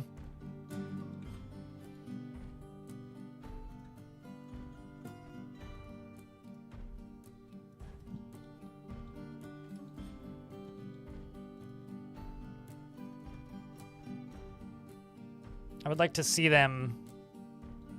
Oh wait, hold on. You're only taking from one stockpile. That would be why. Take items from here. So currently, I fucked up a little bit. My kitchen was only taking from a different stockpile, so now it's going to start taking from this stockpile as well. So let's see how this goes. And I'm also going to go here, go to seeds, because we're not farming at all. We're just going to allow all seeds in that stockpile. Just going to suddenly bring a shit ton of other ingredients into here, but that's okay.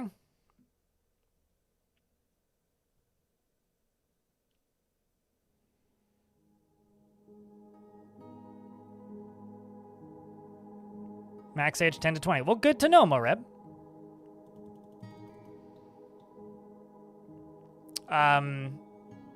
Also, Zortos, because I missed this the first time.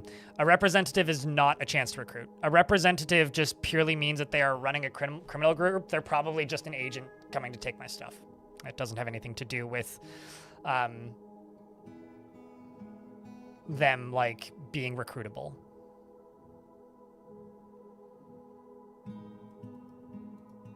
So these are almost all entirely olive oil.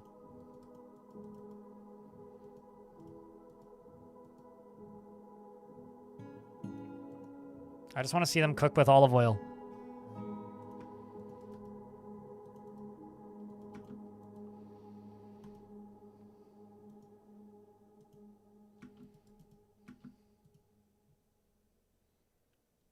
So is there a reason why you prioritize that one? We'll give items. Interesting.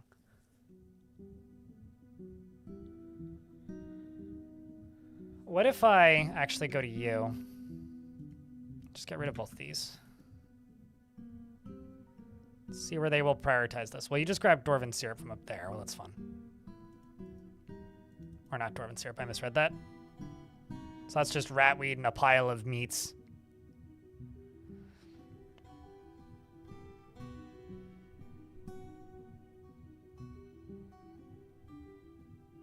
Smells nice. I mean, I'd probably use tallow because I've got way more of it, but...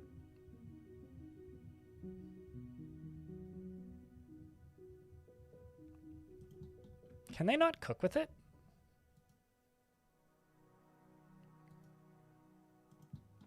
I should make soap anyway, so let's do that.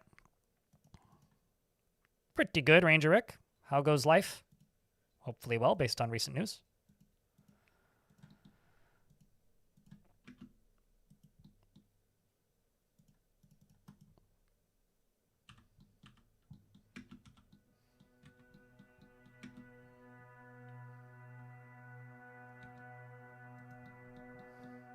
They clearly seem to.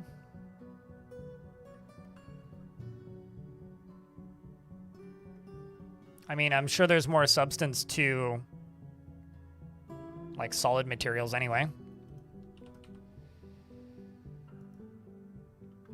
I want to acquire object and be extravagant. I also... Let's do priority number 3. Like, olive oil isn't something I've messed with much. I just want to see them actually use it. Because that would confirm that it's, like, usable. I know it's usable for soap, but I just want to complete this cycle. I need to make a clothing industry, so that's what that'll be once they're done with this.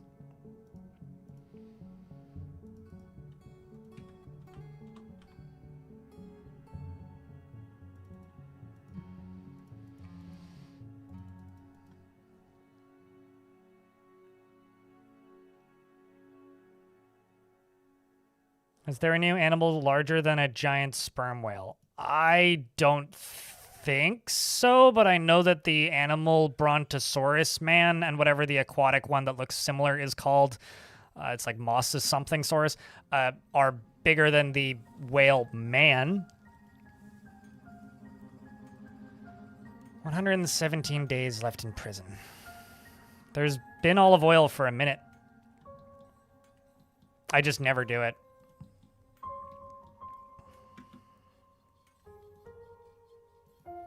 Okay, so what if I say only take from this?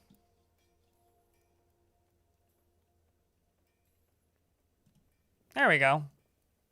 I'm making deep fried French fries because they got a potato in there.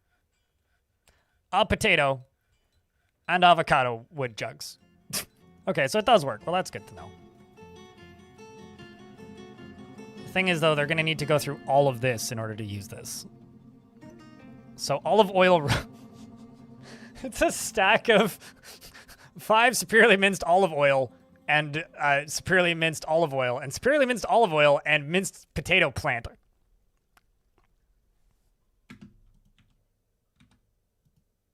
It's more just like fat. It's like congealed oil. Anyway, what was I doing here? I'm going to make a ashery. And a soaper.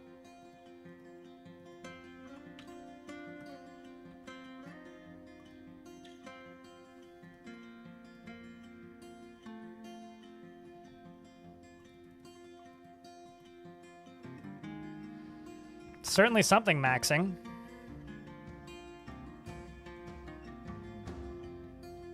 Although I feel like dwarves need their calories, let's be honest.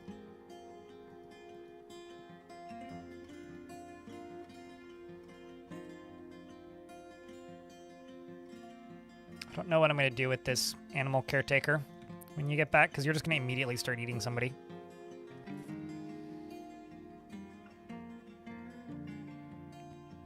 If you want to max it, yeah.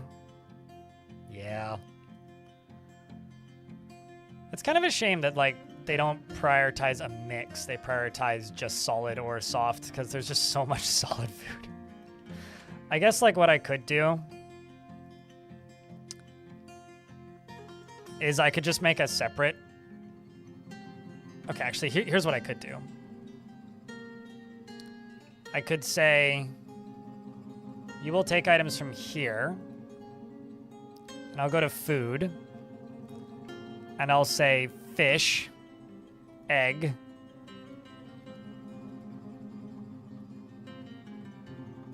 and meat, and then say, you'll only take items from here.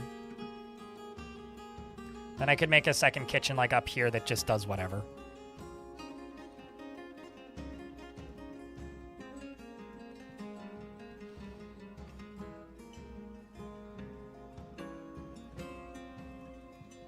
Although maybe like...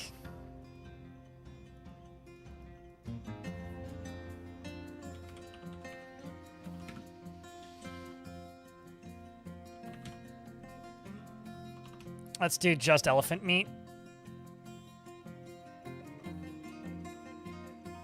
Yeah. Not in a while. We had this discussion yesterday, Elkbird. I like total conversion mods. I don't like piecemeal adding small things in. And there isn't really any total conversion mods that are super interesting to me currently that have tile sets, which is kind of a necessary thing for me to be super interested.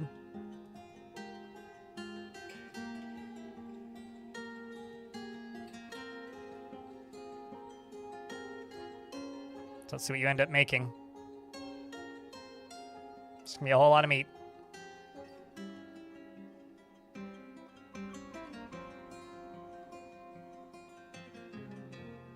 Yeah, I don't super care about Warhammer, as chat discovered, much to their dismay yesterday. I'm not a big Warhammer guy, kind of at all. So this should also get bumped up. Yep, there you go.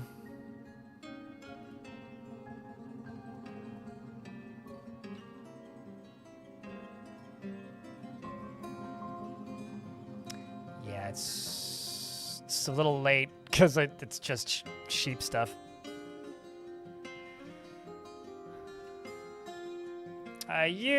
Let's just say make ash.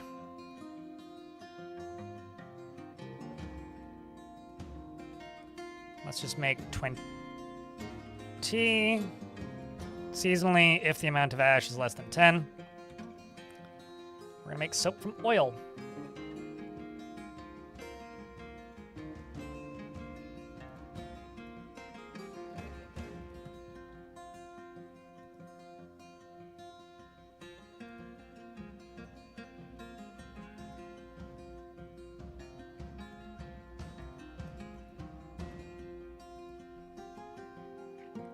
Every fort needs soap. I mean, it's not mandatory, but it's exceptionally helpful. Okay, so since the aquifer is like right around here, I'm gonna go over to here, dig vertically down to about there, go over to here, go over to here. Nope, not there. Go there instead. Which will come down here, go there.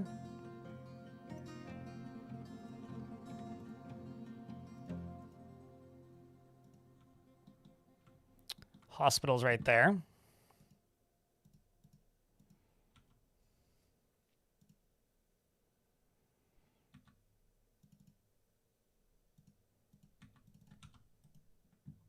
Cool.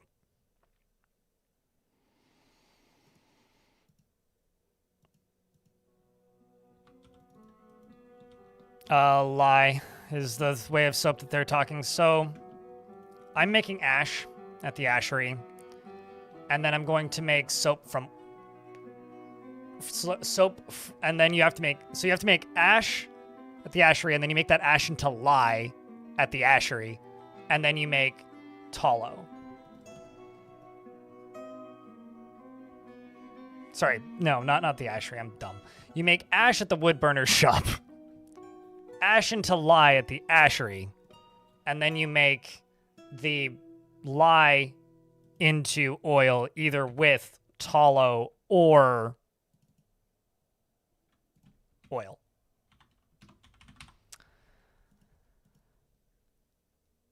My brain is like decombusting. You made kebabs? I'll take one. That sounds good. Thank you. It's very kind of you. I hope you brought enough for the whole class as well. Chat's hungry, I think.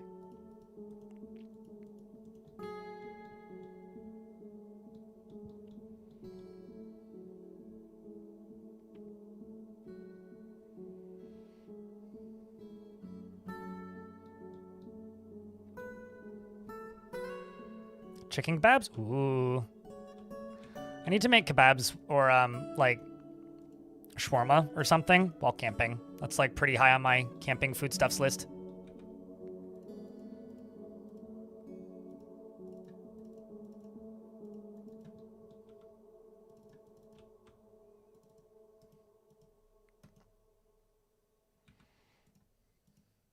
I'll have to figure out what to do with those.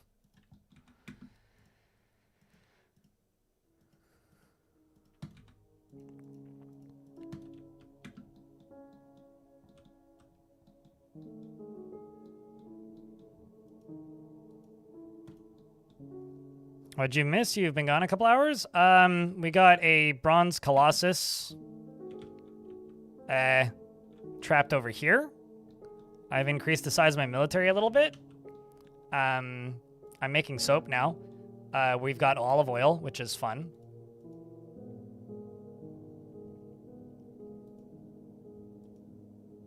Okay, so make lye, and we'll just do it right here. If amount of lye is less than 10, the amount of ash is greater than 10, make lye. And you're just going to make soap from oil and soap from tallow. We'll do both. And we'll just do that seasonally. We're going to have tons of soap soon. Preparing a lavish meal, which I think is just elephant meat and a pile of olive oil. I actually really want to see what this looks like when it's done. Olive oil roast.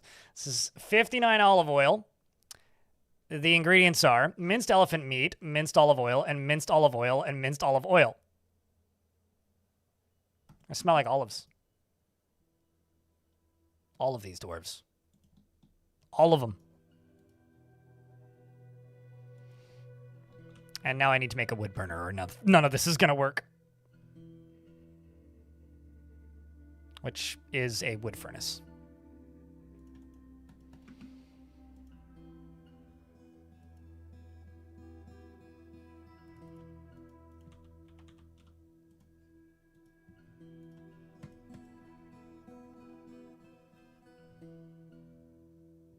Actual slop? Yeah. That's why I said congealed oil. It's like a deep fried elephant steak, basically, but they also give you, it's served in a bowl with all of the oil. You know, you got to slurp it.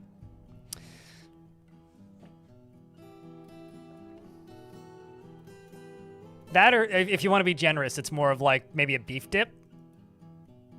Like cereal? Yeah. Good Lord. You would say that your dwarves are going Greek? Going Greek is something very specific. And no, I wouldn't say that, necessarily.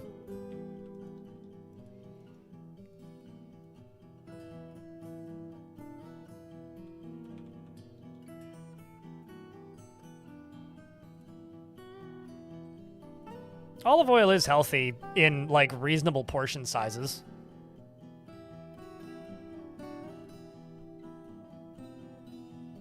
Your dwarves do that with T-Rex eggs? T-Rex egg cereal? Or they deep fry them?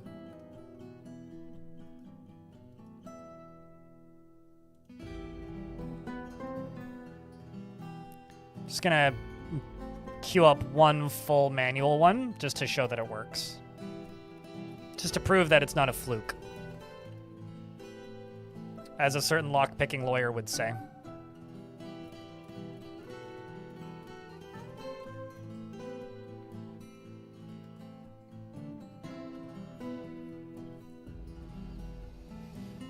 Well, I mean, if you eat, like, a jug of olive oil, yeah, that's not even remotely healthy, but, like, you know, a teaspoon of olive oil is not unhealthy. 35,000 calories? Man, I only need 36,000 calories to get through the day. Something working day, I mean.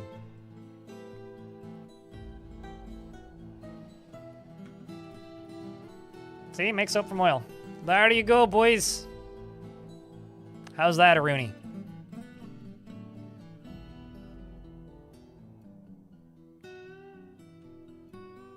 We are now making olive oil soap.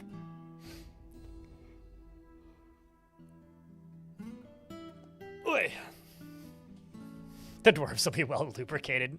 Sure. I can't really deny that. So this right here, pouring water into here pretty quick. Go down into here, go down over to here, and then go up into here. That's my well.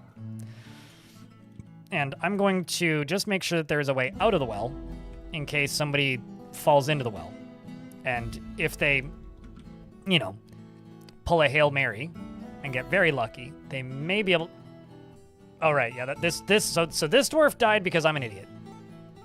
This dwarf didn't really die for any real reason. They died because I'm an idiot and forgot. So I'm gonna make them a little tomb, as is becoming my tradition up here.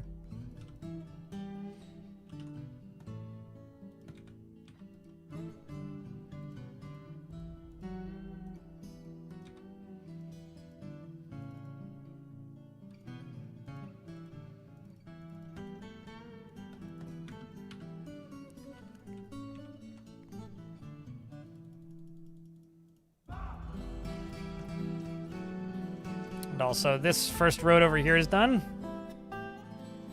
I've got a bunch more to finish. Complete above ground fort next? I'm confused. What? What do you mean? The last fort I did was more or less an above ground fort. Are you asking if the next fort I'm going to do is an above ground fort? The last one I did was an above ground fort.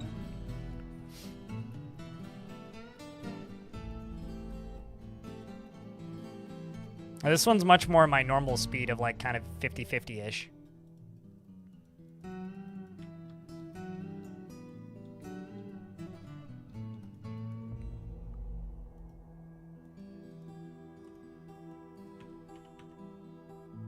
And there we go. Olive oil soap.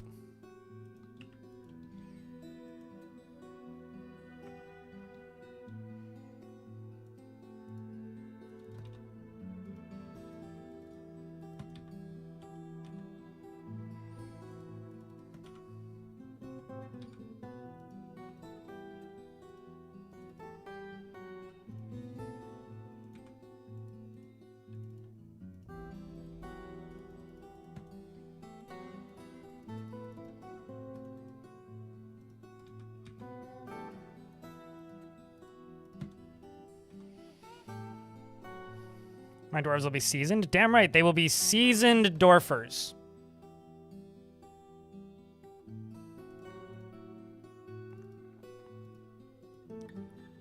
Hey chat, what do dwarves use to swim? Endorphins.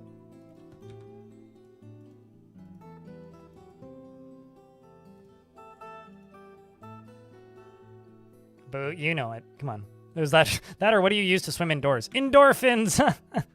Anyway, right here, I'm going to go here. Well, thunk. And we'll say, yeah, let's just use the last of those lime buck things, and then the sheep's wool ropes, the fancy mechanisms. And this right here can be a water source. Hells yeah. It's going to take a little bit, but I'm going to need to increase the flow.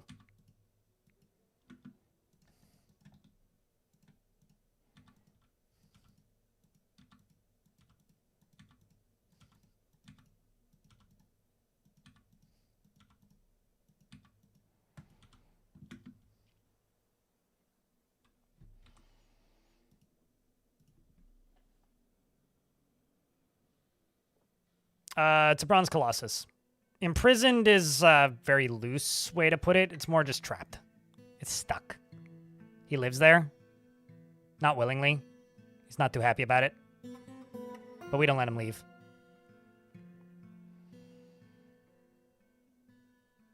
You're thinking of playing some Dwarf Fort while watching me play Dwarf Fort? Well, that sounds like a plan to me.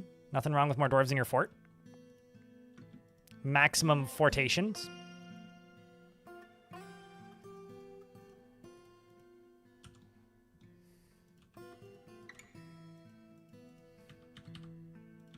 But the alert sound may cause panic. So do keep that in mind.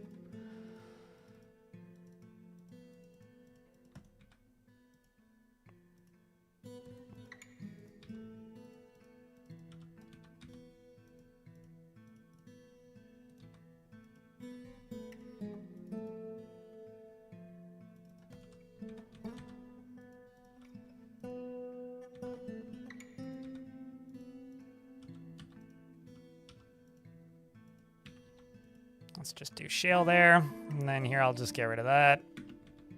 And I'll get rid of this. And get rid of that.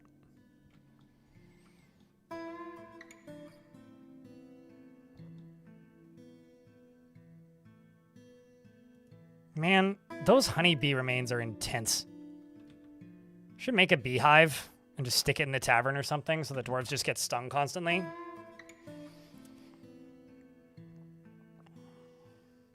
Furkix wants us to just mention that they're dwarfing on my fort until I Armok.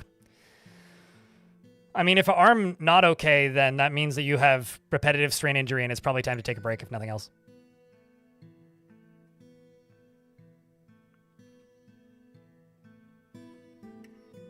You're wasting away on RuneScape right now, injured your wrists because of it? Oh, that sucks.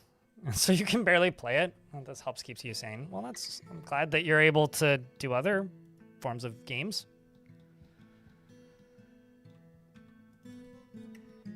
This is almost done.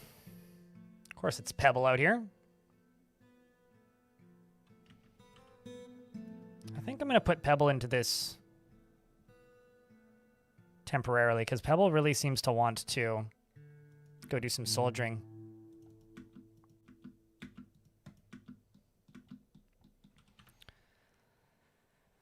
Just waiting another 20 seconds for these ads to end. What's the thing on the left? What thing? Oh, the giant. Yeah, it's the bronze colossus. The bronze colossus. The bronzy. The bronze boy. Oopsies. While I'm waiting for these ads to finish, I'm just going to go through here and do another round of this. This is how I get water out of aquifers. I'm going to be using this to fill my well. Oopsies.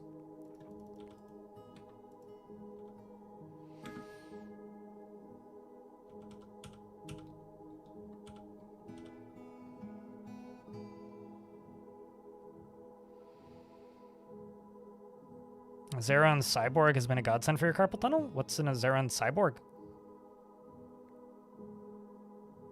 Can I show you fort, please? I will give you brief overview once game done save. Thumbs up.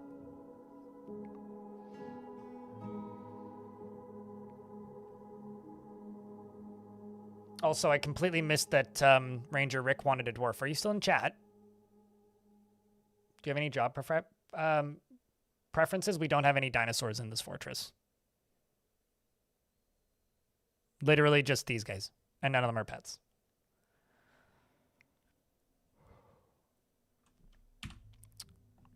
But Ranger Rick wanted a bearded dwarf, preferably with a dino pet. We can't do the dino pet, but I can give you a bearded dwarf. How about we go with... Nope, not you.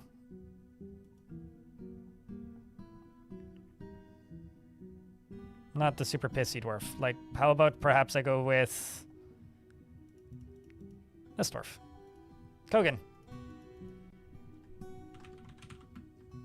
Hey, chat, yell at me if Ranger Rick pops back into the chat, and then I've got to give Ranger Rick's dwarf a reading. I'll read it when he pops in.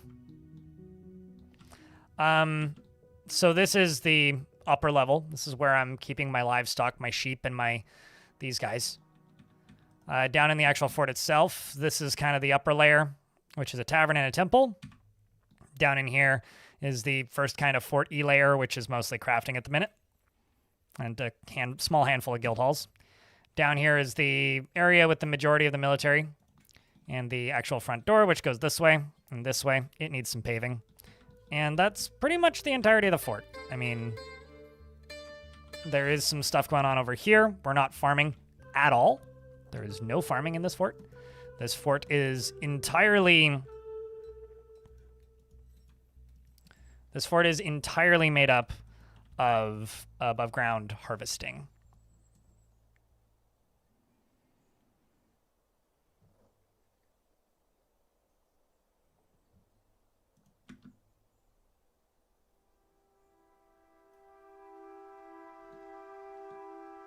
So there is that. It's like a customizable one-handed keyboard. Oh, nifty. Okay, I'm familiar with those things. No cavern access? Technically I do have cavern access. I'm just not really doing much down there. It's just this. So, not a ton right now. I technically Forgotten Beasts could access it, but I haven't seen any yet. Fingers crossed.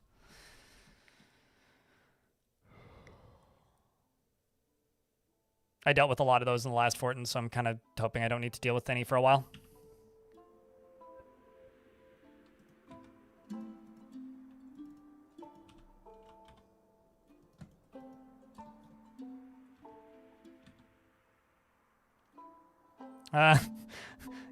Yes and no. I mean, Crundles aren't really a threat, thankfully. And Troglodytes are not generally a threat as long as you can evade them getting in, which isn't too difficult to do.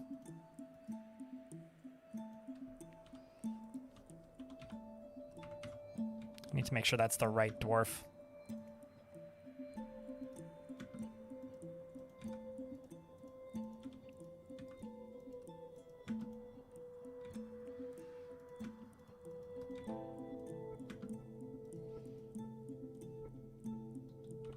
Also, most of the dwarves are gathering plants right now.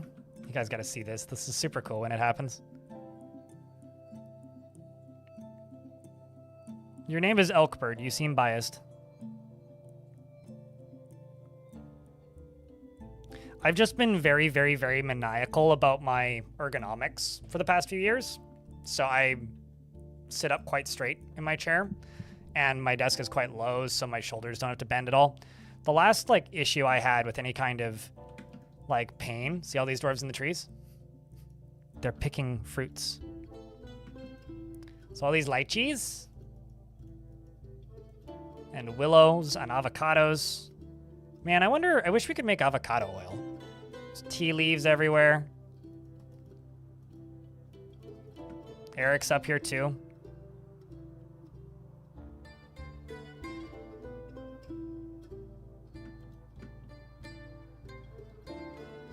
How often do you see dwarves actually utilizing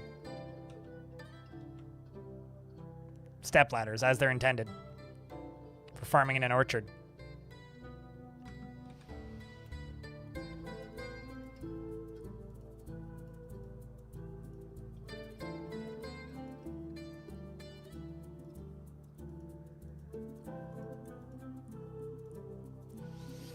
And this right here is going to be another dorm.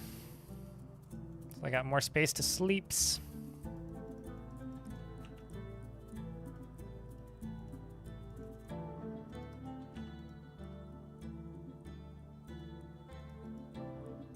I wonder if it's... No, it's not going to do the thing. Only do that if I multi-zone it.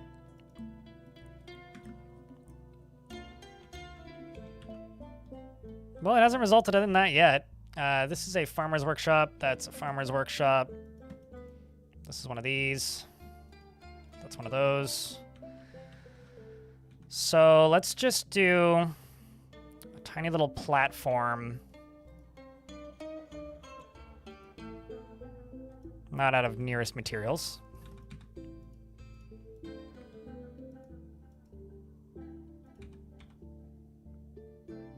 I'll use use claystone.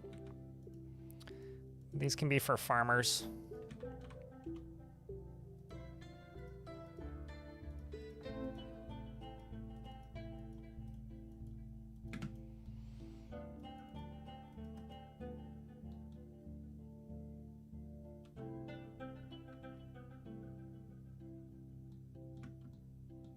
And then this over here can have a line of claystone for aesthetics.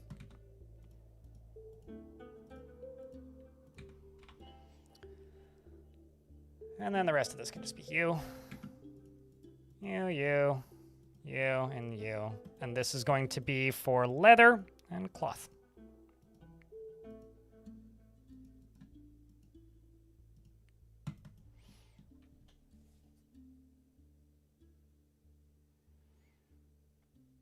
You're saving up for a new PC. Sadly, I can't afford much ergonomics. Yeah, no, that makes sense.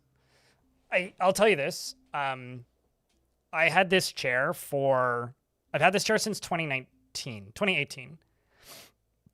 And around halfway through owning it, sometime 2021, 22, I realized that either the cushion on the bottom got thinner with time, which I think was actually the thing that happened, or I just realized this, and that's the armrests were a little bit too high and couldn't go down just enough in order for me to be comfortable. And so what would happen is my shoulders were lifted up slightly higher than they needed to be. And this resulted in a very slow and steady progression, but eventually pretty extreme shoulder pain. And what I did was I took a screwdriver and took the armrests off my chair and threw them in the trash. I actually recycled them because they were made of plastic, but I took them off and recycled them. And my shoulders don't hurt no more. It's kind of lovely. So sometimes like ergonomics isn't necessarily spending money on something. Sometimes it's just changing how a setup thing works.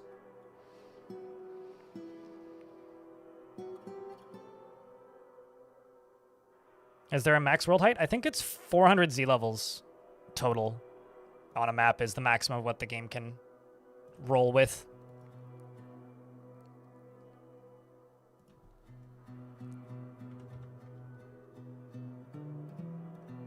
That should be like 150.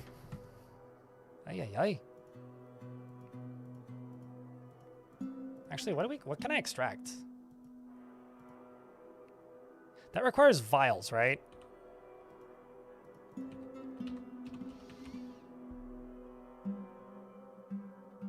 Let's just make some green glass vials. I mean, I know I have the stuff to make it. I just need a glass furnace. Because I actually have some bags of... bags of glass, or bags of sand just lying around. Some elves have arrived to trade once more, which is kind of surprising as always.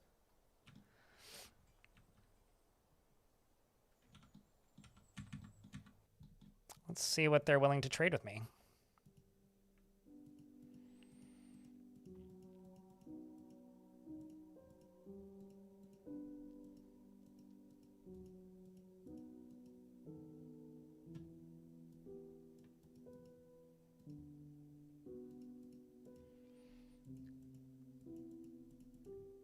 Damn. Dwarven syrup roast. Holy shit, that's expensive. Could just cut a bunch of gems.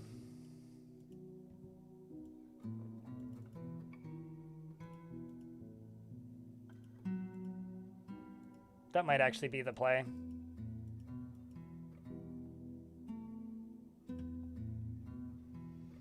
Yeah, I'm just gonna cut a bunch of gems.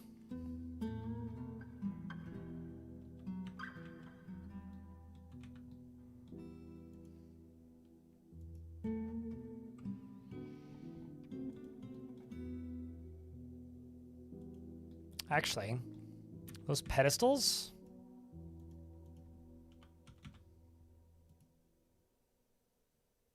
Pretty valuable. I think I'll keep those, though. For making crafting areas. Spinner withdraws from society. Spinner winner. Literally is woken up into a mood. I have a feeling Okay, that's not what I was expecting. I thought this dwarf was going to go for a clother's shop, but...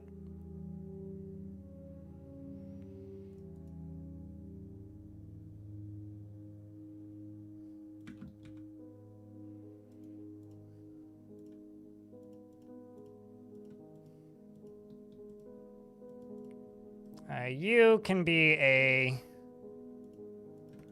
cloth shop, and you can go up this way.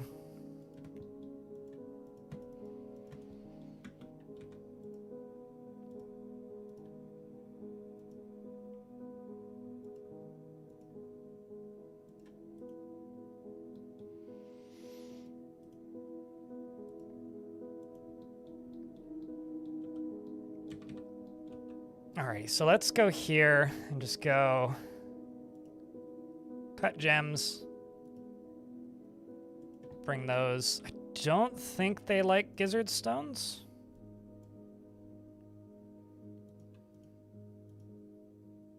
It's a shame I don't have any more expensive gems, because I really don't.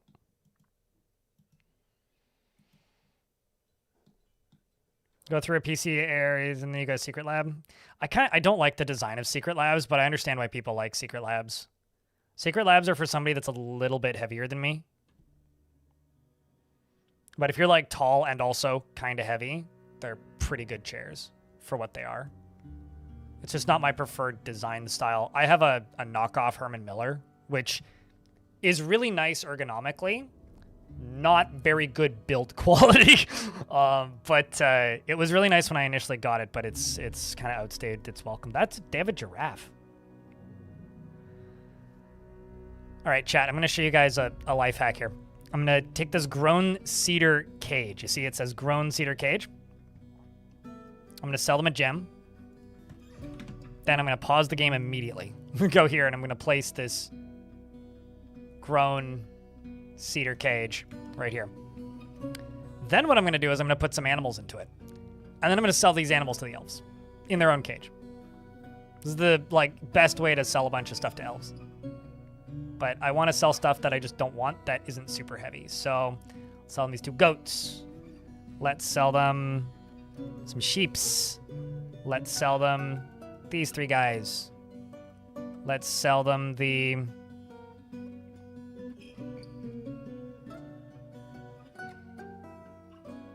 Yeah, it's probably plenty.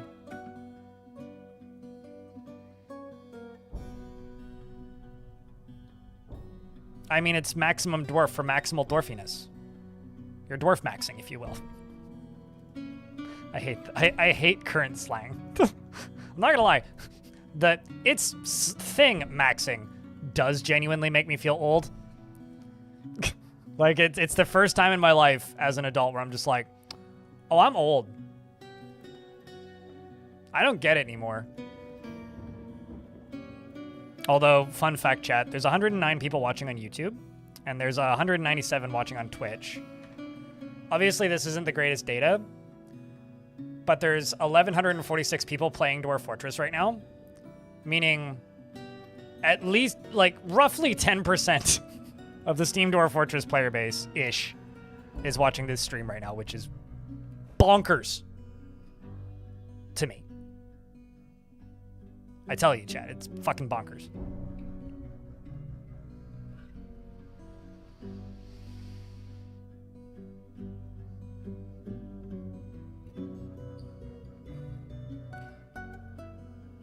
I'm an OG. I mean, I've been streaming Dwarf Fortress since 2018. I've been streaming since 2014. So I guess I'm an OG. Did I never remake the public temple? I never remade the public temple, chat. I'm so sorry, dwarves. I've betrayed you.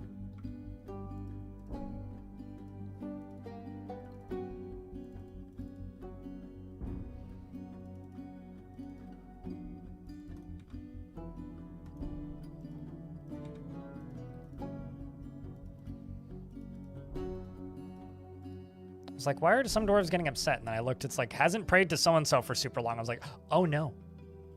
Oh wow, I did this perfectly.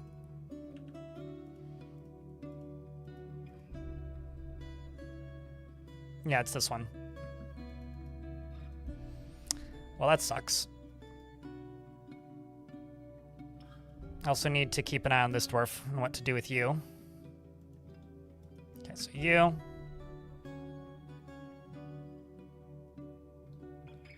No, I do have places of worship. I just don't have... Ooh. Kodal Kikarud has made a sheep bone shield and claims it as an heirloom in the name of the family ancestor Moses Coastrings.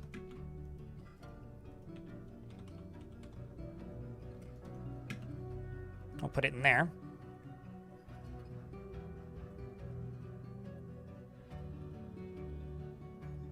No, it's fine, Zakar. Okay, 2 more.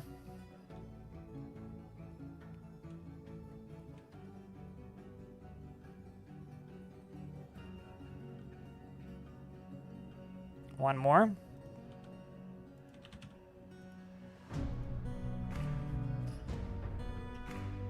And you're just chasing that little guy, trying to catch him. There you are.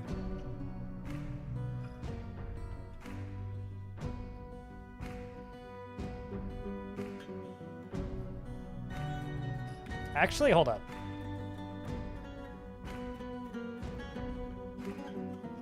No, okay, it's not going to. It's not going to fail us, it's fine. I can leave it like that. You down here are now fully set. So then you, once that's not deconstructed, can now go cage. Just need to find the shared cage, the cedar cage. And then they'll trade it. Somebody named Rankle Candoring wants to, you're a human. Go away.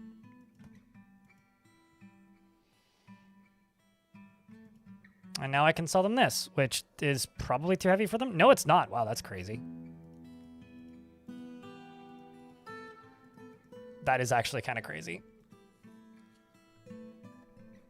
They don't have any other fun animals, though. I'll buy your barrels, because why not? I'll buy your buckets, because why not? I'm going to buy your green jade altar, because that's kind of rad. Done. Wasn't that a grown cedar cage before I filled it? Absolutely. No, so I bought an empty cage from them for 1 gem, and then filled it up with animals and sold it back to them.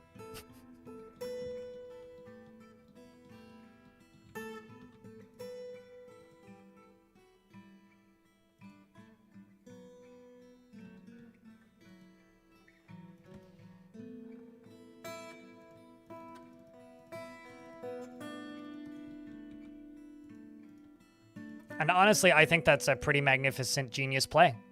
I'm here to pat myself on the back and say good job. No, it just doesn't specify shared in that menu. Once it's got animals in it, it says name of animal cage. If it's empty, it says grown cage. You're currently playing Anno 117 since I skipped it at launch, and you're giving it a chance now. How's that rolling for you?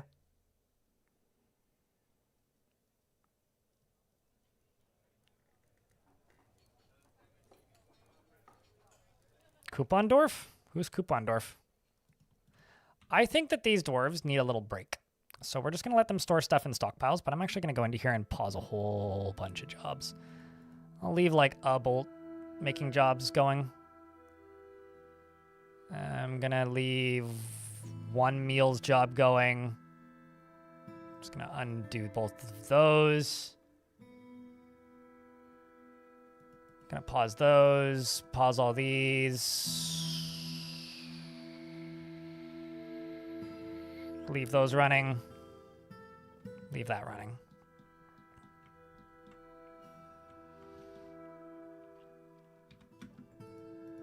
I'm just gonna go Oh, no tables. What chairs? Need more chairs.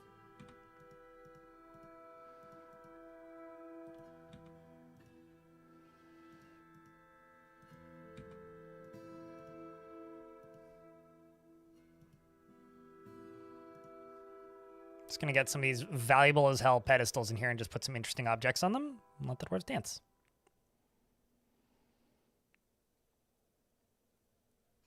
Gandorf. I mean, it's good to have traditions. I can't say that's one that I share with you, but I respect it.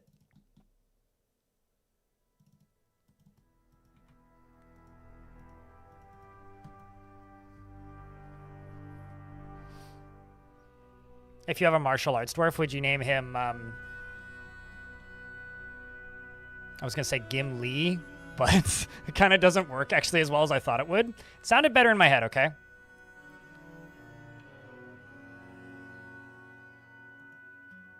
Meditate on misery. I hope you're getting along just fine there, dwarf. Some migrants have arrived. Would you look at that? The not creative, poor empathy dwarves. Ganondorf is much evil. Very, yes. Must agree.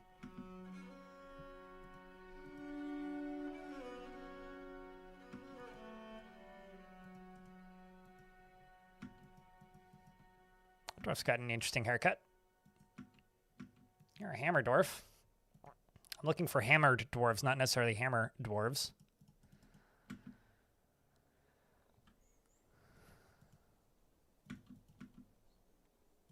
Well, 100 plus dwarfs, chat. Not bad if I do say so myself.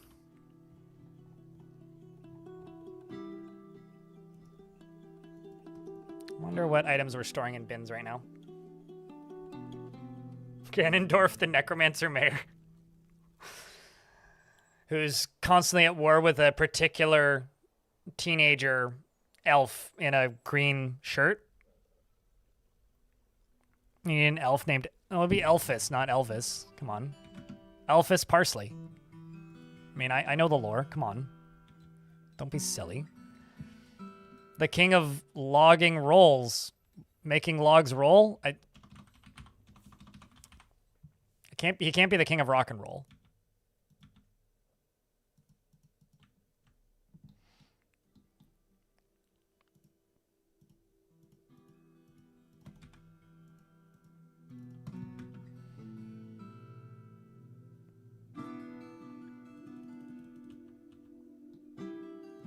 So what do I do with you?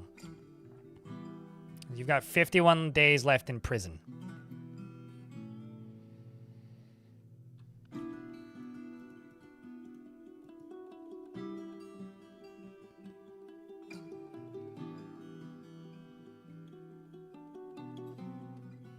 Kind of new to the stream.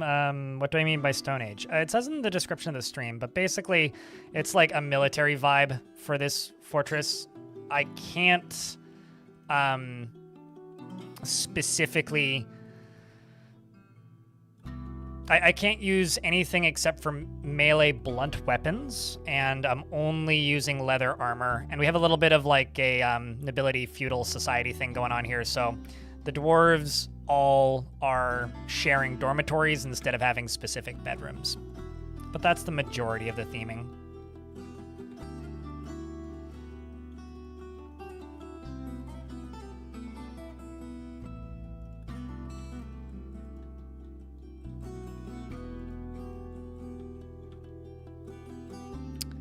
You know what? Yeah, we're just going to go all the way along the top here. And then up here just needs to be turned into a combat tower. And then up here just needs a roof. So that the dwarves don't do the dumbest thing as the alternative to the funniest thing.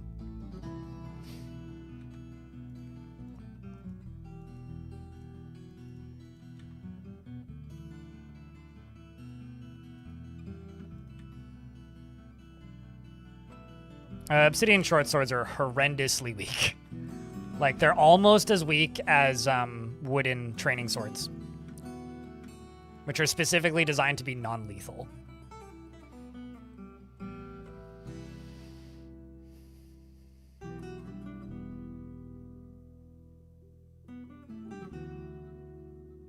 This is a very normal map, Flu, because the 2 forts ago was a murderous, terrifying map, and then the one I did like the last map that I did was really close to a bunch of Necromancer Towers and Untamed Wilds. This one's just kind of vibing.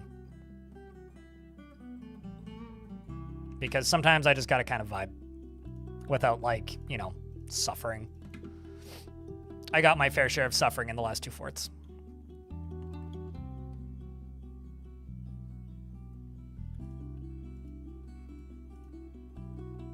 So this was that artifact.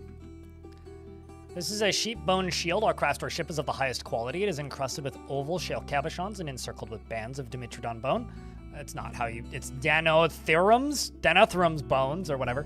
Round shell cabochons, Danotherium leather, and water buffalo leather. This object menaces with spikes of shale. On the item is an image of a fluffy wambler in sheep's bone. On the item is an image of Ardent Coil, the sheep bone shield in clear tourmaline.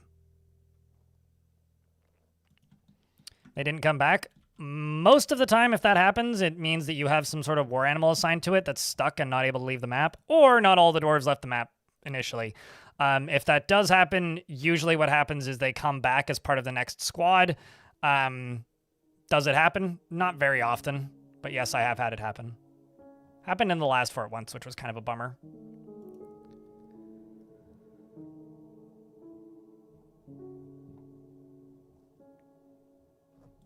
Beagle. It doesn't work, Elkbird, in regards to that command. It used to, maybe about 2 years ago. I haven't seen the fluffy wambler in my chat in a while.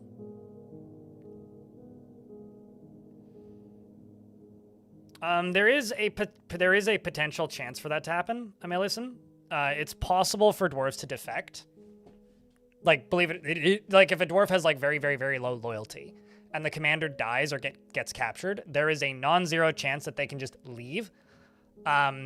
If you send out a squad, call them back, and like cancel the job before they all leave, and some of them don't come back, that's probably what happened. They'll usually come back in a couple of years as part of a migrant wave after joining several other groups, which is really interesting when that happens. The game just doesn't communicate it at all. Often when you send out a squad and they just never come back, a bunch of them died, and the game just isn't fully clearing that from memory properly, or they got kidnapped, and the game isn't clearing that properly from memory. There is a edge case where it does bug with them just sitting right off the map, but that's not usually the cause of it anymore. It's usually actually defection at this point. Like they went and joined some sort of mercenary crew or something. The game just doesn't tell you or explain why.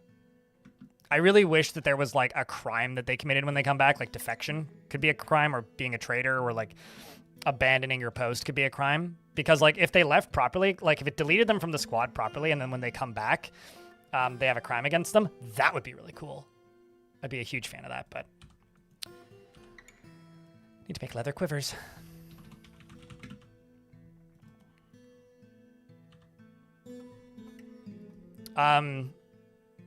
That is about as general as... I don't have an oil-specific dwarf. I mean, I could give you a presser. Here, you can have this dwarf.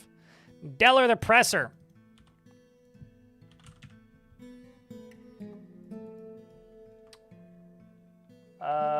Croson. Croson. Galley listens, is incredibly brave in the face of looming danger, perhaps a bit foolhardily. Very rarely develops negative feelings towards things and is not a private person. He freely shares details of his life, and he tends to consider ideas and abstractions over practical applications. He generally acts impartially, is rarely moved to mercy, and tries to do things correctly each time. And he doesn't cling tightly to ideas, is open to changing his mind, and is often cheerful. He can occasionally lose focus on the matter at hand, and is curious and eager to learn. He tends to consider what others think of him, and he thinks that he's fairly important in the grand scheme of things. He has an active sense of humor and speaks very deliberately when he is annoyed. He needs alcohol to get through the working day.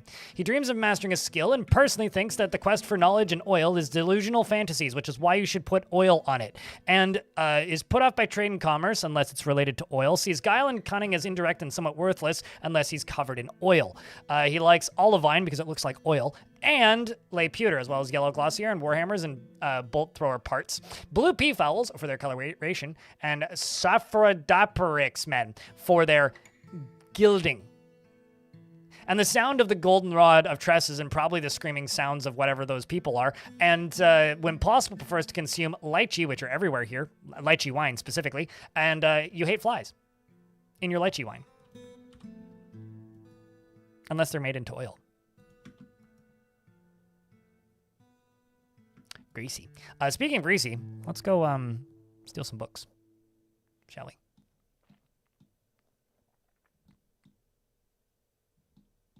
Or really any artifacts for that matter. It's a goblin forest to treat on there. We're going to go explore Yell's boulders. Squatties are gonna head out them.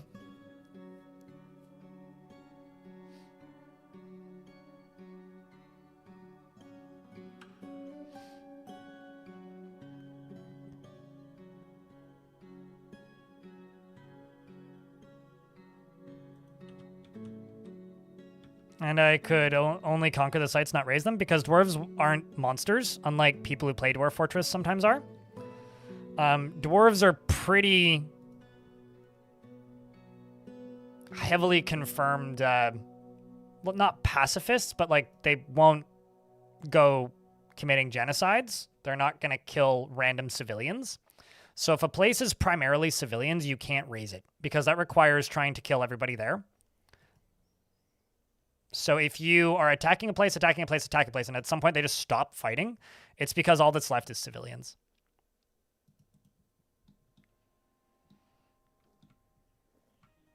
Goodness, that was a lot? What was a lot? What'd I do? Also, hello, Clino. So I think roads are extremely ugly in real life and in video games. Make them invisible.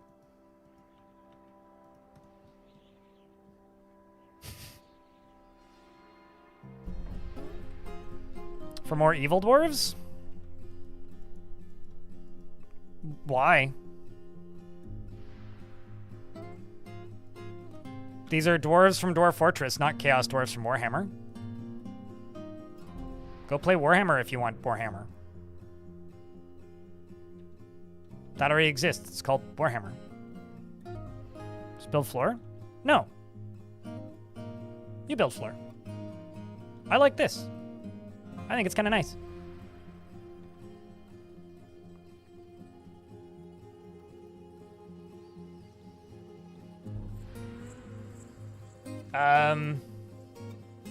But there wasn't any subscriptions for the last hour?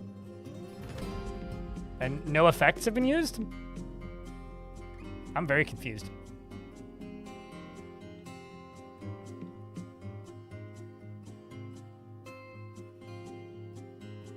As you can build on... They are so annoying, I think what you mean is as you can't build on them. Yeah, but unlike floors, they give dwarves happy thoughts. Like, they get the happy near furniture thought when they're near them. I only ever use them for stuff like this on the outside. They also use significantly less materials than... what's the word? Than building pathways.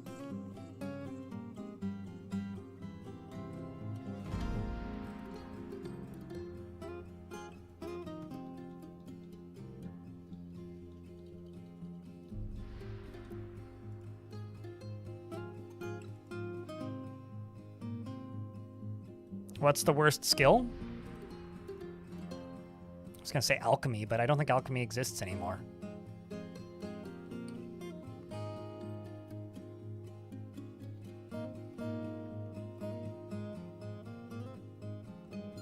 I don't think there really is a bad skill. Like, there's skills that aren't really useful to the player, but there isn't really a bad skill. I mean, like, I make fun of fishing. Maybe shell crafting if you don't have fish. The Diamond Order now requires a temple and a priest. Okay, sir, if you insist. Maybe gelding, but gelding is technically... Well, gelding and butchery are both technically just... like, copy-pastes of, like, striking. Like, they're essentially combat dice rolls.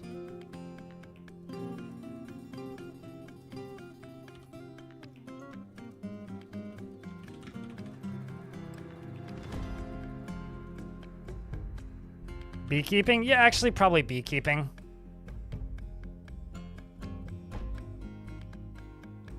Probably beekeeping.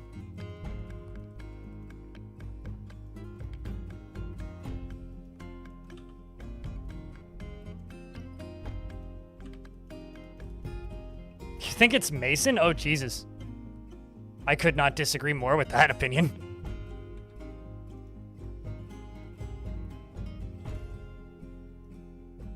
No, masonry is extremely useful.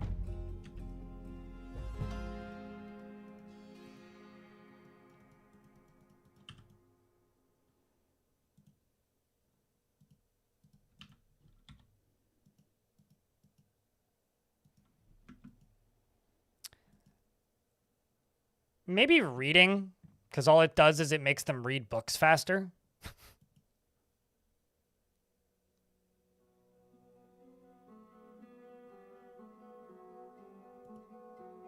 Yeah, maybe reading.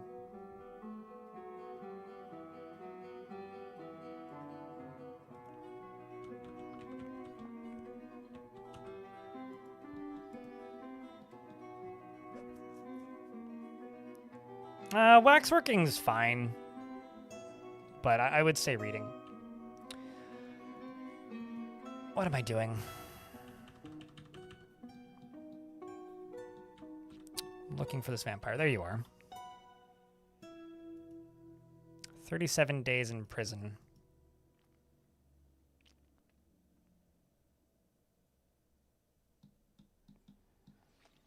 So the question is,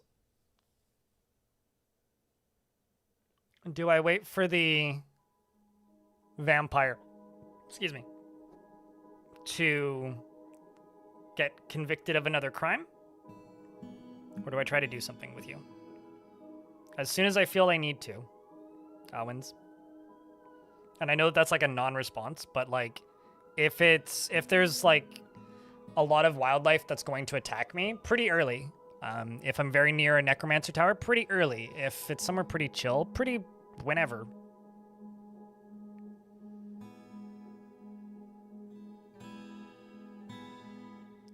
I honestly don't know and don't really care to know. Kage Jitai. I've seen that myth as well, but I have no idea. I kind of just don't care. I too would want to make myself gone after stating that one of the most valuable dwarven skills is useless. I too would run. Beagle Weagle. It ain't just stone building, my guy.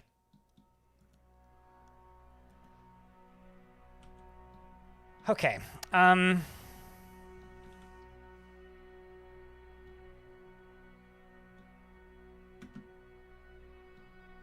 don't know what to do with this vampire, chat.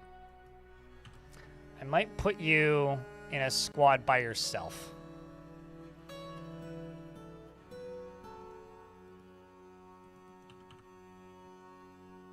Whenever these dwarves come back. And then immediately make you leave the map. When you're done with your crimes. That's kind of what I was thinking. Although that is less exciting than just making him fight this guy. So I don't know.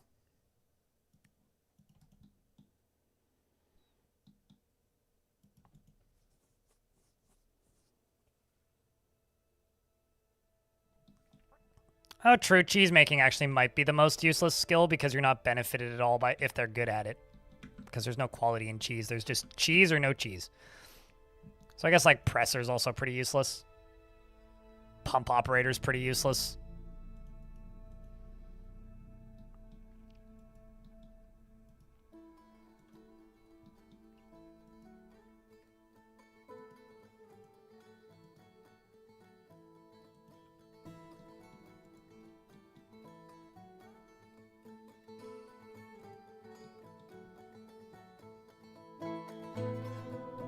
Yeah, it's like saying that Craftsdwarf ship is useless. Is that why cheese base price is so high? It depends on the animal that it's made out of, I think. Like, certain animals have, like, a bonus to value of things that is made out of them. So, like, bones, food products, etc.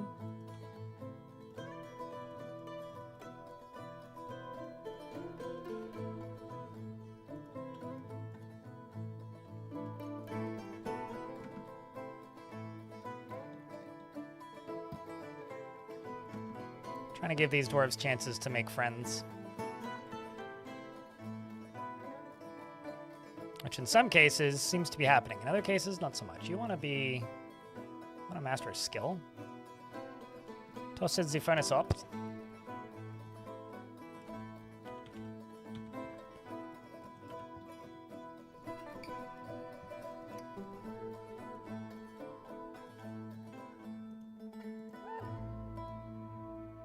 You need to all go pick up your stuff. What are you? Oh. It's like, why is this dwarf not doing the thing that I'm looking for them to do? It's because they're, you know, the vampire. Makes a lot of sense. All right, well, let's go down here and send this squad over to here. We're gonna go train up our Mark dwarves a wee bit.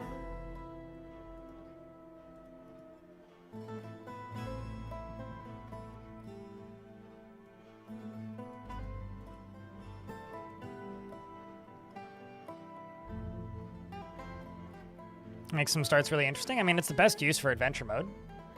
Bring some cool items while you're at it.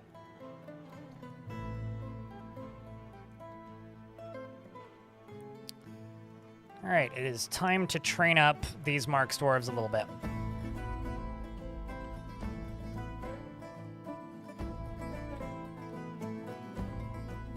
Which they currently can't stand there, so they're just gonna go stand down here. There we go, it's now open. They can back up. Come through the corner, and then they go do the pew pew pew. And it just kind of tickles them a little bit. You actually look at the combat log, glances away.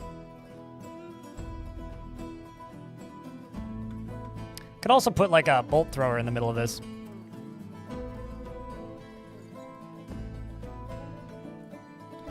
So right now you're all skilled. You're not much. You currently have like no skill in this. Should probably do some shooting.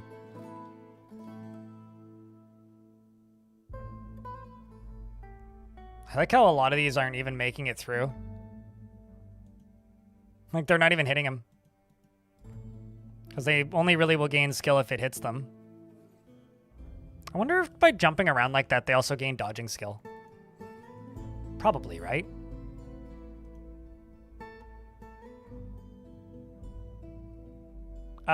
If you retire an adventurer in your fort, then yes, they will be there when you reclaim it.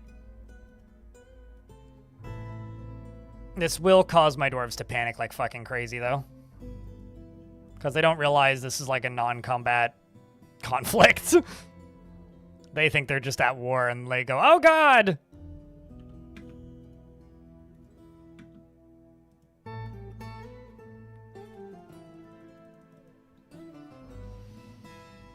And then they can go train up. Now they've done a whole bunch of training up, and then they can go do other things. I'm going to actually just make a siege workshop real quick. I'm going to just make like 2 bolt throwers and just put them right here and just go at this guy. See how those will work. Because I'm kind of curious. Bolt thrower parts, let's just do 3. I don't need many. No, those are adamantine. Hold up. Bolt. Thrower. There you go. 3.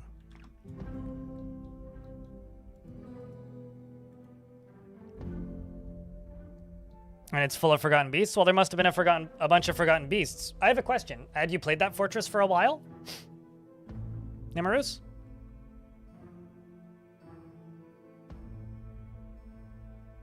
Did you have access to the caverns? Did you lock a bunch of forgotten beasts down in the caverns? Knowingly or unknowingly? That would be why. You have to make sure that all the beasts are dead, or they will just be in places in your fort. They're not the game doesn't know where they were when you retired the fort, and they've moved since. They just know that they're on your map. So, because the game's not that smart, it might, if not likely to, put them somewhere you're not expecting. Congrats, you've unlocked fun.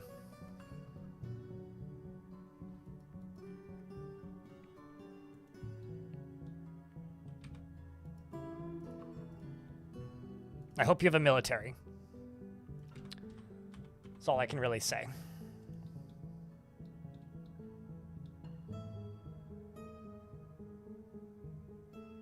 Did I make that giant dude into a living firing range?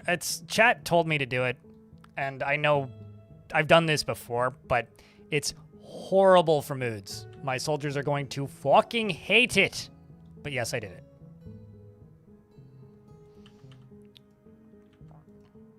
Dwarves don't really enjoy shooting and training on live targets. They just find it really fucking stressful.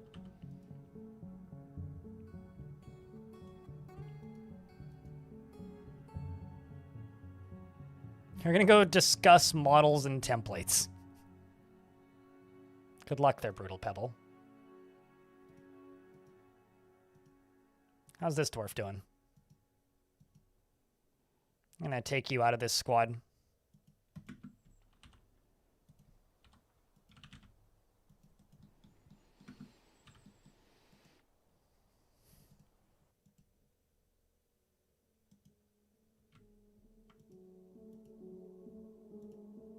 Oh, I thought I had fruit and leaves checked on that. Well, now I feel really dumb.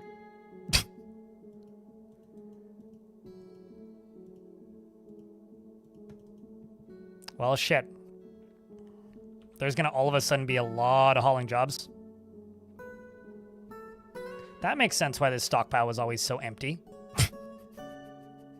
I feel really dumb now.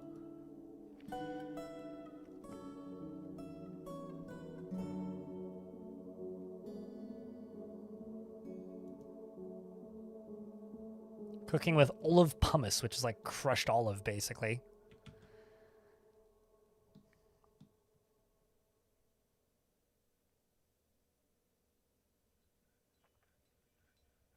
These forgotten beasts were in the tavern? Uh-oh. Hopefully your dwarves weren't all in the tavern, and if they were, then c'est la vie, Mr. Dorfus.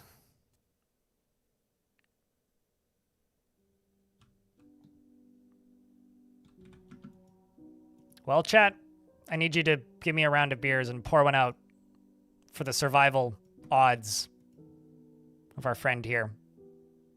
I do hope that you're able to pull it out, because that kind of sucks if things collapse around you because of that. It's not fun. So my condolences.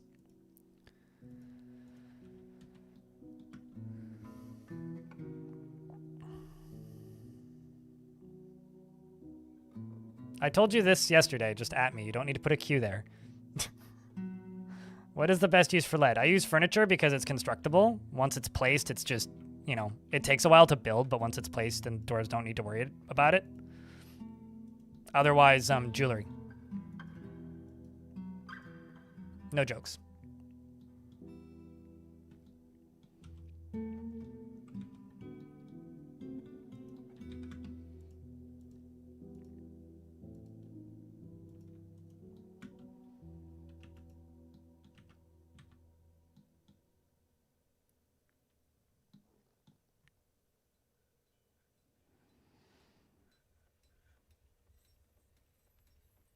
Dwarves are very empathetic, which is why a lot of dwarves really like working in...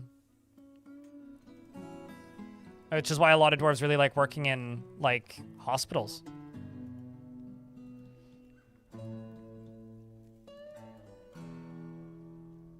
Got sheep tallow that we're cooking with. Durian seeds.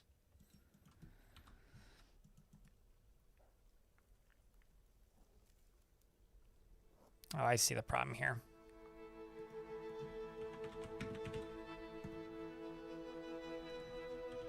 I set them to make potash from ash, not just make ash, which I feel dumb now.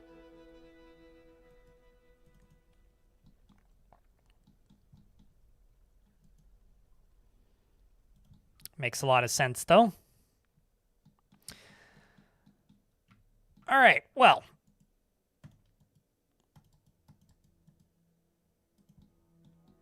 All of this is rolling, all that's rolling. All these dwarves are reading books. There's a dead hamster in the living room. The normal stuff, presumably. Tavern is bopping, at least while the dwarves are here.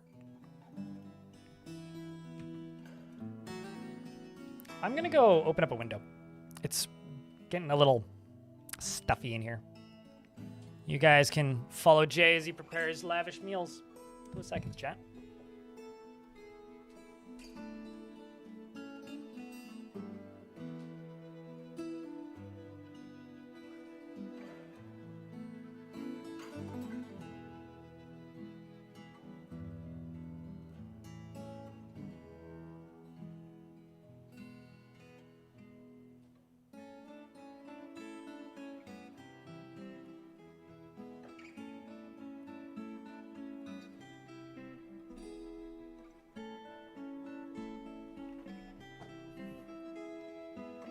All right, window opened. I now have a breeze. Might turn on the fan too. It was cloudy this morning, but the sun came out like in the last 20-30 minutes-ish. And now it's quite warm. Or at least there's quite a warm breeze rolling in through here.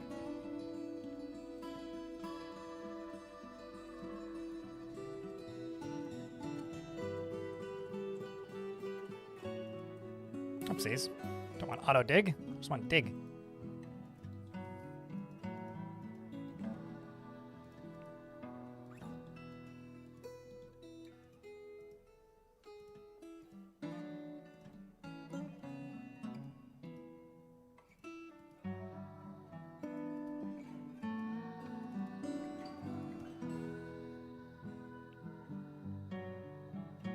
Cheers, Sen. Thanks for helping keep the chat moving. I'm trying to wonder, now when the next patch is going to be. The next time that would make sense would probably be around the time the Dwarf Fortress anniversary happens. I kind of thought that's what the dinosaur update was going to be for, but then, all those animals released way before then, so... I'm actually very curious as to when the next patch is going to be. I don't know about you guys, chat, but I'm also really, really, really looking forward to that stream that Zach and Tarn are going to do. For those of you who don't know, on the Dwarf Fortress 20-year anniversary, which is the 5th of August, Dwarf Fortress is going to be getting Zach and Tarn are going to be doing a live stream of... you're supposed to make things into lie. I guess whenever there's 10. Zach and Tarn are supposed to do a live stream of the original Dwarf Fortress build that released. Because I don't think I've ever seen either of them play that build of the game. So I'm very curious to see that. I'm super duper duper looking forward to that. Whenever Magic releases is whenever I'm going to pester Tarn to come on stream again next. So, I've got a ways before then, probably. Definitely some time's going to pass before Tarn comes in on the stream again. But because I'm still allowed to speculate and I haven't been led into private spaces where I know more, all I can really say at this point is I really hope that that Magic stuff that they release lives up to some format of expectations.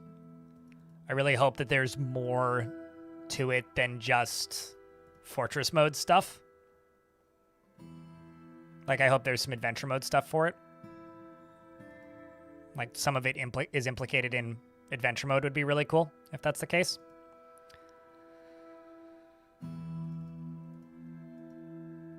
I just want to see people be happy about the update. Because, the Extinction update, new animals, real cool. Some people actually didn't like it, I think that they're the minority, for sure, but it would be nice to see an update that people can just kind of unanimously get behind, instead of it just being like, it's for some people, which kind of seems to be the way this one shook out, as much as I really like it. It's not everybody's cup of tea. So that's my big hope. Is there doubt about it? I don't know. Is there? You tell me.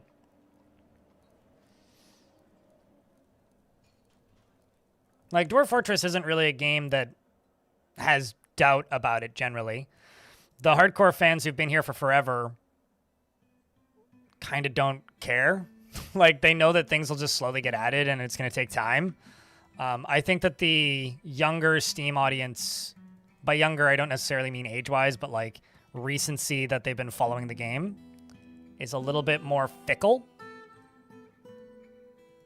and less forgiving, for better or for worse, than the old school audience that's been here for forever. So I don't know. At least from my perspective, I don't really have doubt. I know that whatever Tarn adds will make sense at some point, but I also know that Tarn has added things to this game before that make zero fucking sense when he adds them.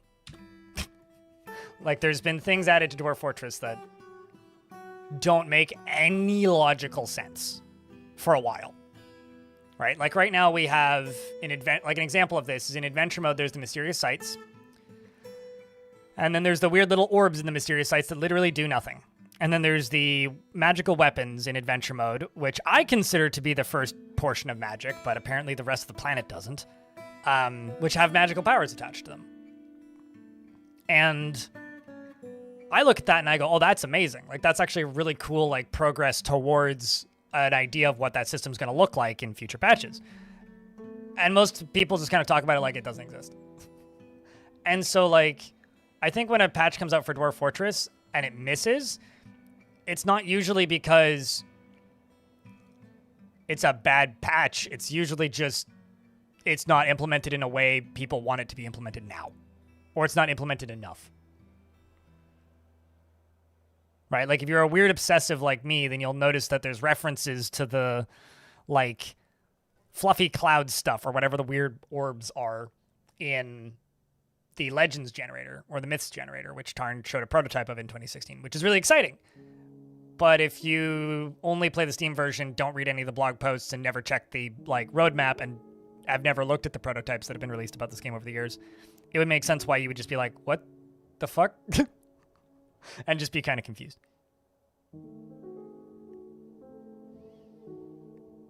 No, and I've explained why like a bajillion times. I've modded the game to just play as goblins. I've modded the games to just play as elves. They're literally just weaker dwarves that have half the mechanics to keep happy and are very, very easy to keep happy. Like, it's like removing all of the management from the game, basically, Nimruz. So, no interest in doing that. I don't mind replacing the management with different kinds of management, but, like, managing humans is just managing dwarves, but they don't need alcohol. So all you need is, like, 5 wells. Like, it's so fucking boring.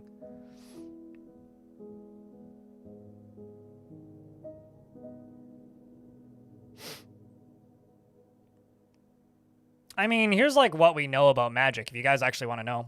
I'll go read the thing. Give me a sec.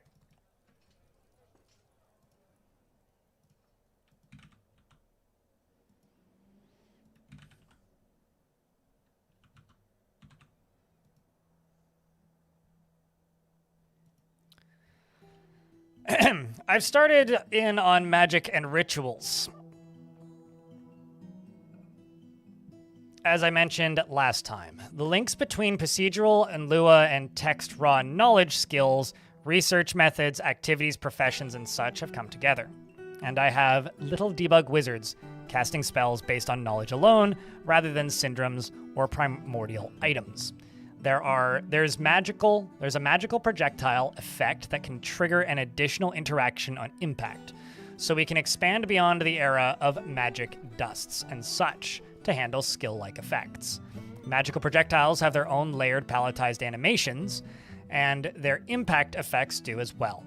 This includes special palettes for divine metals and fabrics, which can also be used for sphere-linked colorization generally.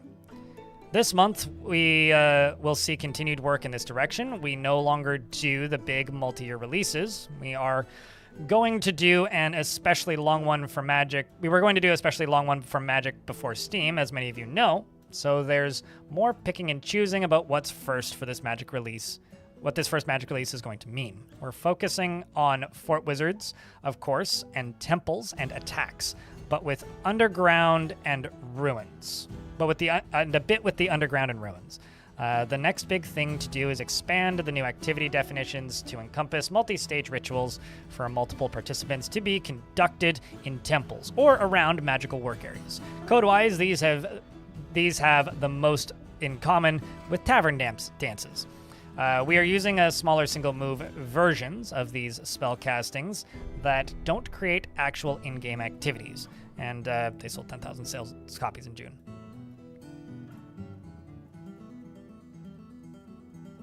No, I wouldn't. Charbold. So, like, that's what we know right now. But I think people get a very specific mental idea when they see the words magic. And I think it falls into a very D&D kind of style of magic, like click, attack kind of thing. I'm kind of this is just my envision of what Tarn's talking about. It kind of sounds like if you have a temple, like this is a temple, right? If you have a temple, they'll go dance there sometimes and then thing happen. That's what it sounds like to me. Maybe I'm off on that. And that is something the player will be able to trigger. You really, really should go sleep where you're supposed to sleep. Instead of going wherever the fuck you're going. But like, I don't know, man. Maybe.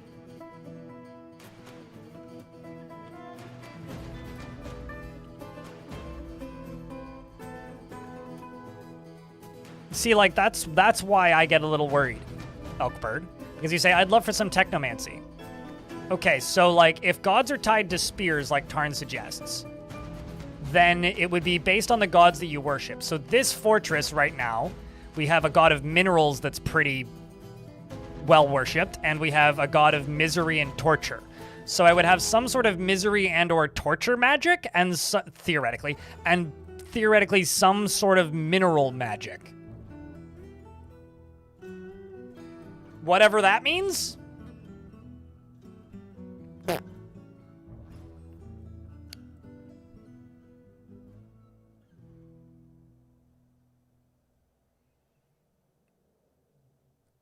Are you asking me why I didn't read them? Because I don't read those.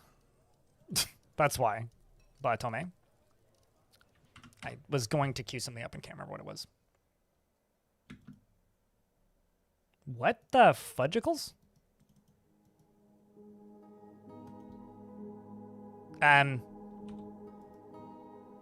Oh. Look at what I found, chat. Dinosaurs. Well, that's exciting.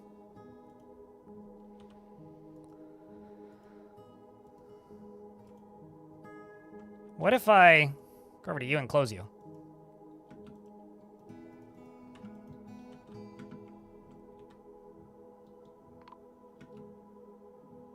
Oh, I was wondering when that was going to happen. The vampire's been found nomming on people again.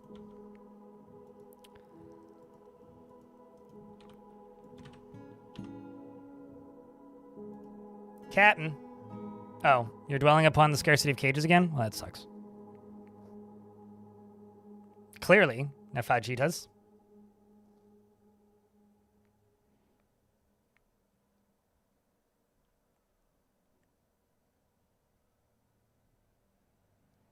Okay, but like, Dwarf Fortress I don't think is going to have geomancy.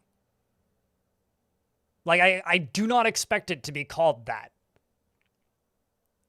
Which is why I'm like, I think that when people talk about this update, I get worried.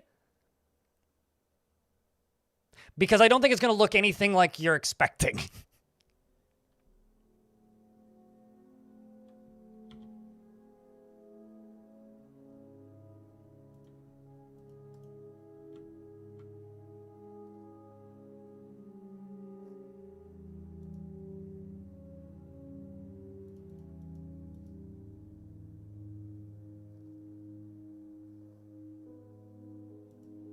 Okay, let's just get you locked up again.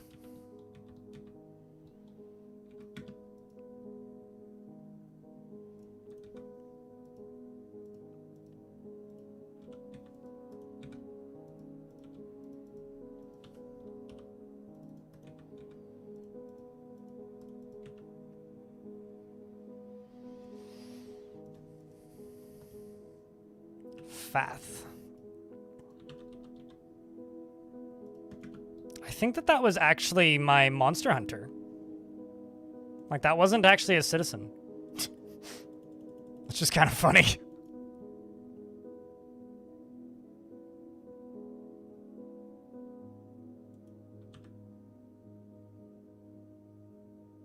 If it was a D&D style magic, the update would probably be up by now, so you're very excited what they consider magic.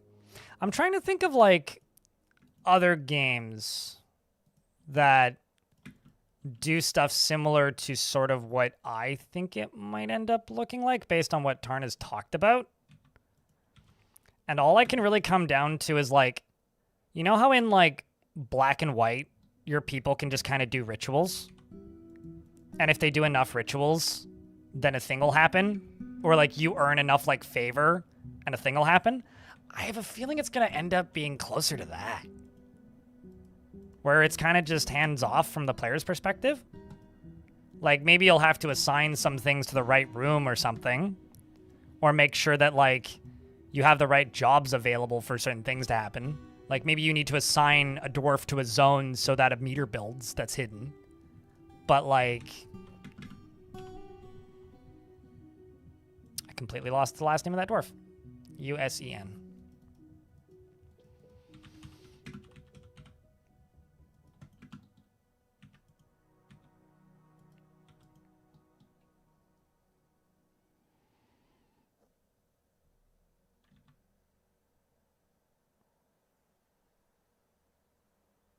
Or you have to craft magic stuff in a workshop and then they can use it in temples.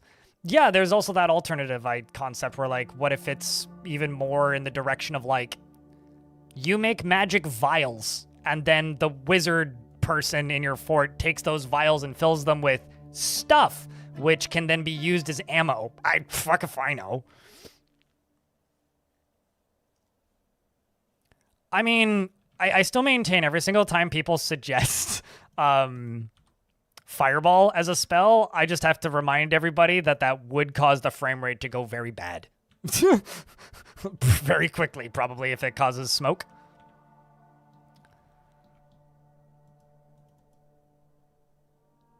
That is honestly one of my biggest fears. Is that a bunch of spells just break the frame rate.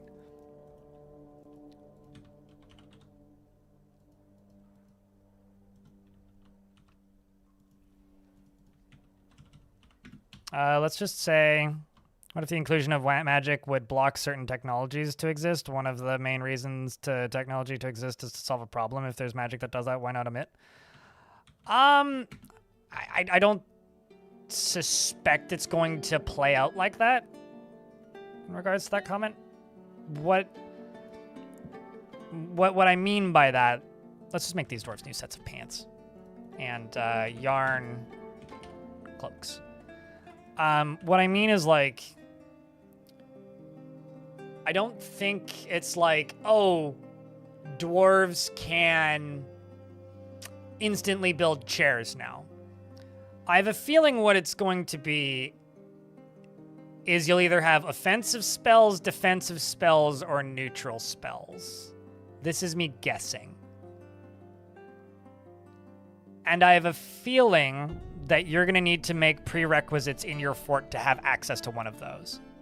If it's a defensive spell, it's probably not going to do anything, except for when goblins or elves attack, or humans attack, or whoever has access to the spell that it counters. So, like, maybe goblins have a sorcerer that can shoot gem dust, which works like a cannon, okay? And, like, maybe shoots and causes explosions. Okay, fine. Maybe they shoot mineral dust that causes explosions. We call that gunpowder. More or less. And maybe you have a god of mountains, and the god of mountains has a nullify magic equivalent, so they can't use it when they get through your gates, which makes them quite weak. So then you would be incentivized to either make the temple closer to the baddies, or be incentivized to let them into the fortress so you can fight them once they're inside, instead of fighting them outside. Something like that. I don't know. I have a feeling it's going to be much more like that, less of a... How do I put this? Less of a... This spell just does this thing. I have a feeling it's going to be a bit more abstract. When does it come out? When it's ready. We don't know. There is no announced update. I would assume sometime later this year because they've said this year. So presumably November-ish, October-ish, but we don't actually know.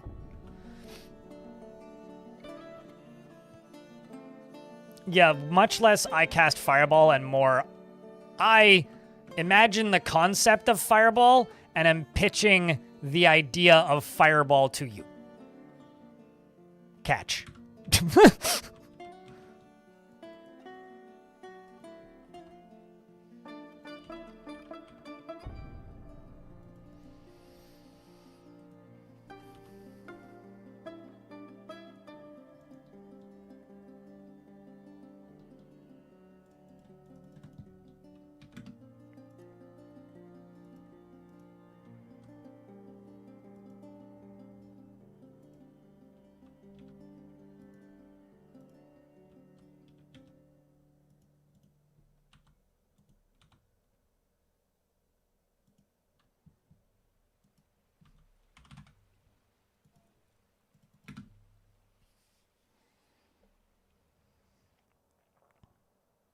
And good day, Lab Enjoyer. How are you today?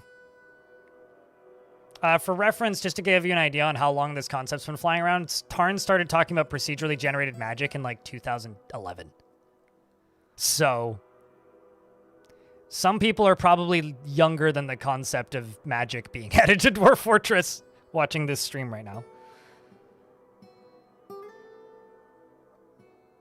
I am also more interested in the myths half of the myths and magic stuff, Elkbird, but I've got nothing against adding more varied gameplay to the game. I think personally, if I were to say what I'm more interested in seeing added to Dwarf Fortress, it's overhauls to Legends, it's overhauls to World Gen, first and foremost.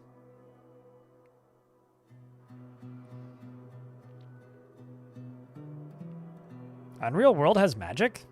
That is complete news to me. And I've played Unreal World, what? Or was this one of the things that they removed from the game? Because I know that game's changed quite a bit over the years.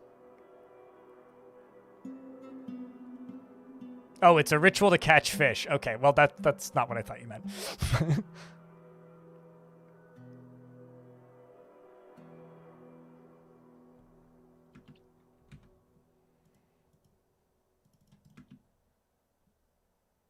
That might be. Because, like, in the 1990s, that game was, like, a hard fantasy game. And now it's, like, Stone Age survival. Like, a lot of the fantasy stuff got removed. Which is kind of crazy, actually.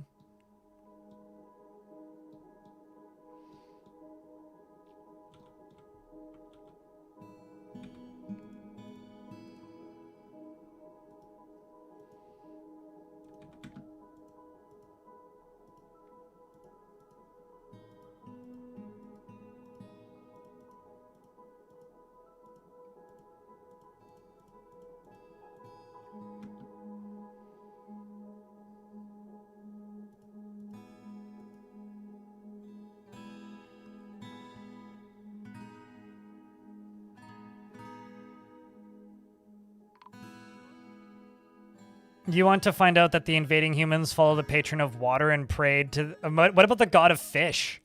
They worship the god. They worship the god of fish, and so they all get gifted gills when they go to attack. It's like Water World. All hail the Water World. I read that as kiss my ring. It's kiss rhyming. Dis. Lisp. Nope, that doesn't rhyme with kiss. Piss. Bliss.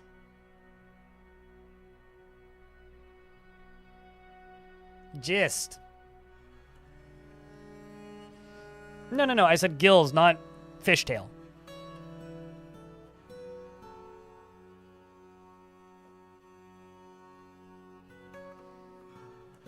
Okay, but what if they worship the god of minerals that turns their skin into steel when they invade?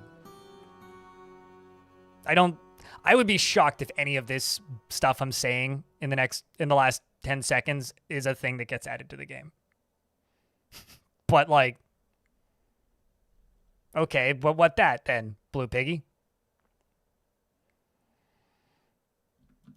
Actually, Iron Skin does kind of sound like a thing that would be in a video game Magic system. I'm pretty sure Stone Skin is.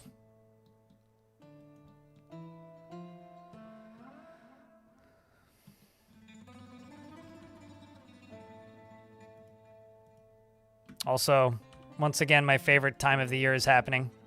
When all the dwarves climb up and into the trees and gather all the stuff. Look at it. It's glorious. Absolutely glorious.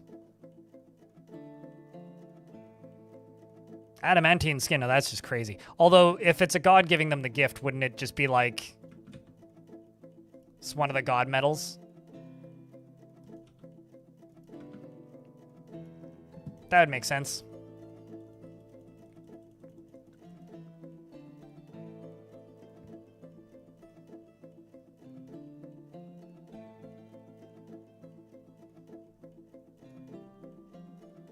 You're hauling an avocado? Just an individual avocado? Rambutans everywhere. Meanwhile, Soap Goat here. So I'll have to go brew some drinks from fruit. This is super duper duper empty.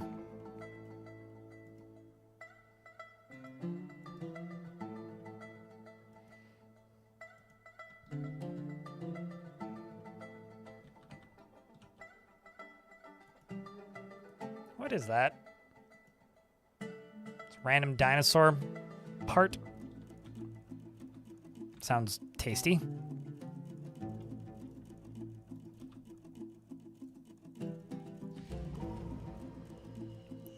And a fish cleaner has been taken by a Feymood.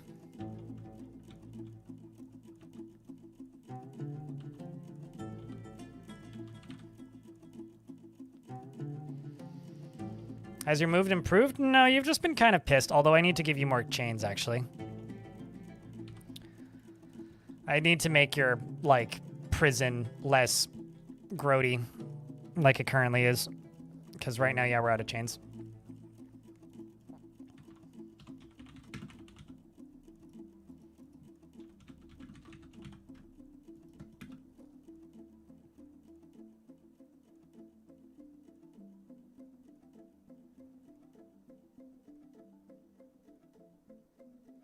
Oh gosh, I hope not. Cravclash. Although it really makes you wonder what spells would the god of suicide do?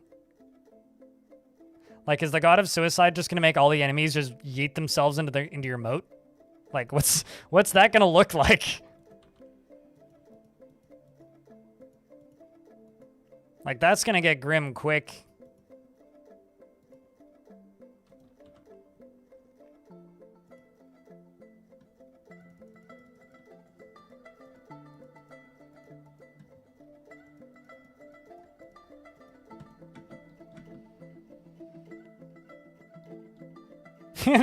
Okay, actually, kamikaze goblins would be a lot of fun.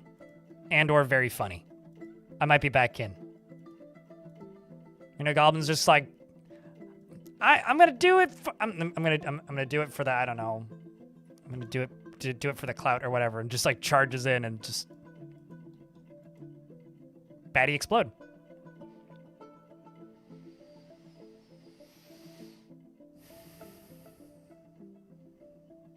Or just like randomly one dwarf a year explodes. Or it's like the god of murder. Randomly a dwarf just dies. Nobody notices the effect. And go, why doesn't my god do anything? It's kind of sad, really.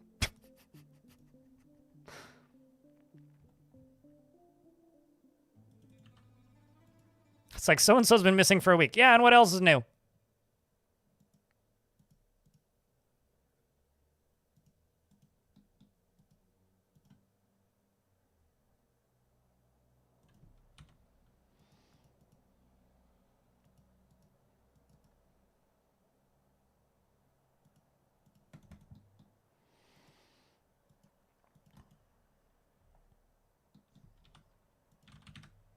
Let's see what Strange Mood doing. Marble.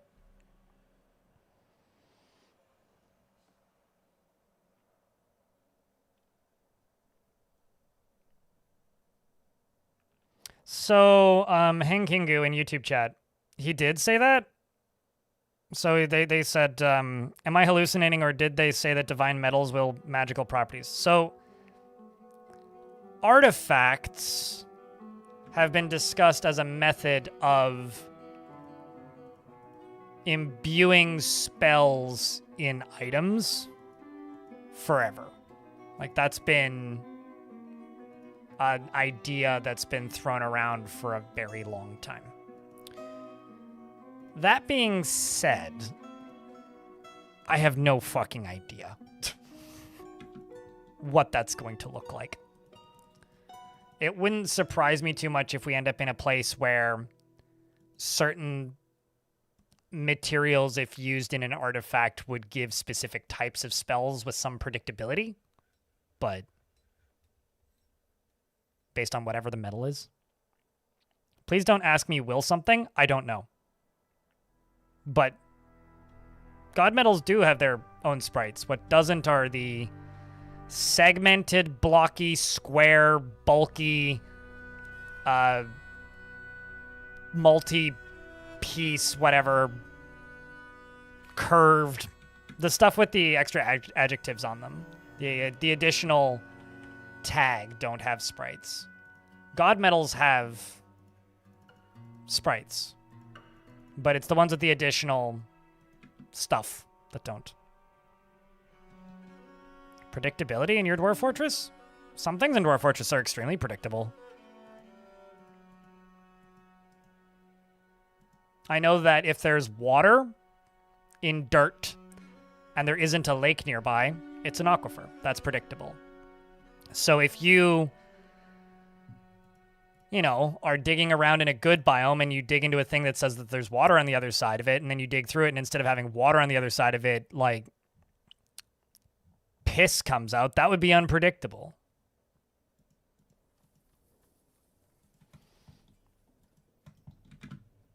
Comprende?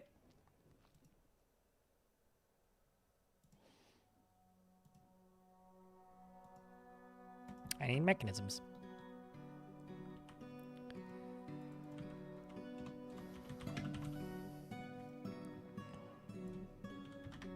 Who peed in the dirt? Sure.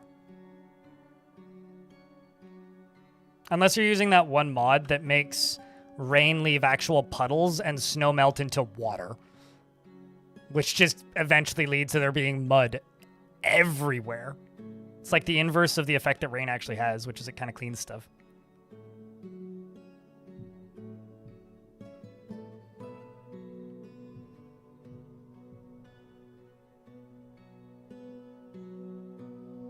I'm very happy that Dwarf Fortress isn't Warhammer, J. Graham. People always tell me these little bits and pieces about Warhammer stuff, and the more I learn about Warhammer, the happier I am that Dwarf Fortress isn't Warhammer.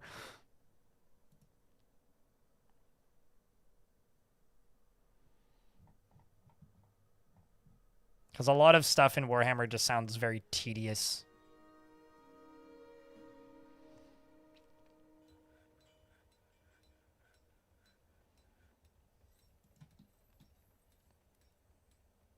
Mathematically, yeah. Elkbird.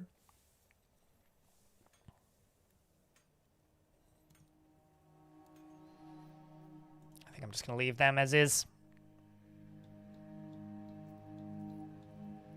You really like the fantasy setting? Certainly, but I think, like, if and this is one of the reasons I'm super happy that Dwarf Fortress has, like, the prehistoric animals in it now, is it sets it apart, makes it different. I think that like the worst thing that you can do for any kind of fantasy setting is make it all samey and homogenous. And I think that sucks.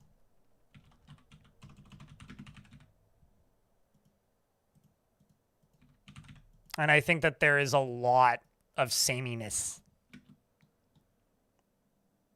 in different universes of fantasy stuff. So I need to actually make that temple that I started, which is going to go right here. Temple, the Diamond Order.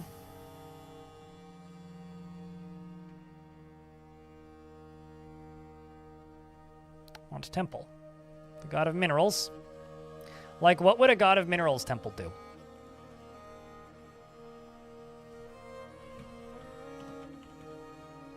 Like, if you were making a god of minerals temple, in order to use spells, would it require specific types of materials in it?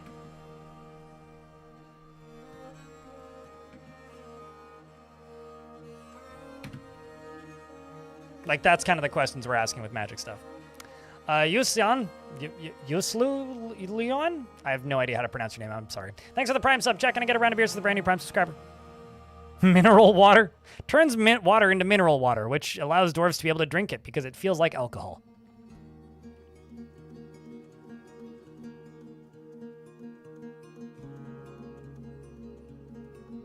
What if it, like, here's the thing. What if it let you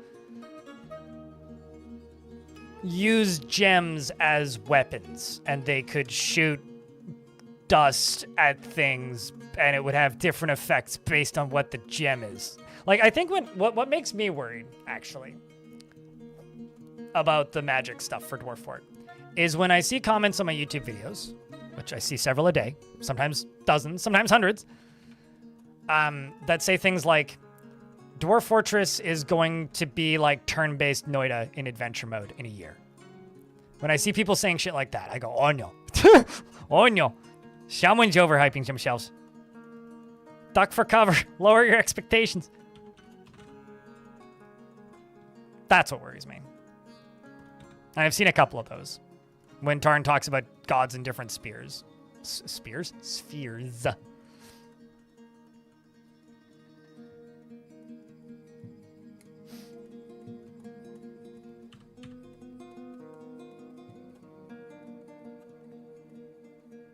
BRB, gotta go drop some high expectation comments on a video. I mean, go drop comments on my video. But, like, I do wonder.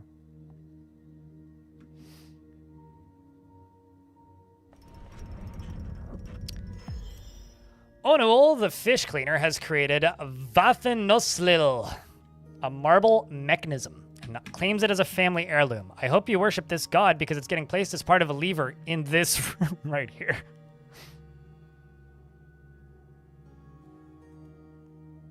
You know what blew my mind?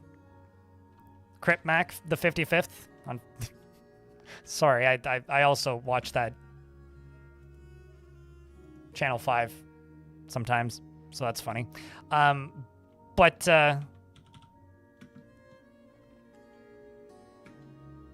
Onuel, you mean the one that died?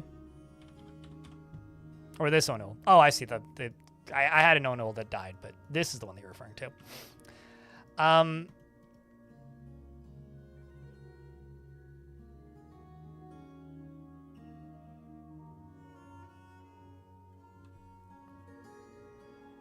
of Murder gets Glocks. And all the dwarves get little red bandanas. You know, Suited? I genuinely disagree with that take. I don't think we're ever getting a Slaves to Armok 3. Because we never technically got a Slaves to Armok 2. Dwarf Fortress is a spin-off. So that's like saying Final Fantasy X-2 is Final Fantasy 11. Which it's not. It's actually like Final Fantasy 18 or something because they made a bunch of other spin-off games.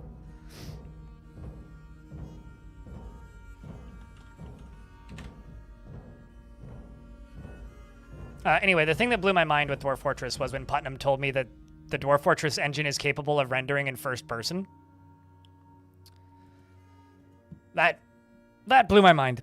Anyway, she is greatly moved by art and natural beauty and is troubled by this since she dislikes the natural world and has little time for forgiveness and will generally seek retribution and can be very happy and optimistic. She forms strong emotional bonds with others at times to her detriment and is quick to anger, is pleased by her own appearance and talents and generally acts with a narrow focus on the current activity. She does not often feel lustful, has a greedy streak, and lives a fast-paced life. She prefers that everyone lives as harmoniously as possible and prefers to present herself modestly. She laughs loudly when she's excited, and she lowers her eyes when she's trying to remember something.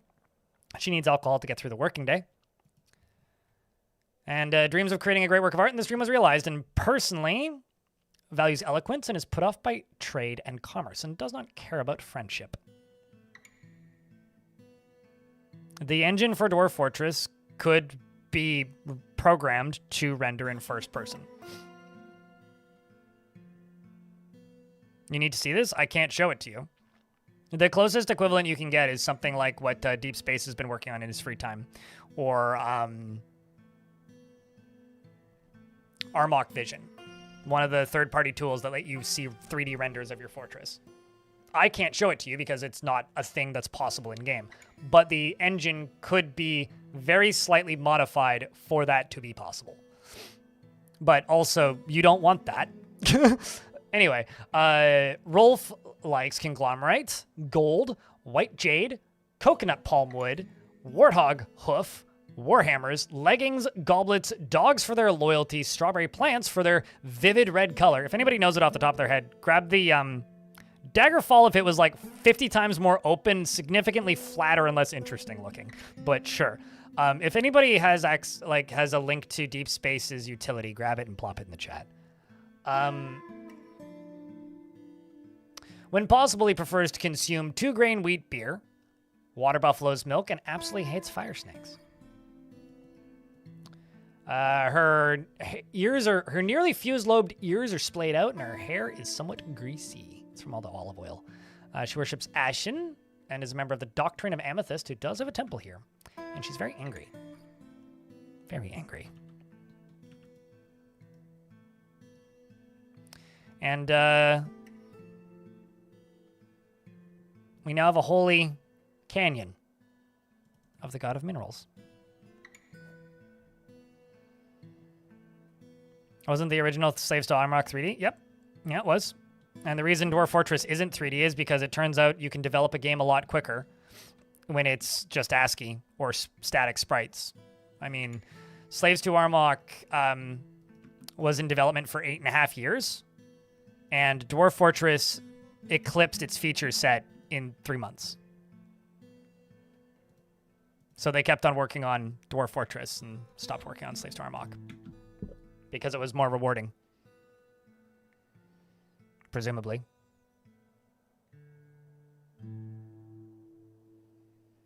I mean, originally there wasn't an official tile set, yeah.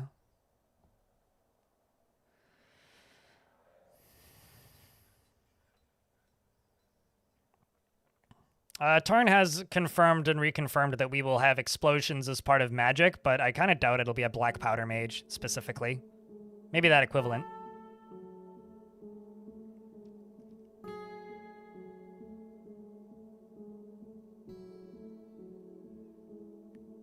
You need to also remember that I talk about some things sometimes on this stream, not Minky Green, that are just things that are true, but aren't like relevant at all.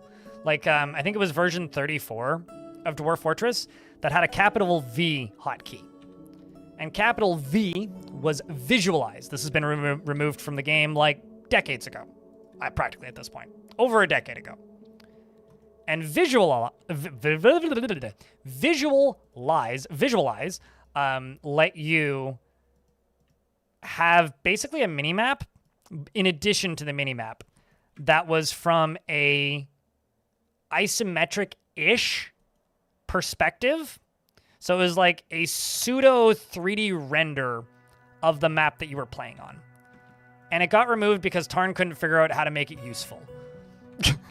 Like, I asked him about it once, and his response was, yeah, I couldn't figure out how to make that old thing useful. It was just, like, kind of confusing and made people, like, annoyed, so I got rid of it. Thanks, carbohydrates. Like, this is sort of a, maybe not the best example, but an example of what like Dwarf Fortress could look like in first person. Also, apparently there's somebody making a tool to export forts from Dwarf Fortress and be able to walk around in them in Vintage Story. And there's an old one that used to let you walk around in them in Minecraft. But that one is quite old, admittedly.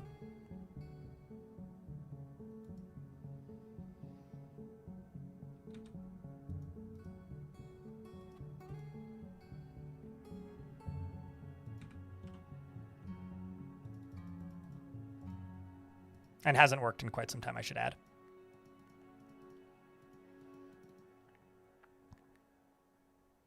Stone Sense isn't 3D. It's like sprite-based or isometric, but sure. It is a visualizer. It's just not 3D.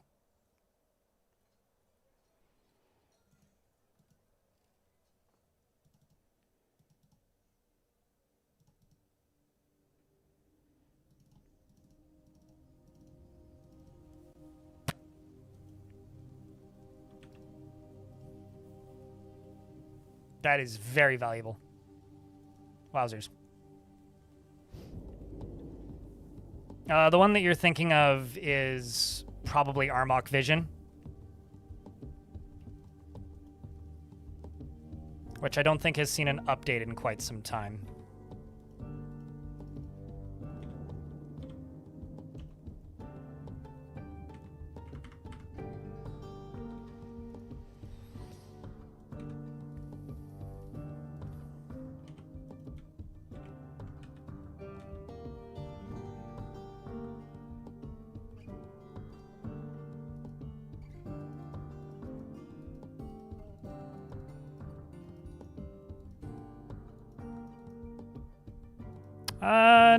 That's not wrong, but that's not entirely true. Not Minky Green. Minecraft was originally a fork of an open source game called Infiniminer, which was developed by a guy named Zach, who went on to found a studio called Zachtronics. And Infiniminer was fully open source, free. You could fork it and make money off of it, do whatever you wanted with it. Like old school open source. And Notch referred to it as an Infiniminer clone once, and then made a fuckload of money and became extremely rich, and then never mentioned that it was based on an open source project ever again. And there's a pretty heartbreaking piece of footage of Notch giving his speech at the Game Developers Conference with the guy who made Infiniminer sitting there, who at the time still had a day job, wasn't working full times in the games industry, and he's watching this guy go, and he looks over at the camera and goes, man, he didn't even mention my name. So that feels bad and is bad. But on top of that, there's a couple of games that Minecraft has a lot of like DNA in common with. But Infiniminer, the map generation was partially based on Dwarf Fortress's map generation, because it would generate you a landscape, and then it was team versus team, and you had to build your base, and then you'd play a first-person shooter in your base. You can still go play it. I mean, it's free. Like you could still it's probably still getting updates. I don't know. Someone's probably doing something with it. But Dwarf Fortress's impact on Minecraft, I don't know if it came before or after the Infiniminer connection, but Notch is a notable person who has played a Dwarf Fortress before.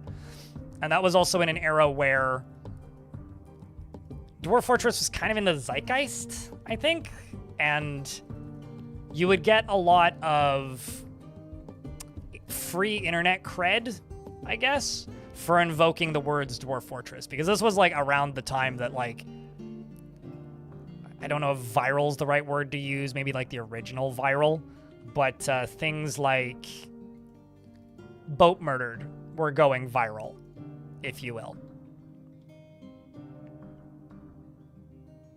Notch is very notchable.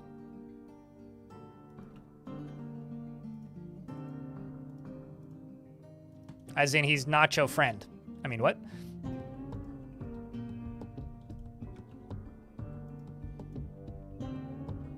Let's do some training with this sucker. Some migrants have arrived.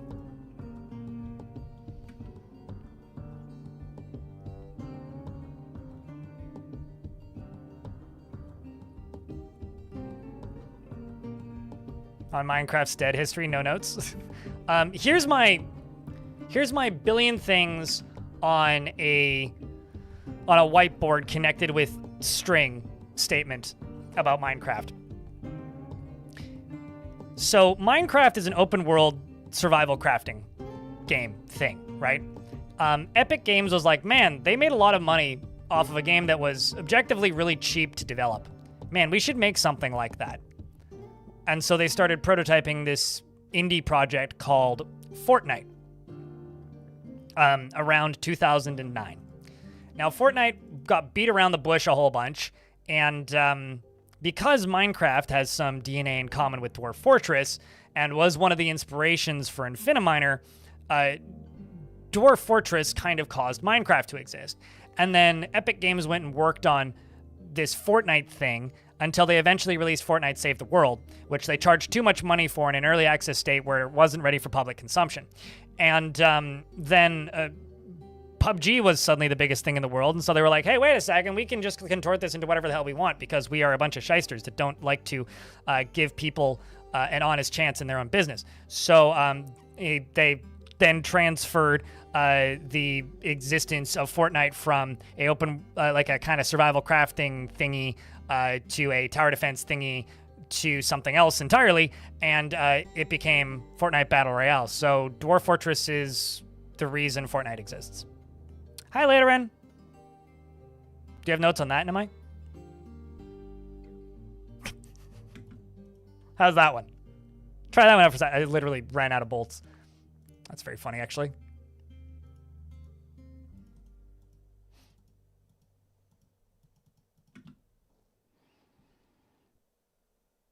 Same way Eve stories were? Absolutely. Chat, can I get a round of beers for Lateran keeping that sub alive for 14 months?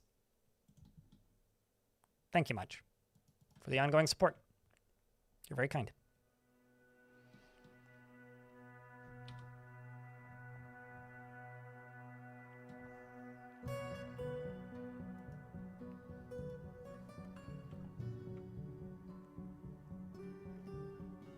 Been annoying the channel for over a year. That's a definition of annoying.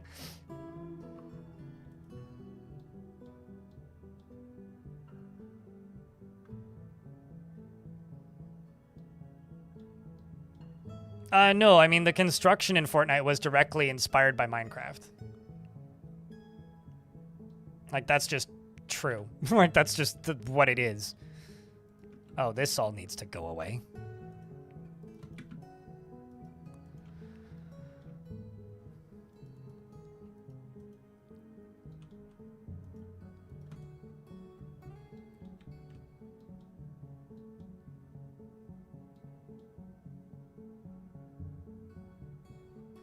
Also, chat, I asked for more beers, and we got one more set of beers. When somebody resubscribes in this chat, you type in the beer emoji or the beers emoji, and if less than 2 people respond, like, what are we even doing here? Or my beer emote.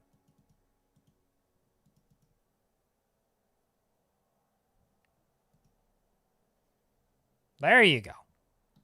Chat found the beer button.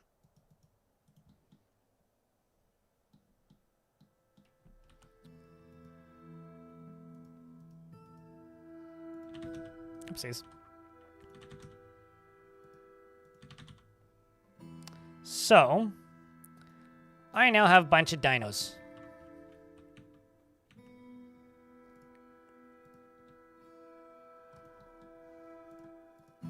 And I think it's time for us to build these dinos a home.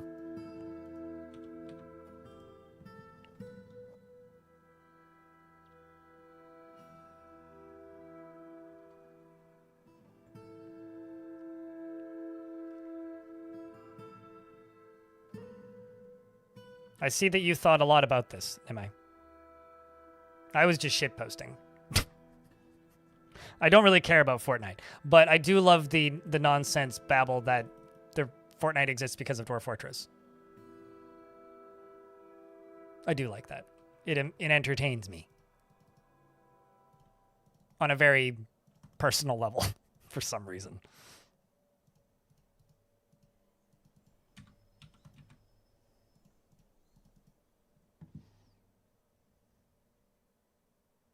You know your gaming history? I mean, I used to know somebody who referred to me as a walking encyclopedia for video games, and let me tell you, there's worse curses you could have. I know all this, I kind of lost interest in the topic, I guess.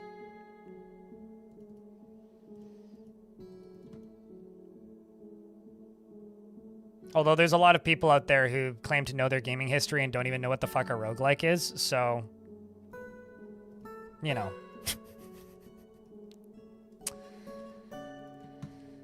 Life goes on.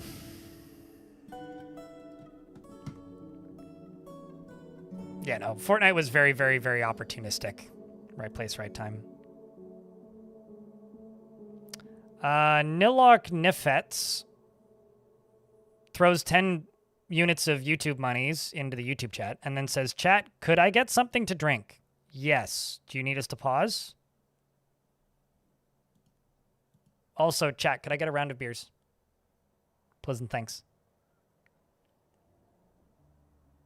Hey, you're one of the good ones then. The number of times people have told me that a card game is a goddamn roguelike, and I just sit here rolling my eyes. It's like, y'all don't even know what fucking Rogue is. I'd be impressed if they were, like, at the very least, Thief, but... Is it bad that I'm looking forward to the remake of Thief, even though it's probably not going to be great, just purely because it'll be nice to have a version of Thief that doesn't require you to spend 90 minutes rebinding the keys to be able to play somewhat functionally?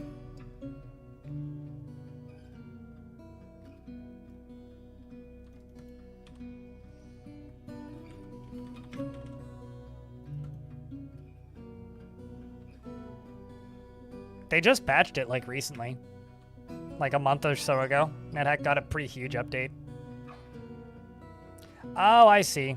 Nilok wants beers in the YouTube chat. But you got plenty in the Twitch chat already. We do also have wine over here and juice boxes in the YouTube chat.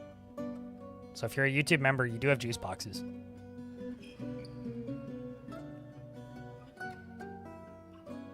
Or hereby Hades likes?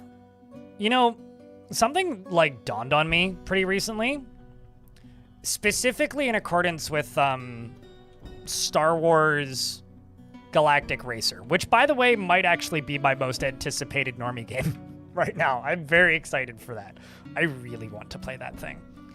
But something dawned on me in the context of Star Wars Galactic Racer. And that is... Star Wars Galactic Racer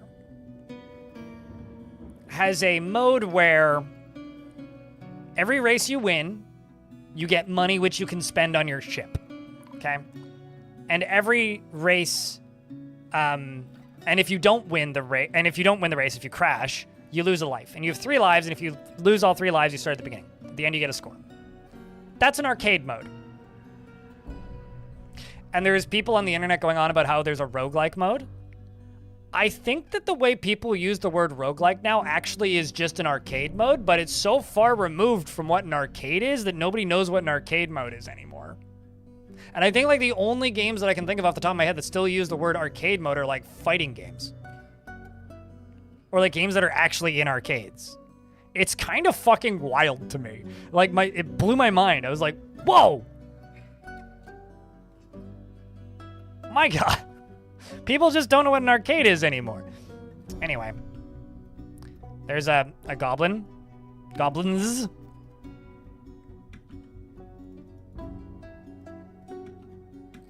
And you... That's funny. This dwarf is doing construction.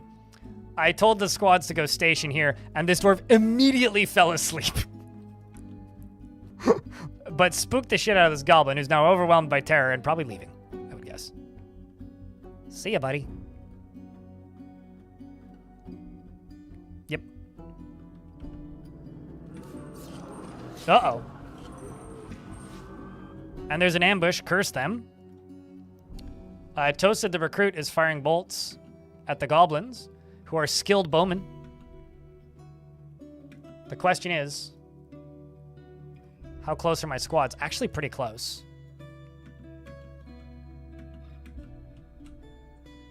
They're running up to...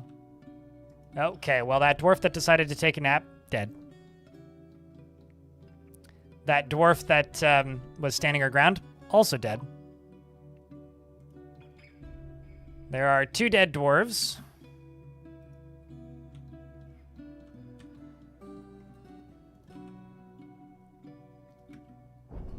Let's see how they go on in this sniper battle.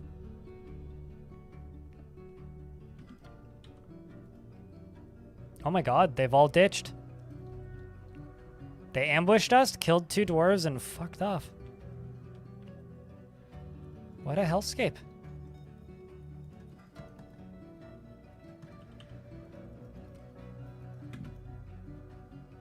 Grim.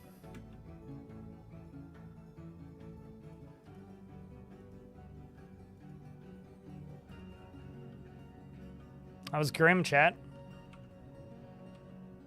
What's the material of the paved road? I think that's actually logs. They don't... Yeah, it's claystone. They don't, what's it called? Change color based on material. Which is kind of disappointing, but it is what it is. Well, with that, the goblins now require our vengeance. You attacked us. Although I don't actually know who they are. The mysterious monster is who's attacking me. Oh, so mysterious.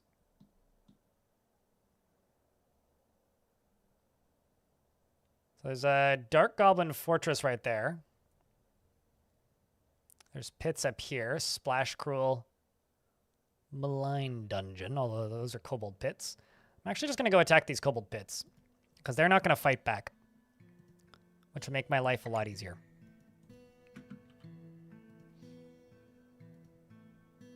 So we're going to go test out our skills on that.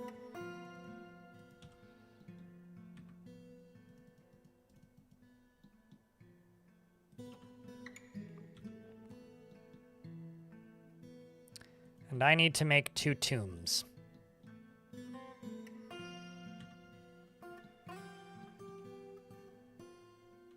This looks like a funny shaped, like, pig. Like, see, there's its snoot.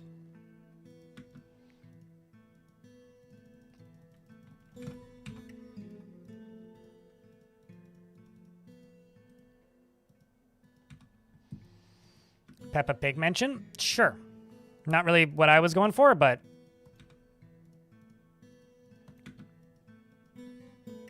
I understand that Peppa Pig is a kid's cartoon. I have no idea what Peppa Pig is outside of that. That is 100% of my knowledge of Peppa Pig. Paint breath. Inquiries on paint breath. I think if you have paint breath, you should stop drinking paint.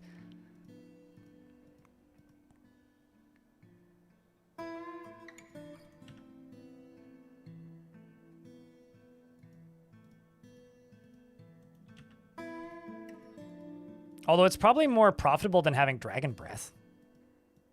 Oopsies.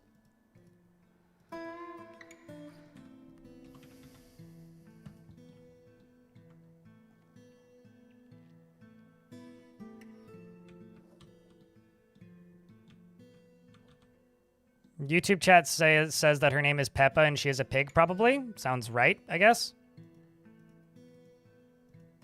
Actually, no, not there.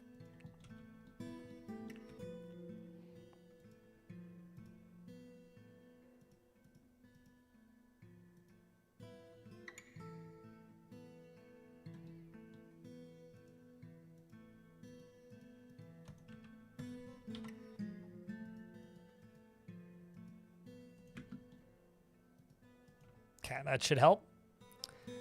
Crazy Goat has returned. That was fast. I did a bunch of random exploring of things. I got an elephant ivory scepter by raiding the kobolds. We let the dwarves led the attack, and the dwarves had no advantage. The goblins actually did, which is interesting that the goblin was leading an army of kobolds. And we looted treasure after killing the goblin. So I guess that's good. But now they're at war with us, so we should just keep attacking them. Go get them, dwarves.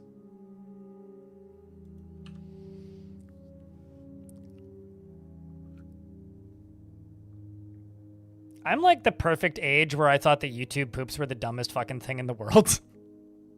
Like I just perfectly missed them.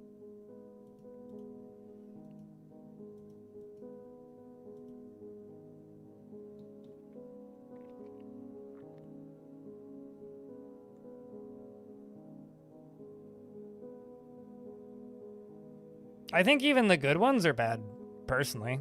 I've never saw one that I thought was funny. It's, I guess, just perfectly not my sense of humor, is what it is. Which is totally fine, by the way. Also, check out all this olive oil soap. Probably smells great. These dwarves smell like olives.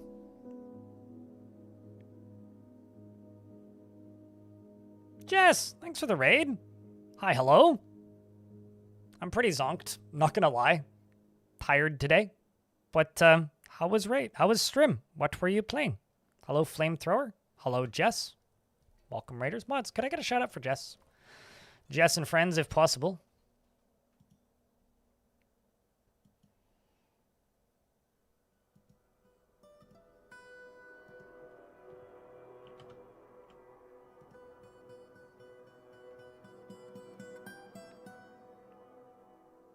I mean, that's just called, like, growing up. J-Sog, what up, dude?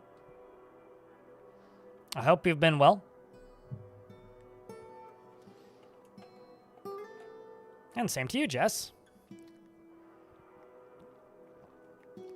I've been okay. Getting by. 73 months. Jesus Christ. 73 more months than I was expecting. Chat, can I get a round of beers? For both the Raiders and also Jess keeping that sub alive for 73 months. I'm building a kind of cool fort, and they've added a lot of new animals to Dwarf Fortress, so I'm building an army of new animals. These guys. Also, apparently it's party time. Who's ready for party time, chat? The dwarves are partying for the raid.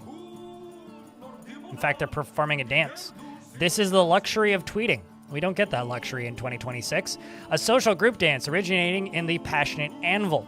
The form guides dancers during improvised performances. The dance is accompanied by the Golden Tresses. The dancers perform in several lines. And this dance is a refined art form with 5 specific moves to be mastered. The dance is flamboyant.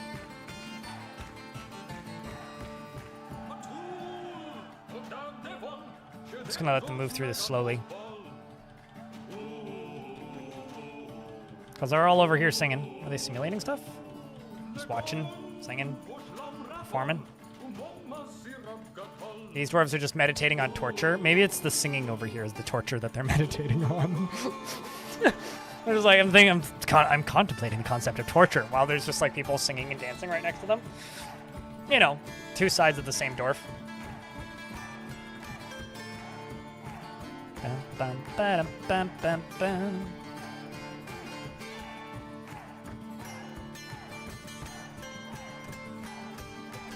And of course the cat's dancing too.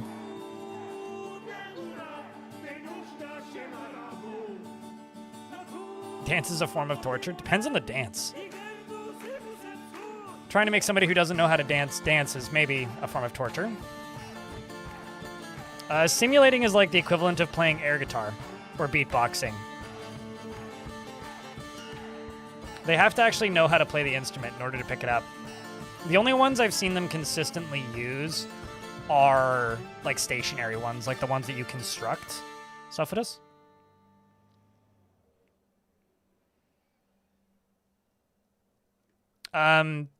Because I don't kill people in real life, Elkbird, but I play a lot of video games where I shoot things. I've played every Grand Theft Auto game. That's actually not true. I haven't played Grand Theft Auto 2. I've played most of the Grand Theft Auto games. But I'm not going to go do that in real life. Also, it's not like a lot of the gods that people worship in real life are any more innocent than Dwarf Fortress gods.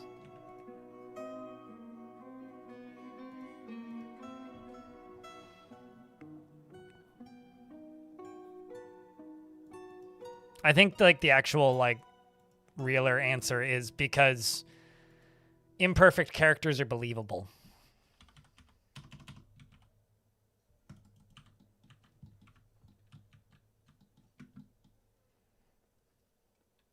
I'm in. Sign me right up. I'm not using any mods. EPGLR.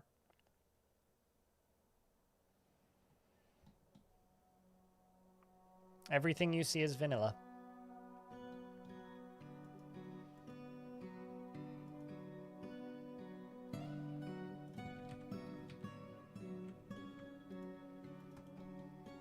Actually, can't really do that.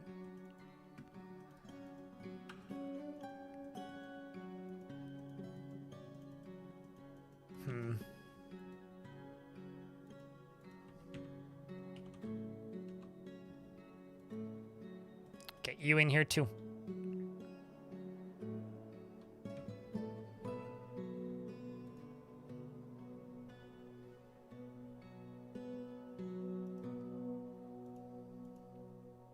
No, not cage traps. I need these.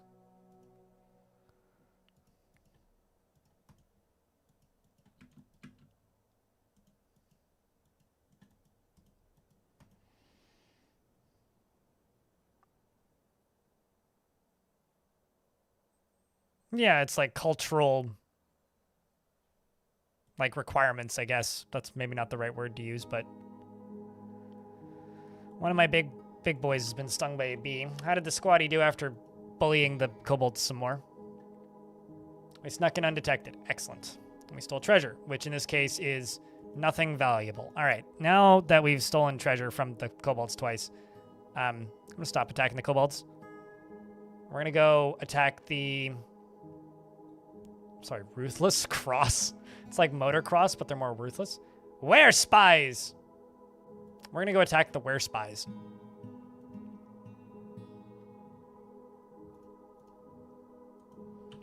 So they're going to go attack Were Spies. That's just a very funny name. It's like Spy versus Spy, but they're Were Spies.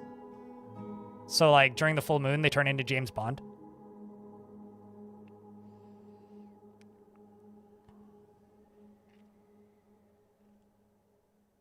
I mean, I don't think I'm an evil person, but I listen to some pretty evil music.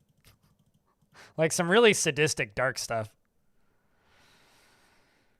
You know, like, I don't think Trent Reznor is particularly evil, but he's got some pretty evil songs. I don't think that Corpse Grinder is evil, but literally read any Cannibal Corpse lyrics. That being said, James Hetfield, very evil. Hadfield, not Hatfield, or whatever the Metallica guy's name is. Very evil. I can't believe they would do that to poor old Napster. Napster didn't believe it. Didn't deserve that. Napster deserved better. Napster did nothing wrong. That's actually not true. Napster did plenty wrong, but they were too easy to get caught. They were too loud about what they were doing.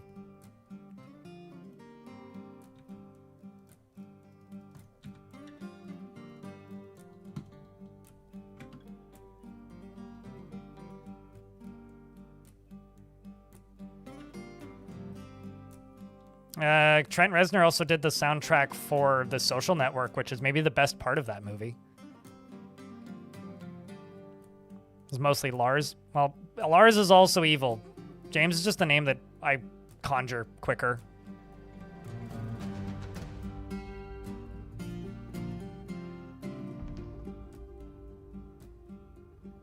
Like to give your Embark guys all musical skills and then they party all the time. It's really fun when you give dwarves like really high comedian stats because then they become friends way quicker. Julian. Unless they all have terrible sense of humor and then they're just outraged all the time, which is also really funny for different reasons. Didn't Trent make a Quake soundtrack? I thought it was like an alternative soundtrack. Maybe I'm wrong. No, I'm thinking of something else. Unrelated to Trent Reznor and musicians that have done nothing wrong. You know the video game Tribes? Originally, Tribes was supposed to have a theme song written by Motley Crue.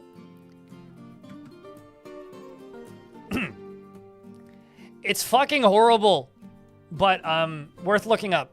If you want to laugh your ass off. I also really liked Tribes back in the day. I was horrible at it, but I liked it. Even got some kicks out of Tribes Ascend, even though that wasn't very good. But if you want to hear some genuinely awful music, I do recommend listening to Motley Crue's theme song for Tribes Ascend. It is a special kind of horrible.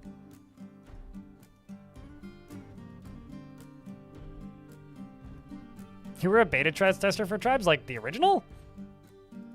That's wild. Small world.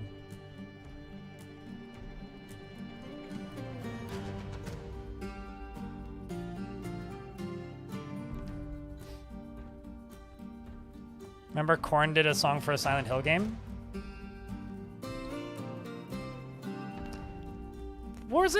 Didn't Korn star in the hit video game that was aspiring to be a hit video game franchise, Haze? I vaguely recall Korn being in the video game Haze. Although, to be generous, I only vaguely recall the video game Haze to begin with, so...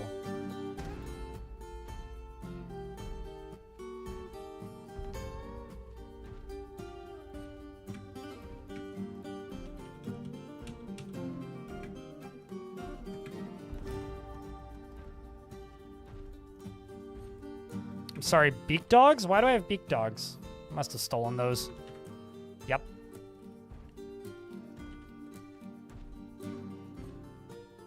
How'd they do? Snuck in, snuck out.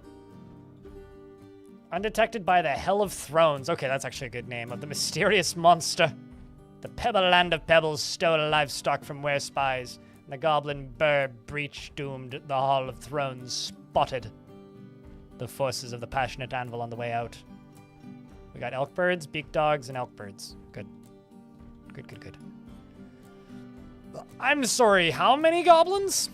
The Dark Goblin Pits of Doomdaub. There's 10,000 of them, chat.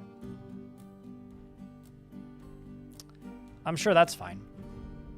This is fine. I want to steal this artifact called Bins. But it's a human castle, and I don't want to go to war with two people.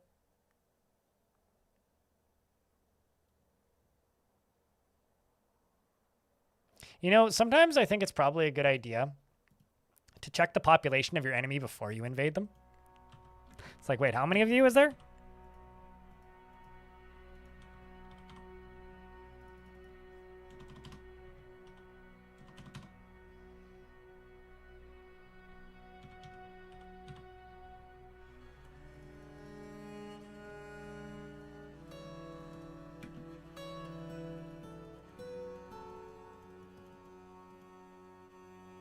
Elkbirds mentioned? True, Elkbirds butchered.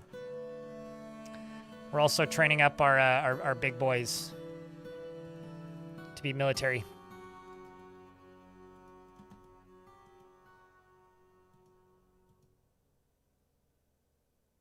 So soon we're just going to have a bunch of war these guys.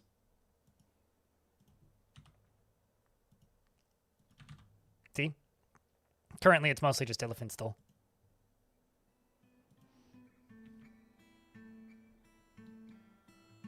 Let's hope they make us some babies.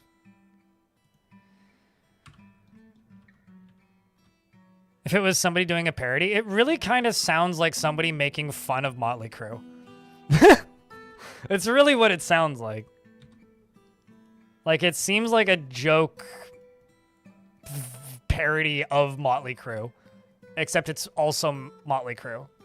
The, like, running theory that I've heard about that Motley Crue theme is that it was a rejected riff that they were thinking about maybe putting into a previous album that, like, wasn't good enough, and then they just shouted Tribes a bunch, and because they didn't know what Tribes was. Which is very funny. Like, hysterical in a way.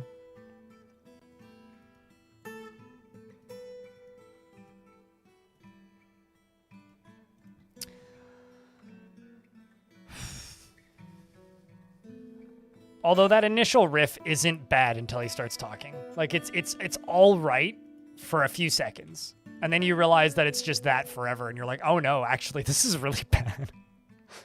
I need to go.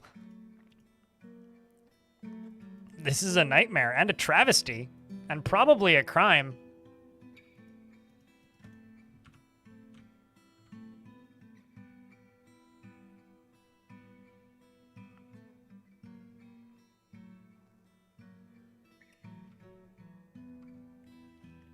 Cleaner and sharper than you recall. There was a slight overhaul to the cheese hamburger in YouTube chat. There was a graphic. There has been several different little minor graphical tweaks to the look of things. But if yours looks worse, double check your scaling mode.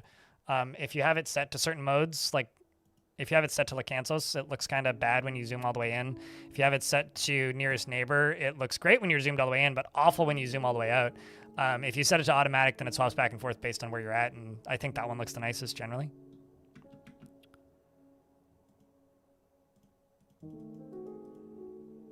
So it could depend on your rendering settings. It could also depend on, like, when you last watched.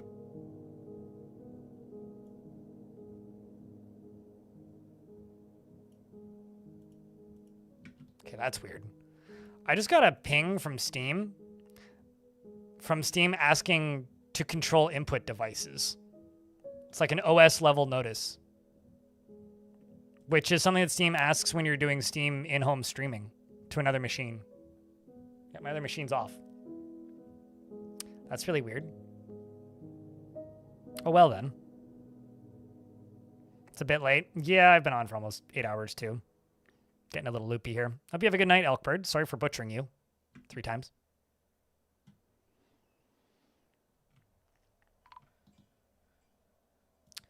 The Outpost Liaison and my dwarven friends have arrived to trade, and trade sentiments are very good. I guess that's good. Optimal, even. And the crazy goat hath returned. They snuck in undetected by the Ace of Hatred and searched the place. And Doondons was stolen. I wanted to know what Doondons was. It sounded just like an artifact. So what is Doondons? That is the name of my artifact mechanism that Rolf made. The vaginal lock. Well, that's great. What the hell is Doondons? Oh! It's a totem. A human skull totem. I'm going to put that on my tavern. Or in my tavern, because that's grim, and I like it.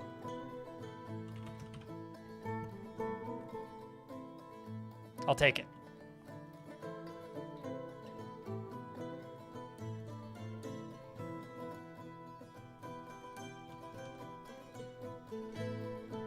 I'm using Kashi. Not Minky Green.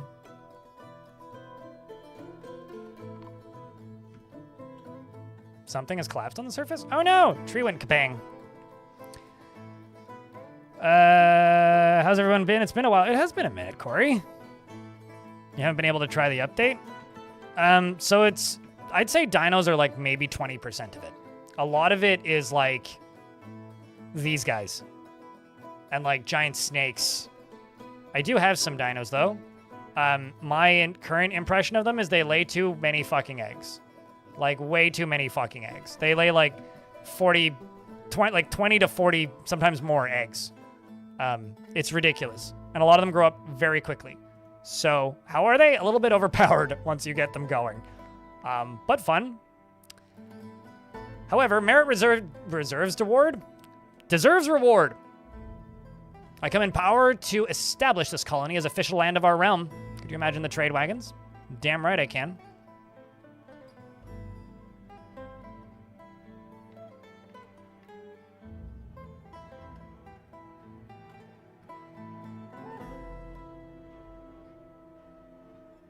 Where's Pebble?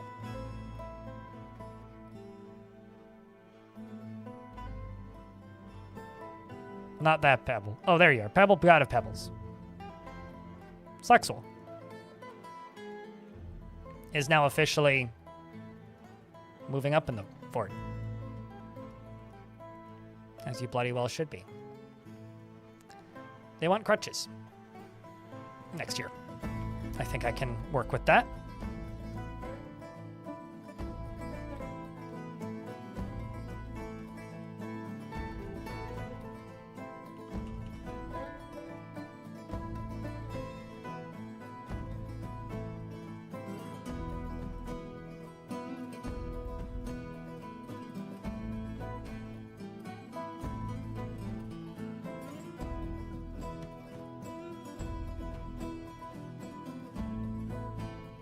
And also, I'm going to go up to here and I'm going to butcher a bunch of things.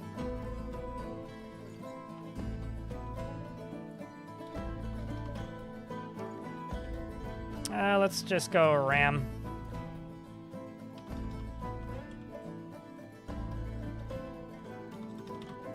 What other things do I have that I can butcher?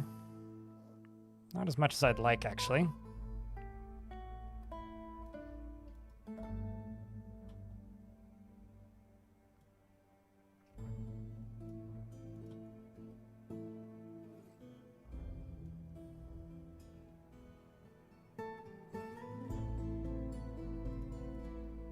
I think I'll just butcher to a use.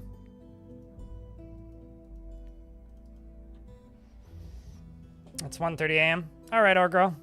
You have a good night. They look so good. All of the new sprite. I made a video which is just like an hour of me putzing around in arena mode, trying to place all of the new sprites as I see them in arena mode on the VOD channel. So if you want to see a whole bunch of new sprites, I do recommend going and having a peek at that.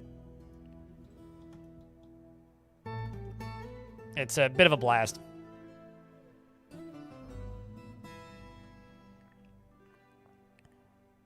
Just waiting on this dwarf to finish eating. You wish you were cooler? Where's cooler? I mean, cooler drew most of my emotes. Zane. No problem, Cheese. In YouTube chat. The original CD-ROM ROM of the first Quake had the soundtrack by Nine Inch Nails. Right. You could play straight from the disc. For some reason, I thought that was like the sequel or something. Also, this is incredible. We're trading with two dwarven factions, but one of them shows up afterwards, and they bring wagons because we're a barony. Well, that's awesome. I actually kind of want to watch this one wagon make its way in. They're like, oh shit, I hear they're a barony. Gotta upgrade, guys.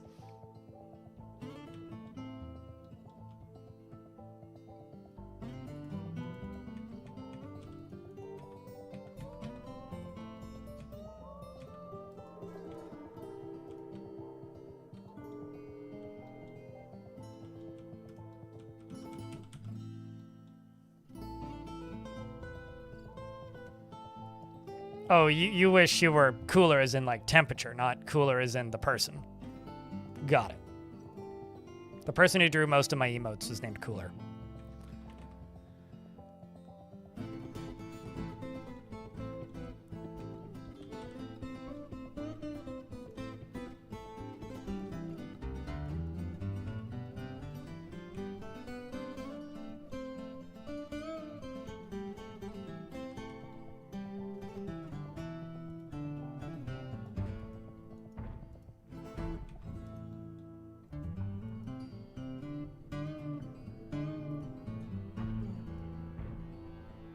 Sell you these, plus a bunch of these. They brought what exactly? Let's see. Buy some toys for the kids. And some fish for food variety. Some more fruits, because why not? Some books, and more books, and trade. And for the other ones, they're still unloading.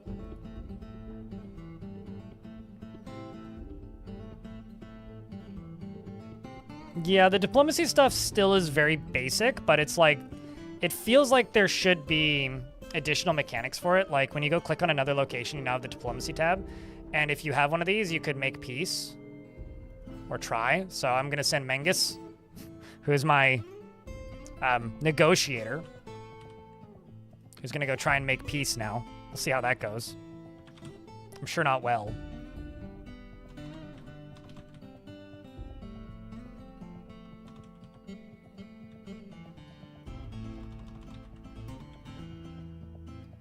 Unless he literally already left the map. That's wild. Oh, Magnus. Who's currently drinking. Go figure.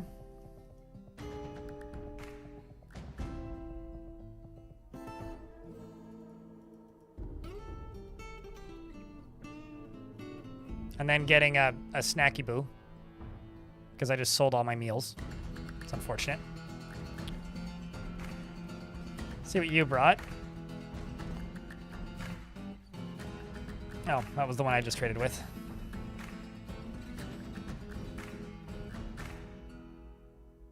I lied. The second one was the first one wasn't the one I just traded with. Tanzanites. Brought a Cavivore and a singular dog. Well, that's suboptimal.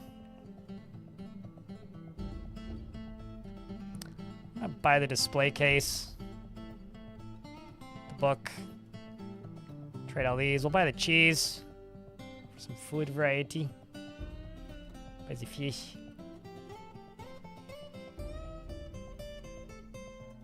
Just gonna buy the new socks. And the shoes. Fancy robe. Trade. Done. And so then they just go and head out after he's done eating, which he does in a temple. Which he's probably going to be real happy about, actually, because that's a pretty decent meal, also in a pretty decent dining room. And then he's going to go make peace at Dreadbreed. Why do I not expect this to go well?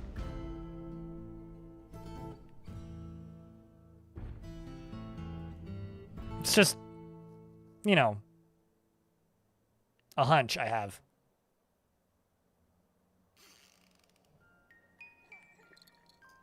Anyway, Zul'Ban has given birth to a girl. So congratulations to Zul'Ban.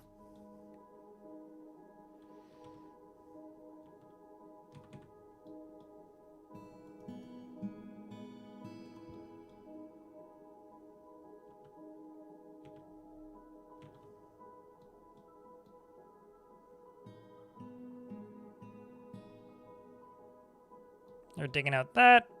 These dwarves are still refusing to sleep anywhere proper. Actually gonna take them off duty for a little bit. At least you're sleeping near a waterfall.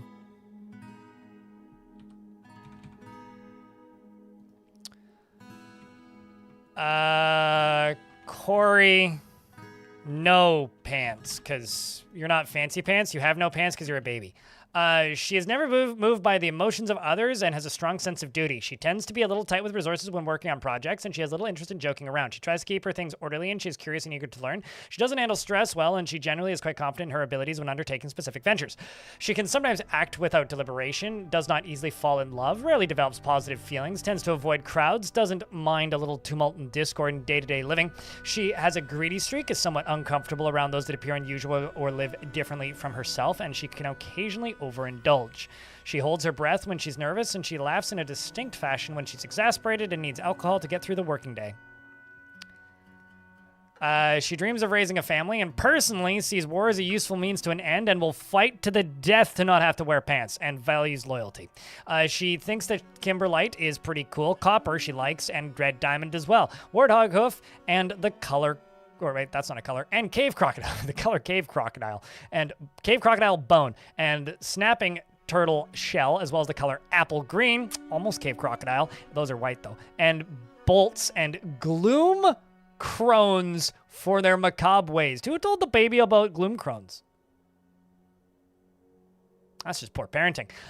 She likes the sight of the luxury of tweeting. Oh, that's who told her. And when possible, prefers to consume Nothriachus? Sure. And bilberry wine as well as onions and hates praying maggots. Her mom's Zolban and her dad's Onul. Her mom has a big stick and is reading Dwarf Book. I'm not joking. It's called Dwarf Book. The Dwarf Book, which is a Forgotten Beast parchment scroll, and the rollers are made from pink jade. Written on the item is an essay entitled The Dwarf Book, authored by a dwarf named Aerith. It concerns the end of the membership of the dwarf Aerith in the untoward faith in the year 40. The writing is as voracious as can be, and the prose is masterful. Thanks for the 4th month point of view. Appreciate you. Hey, Chatteroonies. I have a headache and I'm dozing off in my chair a little bit because it's warm in here. I think we've made good progress today, and we just started a war with the goblins. And Magnus went and demanded peace with the goblins. And after attempting to negotiate persuasively, Osnon Doom Ages negotiated with flattery in turn, and in turn had the mastery. And the attempt was a spectacular failure. So that's fun. Anyways, I think we made some great progress today in the fortress. I mean, the progress looks awesome.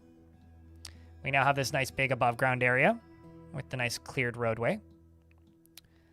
Down in the fortress itself, things have expanded quite a bit. I mean, we've still got some things that are very unfinished, but some things are very nicely expanded looking. I mean, this area fits in the screen now, whereas it was like just this tiny little center thing before. We built the new soon-to-be future tomb that looks like a pig. We caught a bronze colossus. Killed some goblins, amongst other things. There's a stairs down here that goes all the way down to here, which I probably need to dig up more of.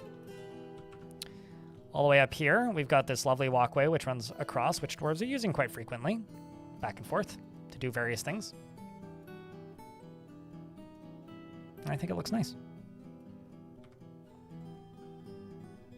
What did Magnus do? Oh, he failed horribly when trying to negotiate with the Goblin Overlord to stop attacking us.